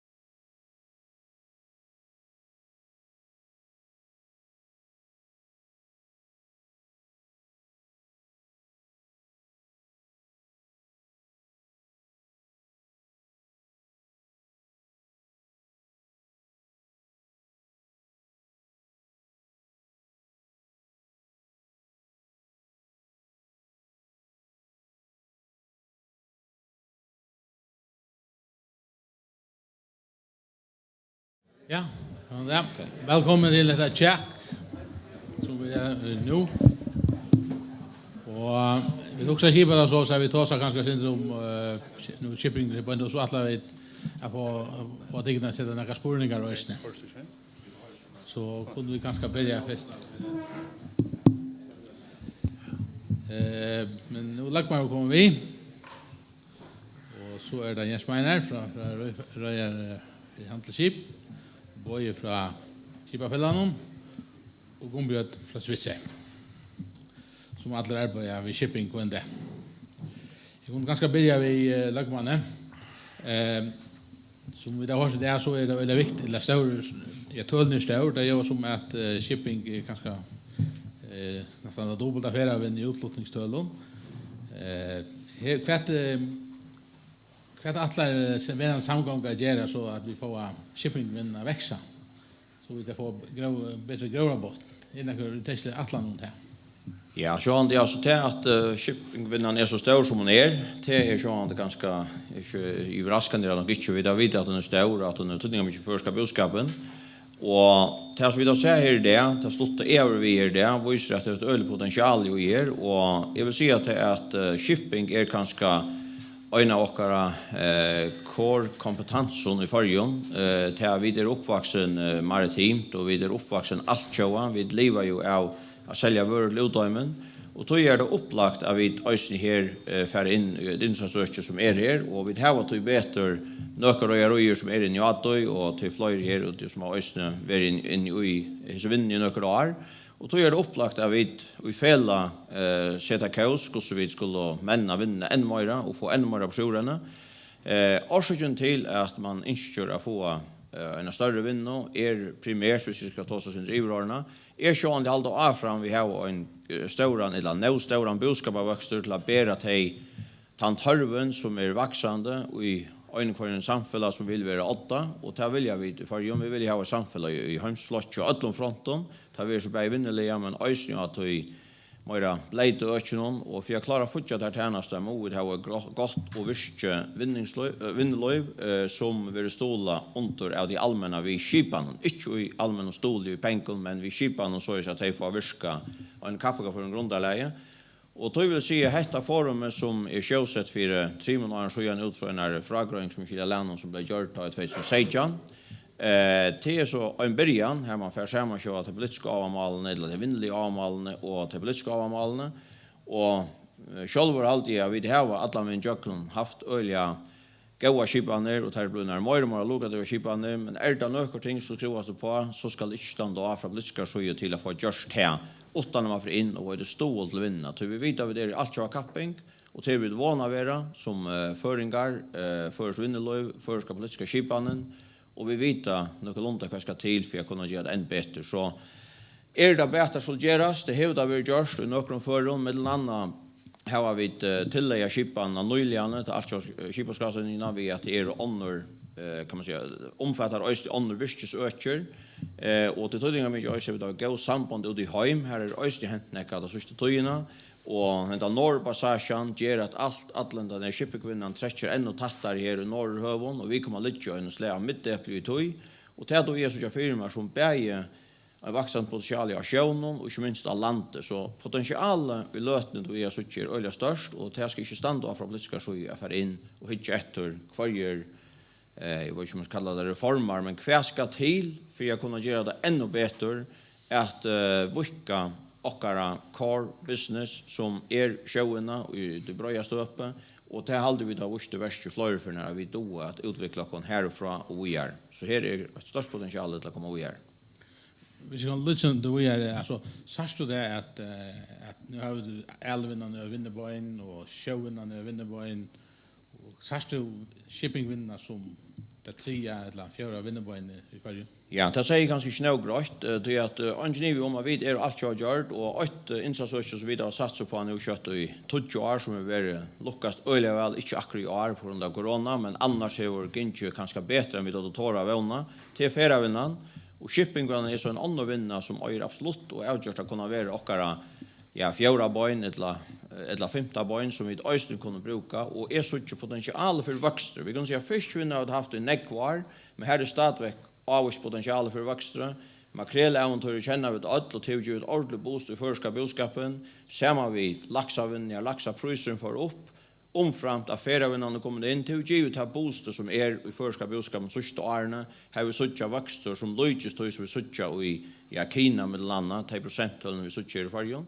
Och tror inte vi om skulle vi boosta ekonomierna ännu mer så det nejt vi inom nutchum boyne och här sucha shippingvinnarna outgjort och nu form av vi komma lite middeplan innan halvstått tog vi till Norrpassagen som är möjlig om stått tog. Så här är geographic för att bygga ännu på en standard i färgen. Ja, med Norrpassagen om 20 år så ska vi gynna fyrröka sig och se.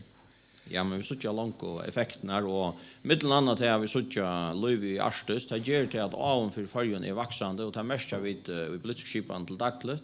Och mittel annat här vi på kan vara att för suttja månader kunde få en avtal i USA som altren avhör när namnet ta voice-rösten till att det är något vi händer i Norrövon och här kommer det ganska mycket in att tjänstevinn innanför shipping och annat. Här är det nog möjligt innan halvstått att i Östern få amerikansk skip och tjänster till amerikaner och vaktar ur följen och i följen. Tack för det. Väl då är Jens Meiner och kanske Boy och Gombjörn kanske en spårning till kon. Alltså vad ska till för att förska shippingvinnarna ska växa och vad är förringarna i det? Alltså vad ska förringar så jag det eller kan vi ha räfest så det blir bättre. Jag kan lägga ut och jag vill säga att jag hade också gott att vi fick stäffast i det att shipping är trea bein, inte fjärde eller femte. Så det hade ju nog så avvärst som vi såg Hans Ellefsen i det. Så kanske åttan vid auto så är det inte vänna vuxen rättliga näkt det sätter årene. Så vi faktiskt det kan säga att det här är också trea bein, men tillvitan om det är nog inte så stor i samhället. Och orsöken en av orsöken till att hon är blivit det att det är faktiskt att vi har haft politiska skipan som faktiskt häver back upp och vända. Och faktiskt nu senast vi att shipping bridge att låta nu är shipping inte bara att flytta cotton och moln men shipping är resten att servicera till dömes vindmiller och andra ting. Och det har vi så finns ju omfatta av och man säger omfatta av tonsatta skipan i det. Det är relativt mycket. Så det är lika som en av orsakerna till att vi kunde säga att vi är trea bein i förskar ekonomi där. Men det är framvis som du spyrst om vad är förringarna där. Och vi må alla tydna för Jerry. Och särskilt det alltid till handelsförringar. Och inte minst det att vi manglar skatteavtaler i andra land. Det gör att vi får inte kom in och av sig marknaden som inte släpper in som vi menar man kan faktiskt vi en man säger pennaströke kunna finna outgrowth men ja får man inte göra det kan ni så svårt på. Det var så ett och till. Ja, nej, jag hade snart vi det här var rammarna alltså för så vet det går ramar för ju och fyrsättning så det går väldigt väl det är inte som blir sagt. Hvis man skal som forringar, som er forringar, altså for tiltrekke andre kommentarveien, så kan det ha en alt så konsernstruktur ut av fargen, så kreves det domskatteavtaler i underland. Og her var farger alt og får domskatteavtaler. Da du styrer domskatteavtaler, hva innebär det precis at det er for felløgn, eller for manningene, eller? Ja, til felløgn, ja. Ja, och det är eisne för mannen. Sikkerhetsmanningar. Ja, det är så mannen ju vill skatta i Tveimeland. Så det är öde tuttingar vi och vi tror det största arbetet ska göras från landsens öj som ska det hålla det. Det var ett bara ska mer rum. Men det skulle vilja och mena det. Vi har dubbelskatteavtaler i Norrland där så kvart är kvarjer är alltså kvar fastnar är det längt veck. Till dömes för vi kan det från några år sedan. Och Holland vi hade avtal i Holland då det var inte sjukt åter men det är gosse alltså snacka om shipping så det är viktigt land så man kunde ganska fokusera det här som det var mest relevant och rätt finns det på plats. Det är en förring alltså det är alltså vi vet sant om så är för att ramarna är goda. Det är små ting. Men till latta få det latta och brott det är så lätt. Det är lite för att få det växa eller. Det går så ett ting, och så sånt det ganska vi som mysker är ganska snå aktiv. Det är ganska snå nek. Det. Kom vi samma spårning. Kommer samtidigt som tar. Så ja. Och men det skulle jag näka det så det kanske att han är som är under sociala sidan med som onkel ändar svärn är sig så som kommer för att. Så här kan man göra det inte. Ja. Ta det känner till pensioner och kvart och allt skivan och sådana ting som är syndra övergått mitt land. Så, alltså. Och vi sätter ner det hitch på det och samma så att det stämmer ut. Ja, det är gallan, det är inte gallan. Ja, som skillan så är det särskilt innanför skatt, bei dubbelskatteavtaler och sociala skipan och annat.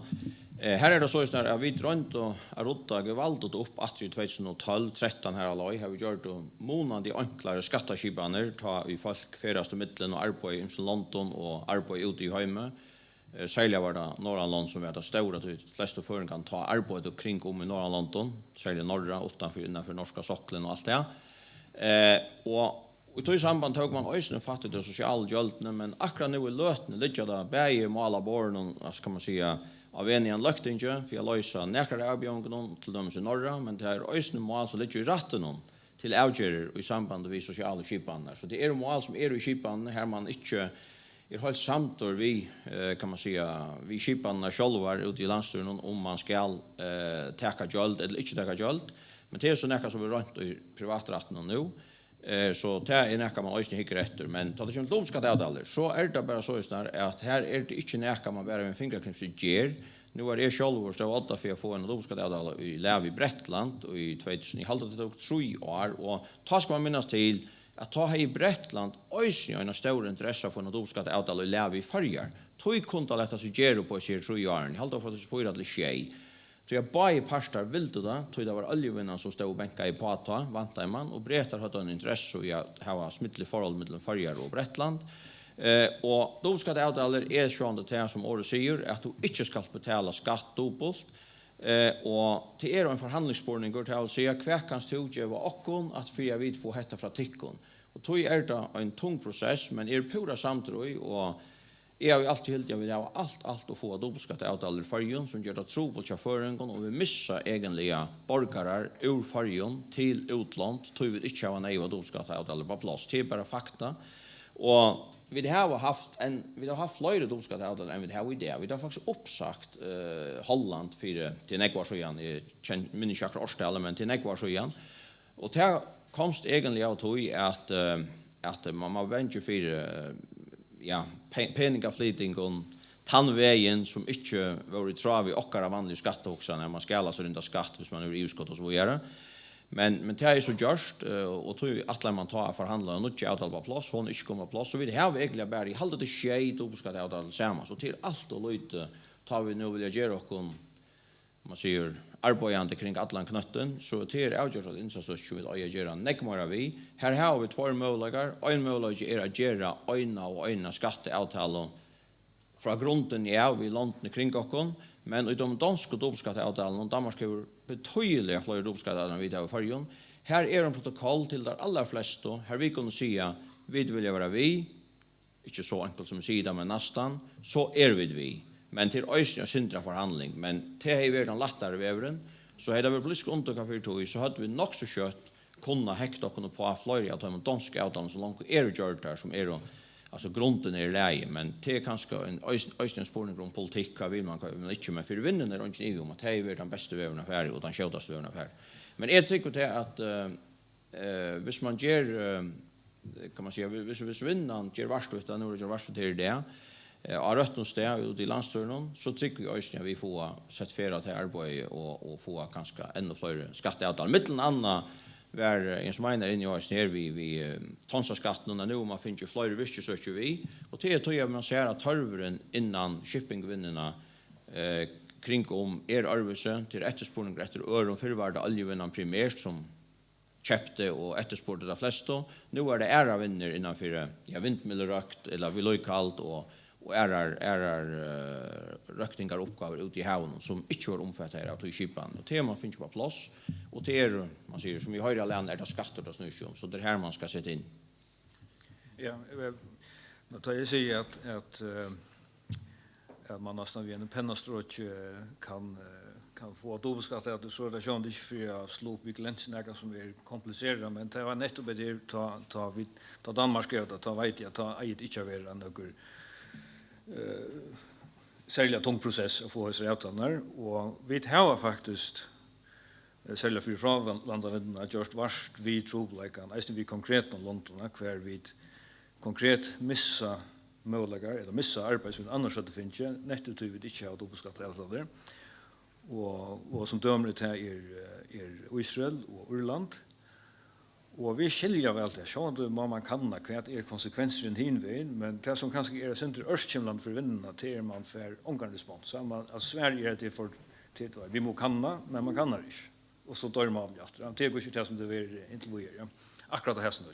Ja, men här tycker jag vi har att han stora firmonen i förgen är det och löjt samfäll, vi det och folka fatakt samfäll om vi vill att det lite det tror jag som folk kött vi anande.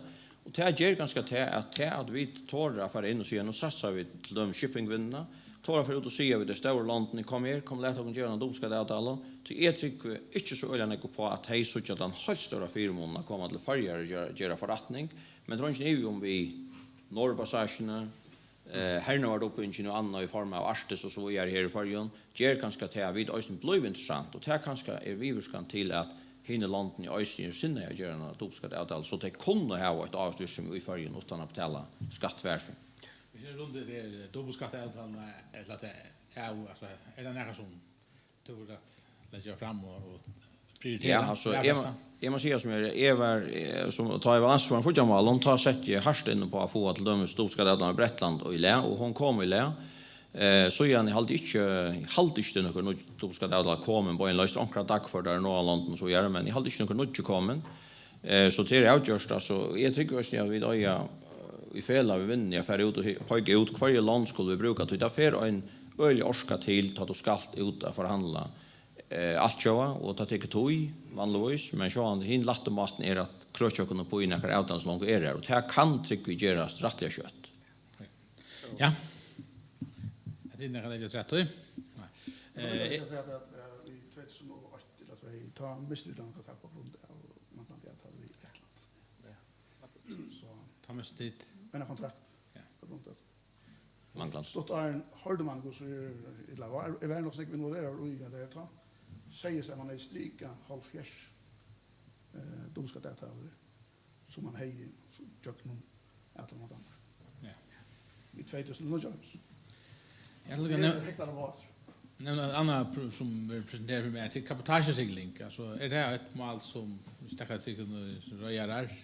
Ett här mål som tid för ofta presenterar sälja för utländska röjare och komma till Moindo Toss om att är kapotagesegling är det och jag hade inte när jag träffade då ett här för tickon som röjare. Jag tror det är just viktigt för trend som alla management gör man har alla det. Jag kan inte för andra vi så har fått det flaggat för. Kapotage stoppmalar. Ja, så vet det här för jag bara vi något för långt och så men det var öliga torr för så att vi då att det var inte någon går runt här men det var öliga torr för det att få att här rika i EU säljande. Att cykla in i till land lasta in i samma land och ja. Väl vi skulle skifta inte även så att det är ganska så som förläggar. Hur så för det kunde nu var förläggar till shipping vad han nämnde Oliver nämnde där att det var ganska att han hämtar hej 5 folk sittande i norra så jag manglar förläggar kvart vi tycker är förläggarna i förjon till tycker vinna shipping vinna. Ja, jag menar först. Ja, alltså ta det kommer till den tekniska parten och maskinmästare och chefsförare och så vidare. Ta rujsligt i förjon och kanske den bästa föreläggaren som är i hemmen här var vi i förjon. Ta det kommer till den handelsliga parten. Ta väldigt ja, ta det kommer till befraktning, chartering och andra ting. Men så det här må vinna man själv ta avgård. Vi tar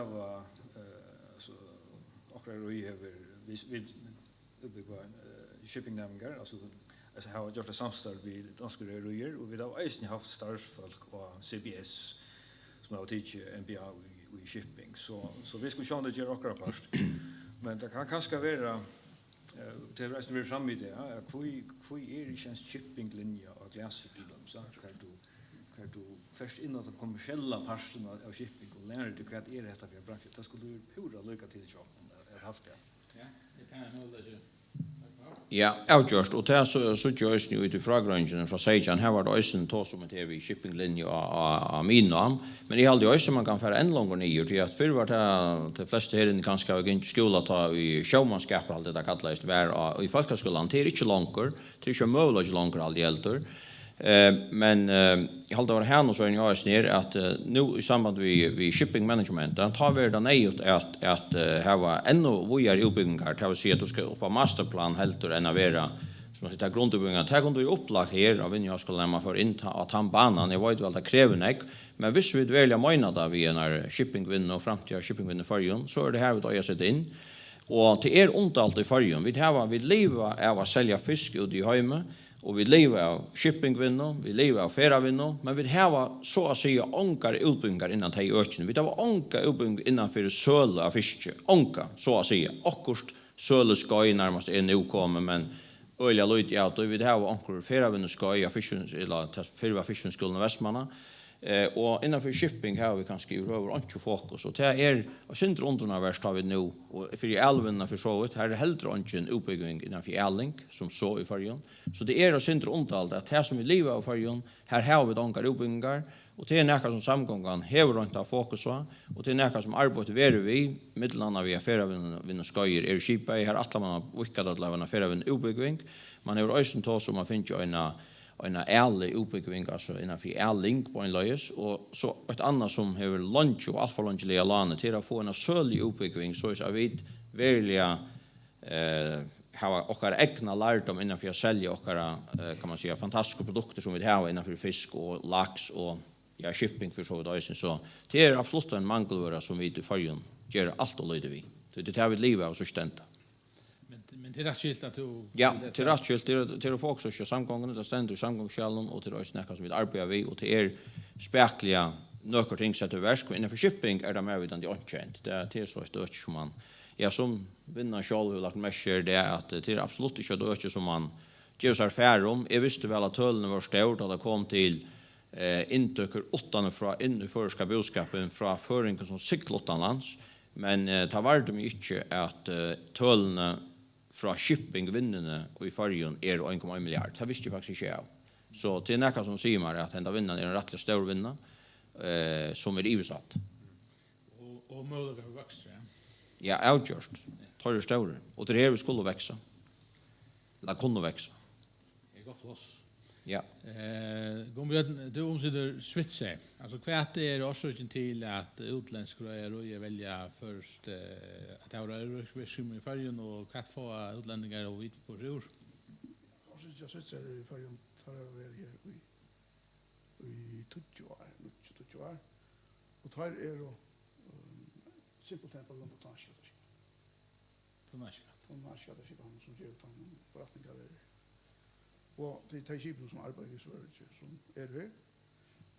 Man skal komme der i Adland, så er det der har vi 500 skip, mellom 500 og 600, og et av dem er så ekstra i Sverige. 4 bils, her har man avtaler mellom Sverige og Sverige, og det passer vel. Men det kunne være, og det er god som avtalen i England som nå lykker skal nødja, for nødja kunne det være den samme. Her har den et skip. Så kunne det være. Det må det ikke kunne være. Hva skal til for å få flere utländsk å velge åkken som land, og skal man først sitte krøv som Danmark at man skal ha kontorer for jorden, eller er det her den mening om det? Jens Meyer, tror for Røyafellene, for 5 år tid. Ja, altså, jeg skal passe på hva du sier at det kommer til andre spørninger til han. Jeg sender, skal man si, jeg sender vimprekene, til at jeg sender, vil man være pur oppe flagg, eller vil man hava avvisar begränsningar. Så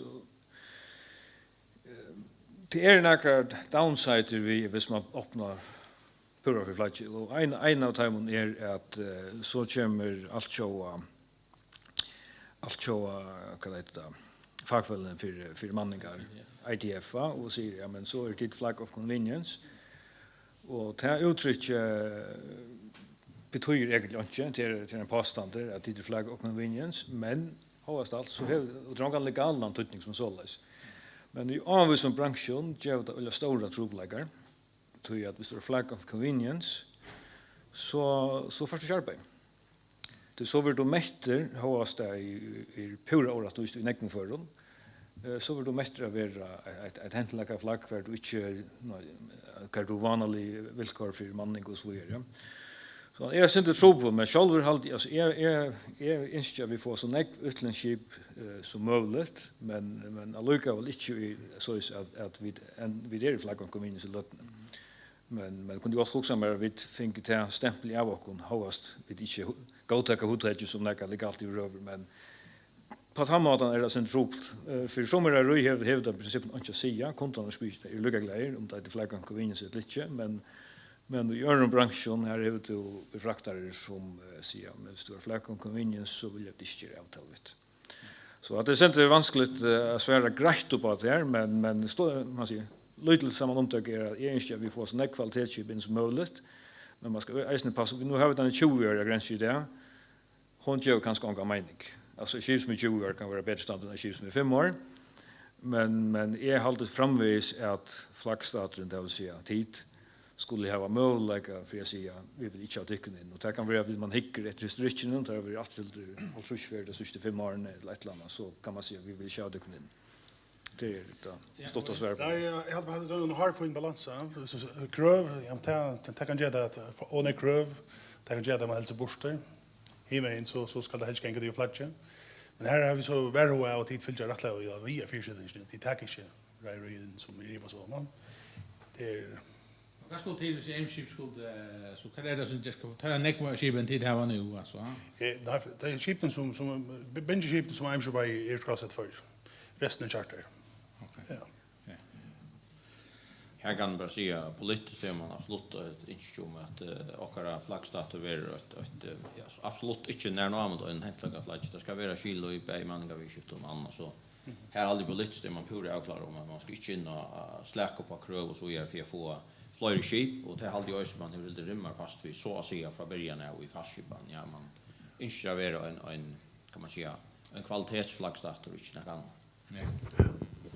Men akkurat det sjön är väl komplext ja de går inte bara på kvalitet och de går på ägarskap som för nog så att det är nog så stor uppgåva att jag tycker som mentliga att få kanske se få baby på så säcka alltså få skip in men alluga väl trick att bara det unko. Ja, det är bäst. Ja. Att stämma för år så haft det till kvalitet alltså. Visst det. För en slam skulle vi kanske pröva vänta och hända vägen. Är det ja, mikrofon kanske. Tommy.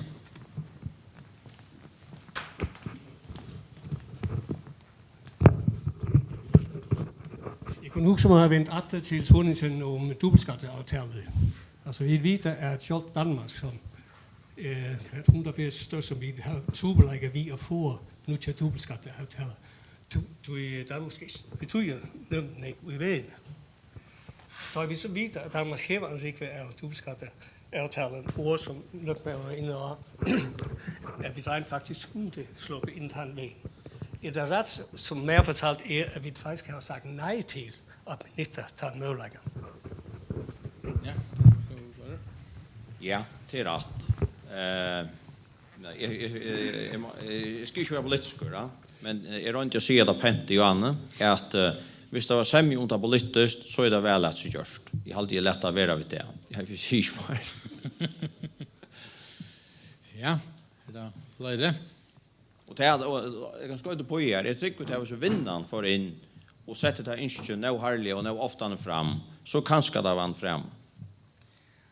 Jag var vi med så jag vet inte helt mer men alltså nu skulle jag helt inte till politiskt och jag hållt mig vara luggande gång tjauskapar man som någon annan men det var inte vara national stolthet som ger att vi inte får kon dubbelskatteavtal som stansbind vinna det är ju pura bostad vi ja.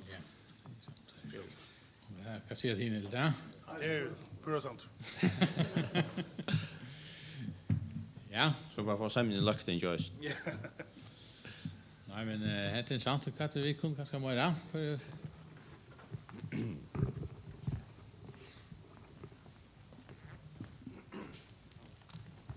Så jag kunde sagt också om det snackar om utbyggningar och göra shipping utbyggning här och jag vill säga att alltså vi har mentat också nästa så står vi där görs fler nytt ting och man ska ju passa på att få att det fungerar och så inte allt kommer sen men till dömes kunde en legel vara att hvis man säger att man vill ha skeppsföraren upp till bachelor och inte en tvärflor i en smäck ganska är också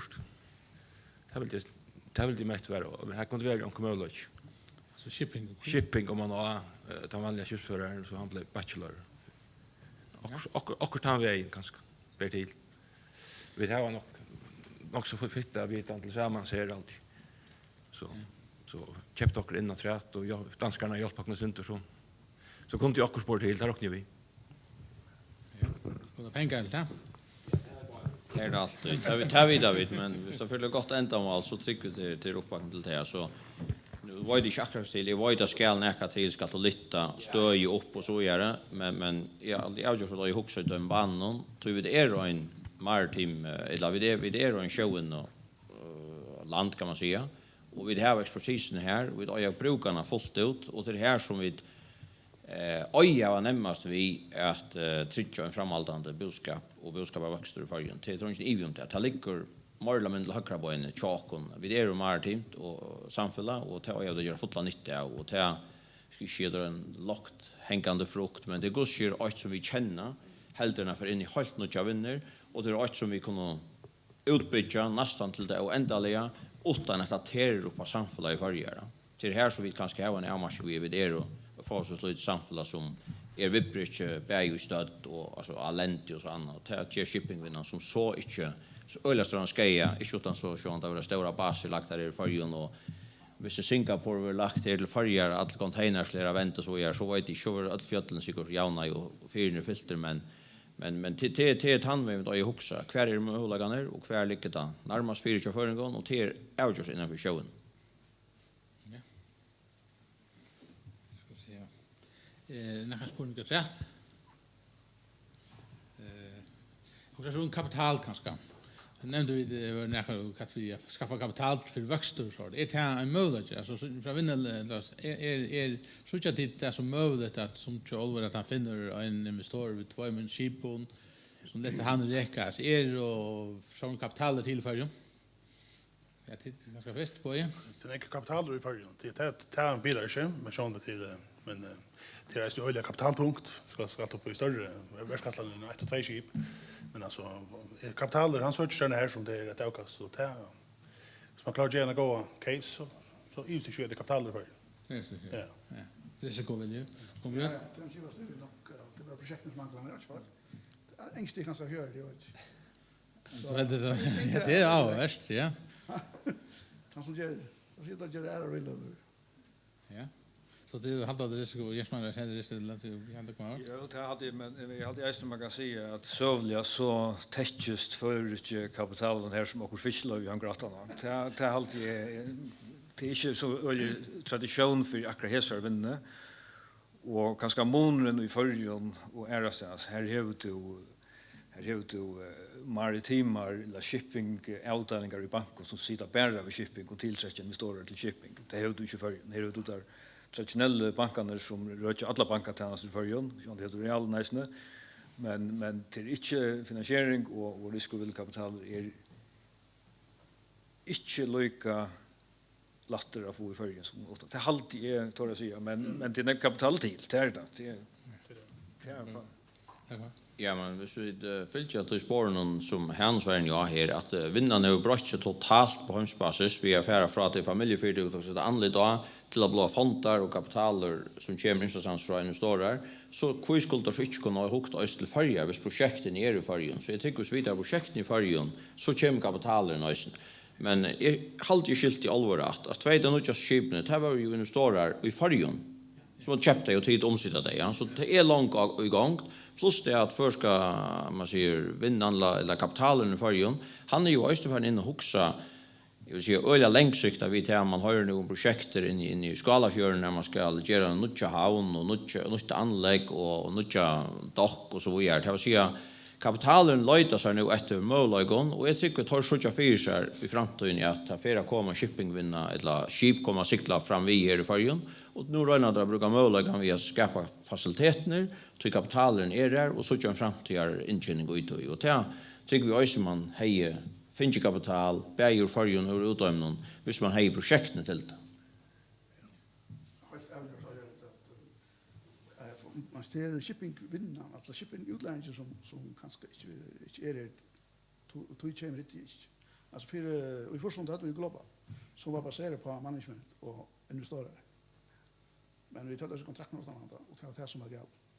8 kontrakten av jobb. Man klarar det här sen. Och tror att det kan se husfist. Jag ber om det själva att som från fisk till farm, alltså det är tydligt att det svenska skipen som har varit i förrjun intlagga som faktiskt ligger dansö. De sprötta ödla ur fiskevinne och i det är det dansö en öd som är lika lydel som Nøttsøgjen, og her er 5,5 tankerskip i en rikvar og røyen, så det ber til at han vil inn, men det krever faktisk at man, ja, det krever kapital og vilje, og så arbeider han vil inn. Og jeg kunne godt ha med at, ja, så jeg synes ikke at vi vekser at han vil inn. Det är bara hyggig i räntan där, alltså alla trutcher mörla men sprotten och fiskvinn, ja. Jag vet inte om fisk och färgskip, men det kanske var det fraktning och fisk, men det var så bäj en ekvar. Inte verkligen fotning. Ja. En falsk aktie, så det blir det. Spurningar är för att det går. Jag kommer att bara spurning. Ska jag bruka mikrofonen? Ja, det så var det. Tack för det. Det är nog närligt att köra att spela om sattmalla vi skiftar. Så vet oj men då kan det att tid tror jag för nu var ombudsman för England och kat annat land vad det. Vill jag det vidare tar för ska sattmalla nej. Vad säger du? Vill jag det vidare tar för ska sattmalla nej. Visst det flagga skip in från England ja och vitla från långt bortstan det klackar händer från att det först är sattmallar som är galtan till ombord. Och då först kom flatchen. Jag tycker inte betil alltså så det är ju så av inte vi. Det också. Jag har alltid hört det för det land. Det också är ju av att komma ända in. Hur är det för dig det? Ja. Det vet. Vi vill kalla för norrländska Filippinerna. Ja. Ja.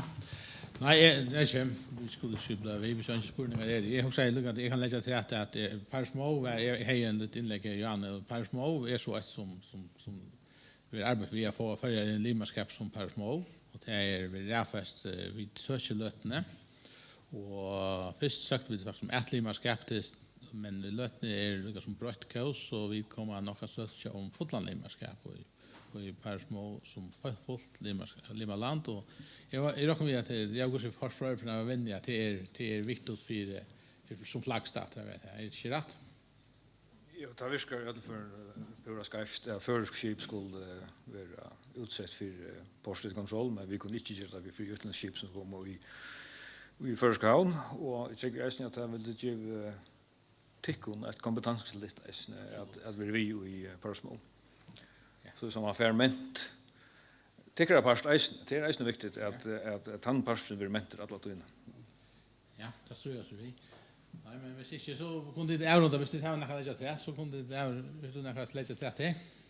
Jag kan bara säga att Sean gör så forum som det är vitla sätta fokus attention och det är det som ofta ska till i politisk skipan jag får tänka flita så till det man har fällas förståelse vi vinner när jag för någon om att heter en vävra affärer och är så inte själva stora möjligheter i shippingvinnen till att det är en vinnare som kan öka våra export och öka våra budskap och till det så vid alla tynar strämpa efter kan man säga som råande i politiska samhällen hur suggerar vi för att få kakan ännu större i färgen och det tycker jag att shippingvinnan hvis man gör det rätt och samma med politiska skipan kan få näckmor personen få idé så tack för det heter det. det till att det. Nej, jag är samtidigt du som bara säger så det är gott. Nej, jag alltid bara att man kan stäffesta att som flera för fram att potential det är rymmar potential det bäj för lokalt här för ju vi agency vi med ombånar vi med men nästan allt så alltså mer allt så shipping och få större fel och hända vägen. Det är ju så betil. Hur är sånt då? Och vi har idén en ölig välviskande skipa som är helt professionell och sport kollegorna i Sverige som det och tar ölig glädje för hur så nätt och professionellt allt det. Tack för det. Vilket det och jag. Jo.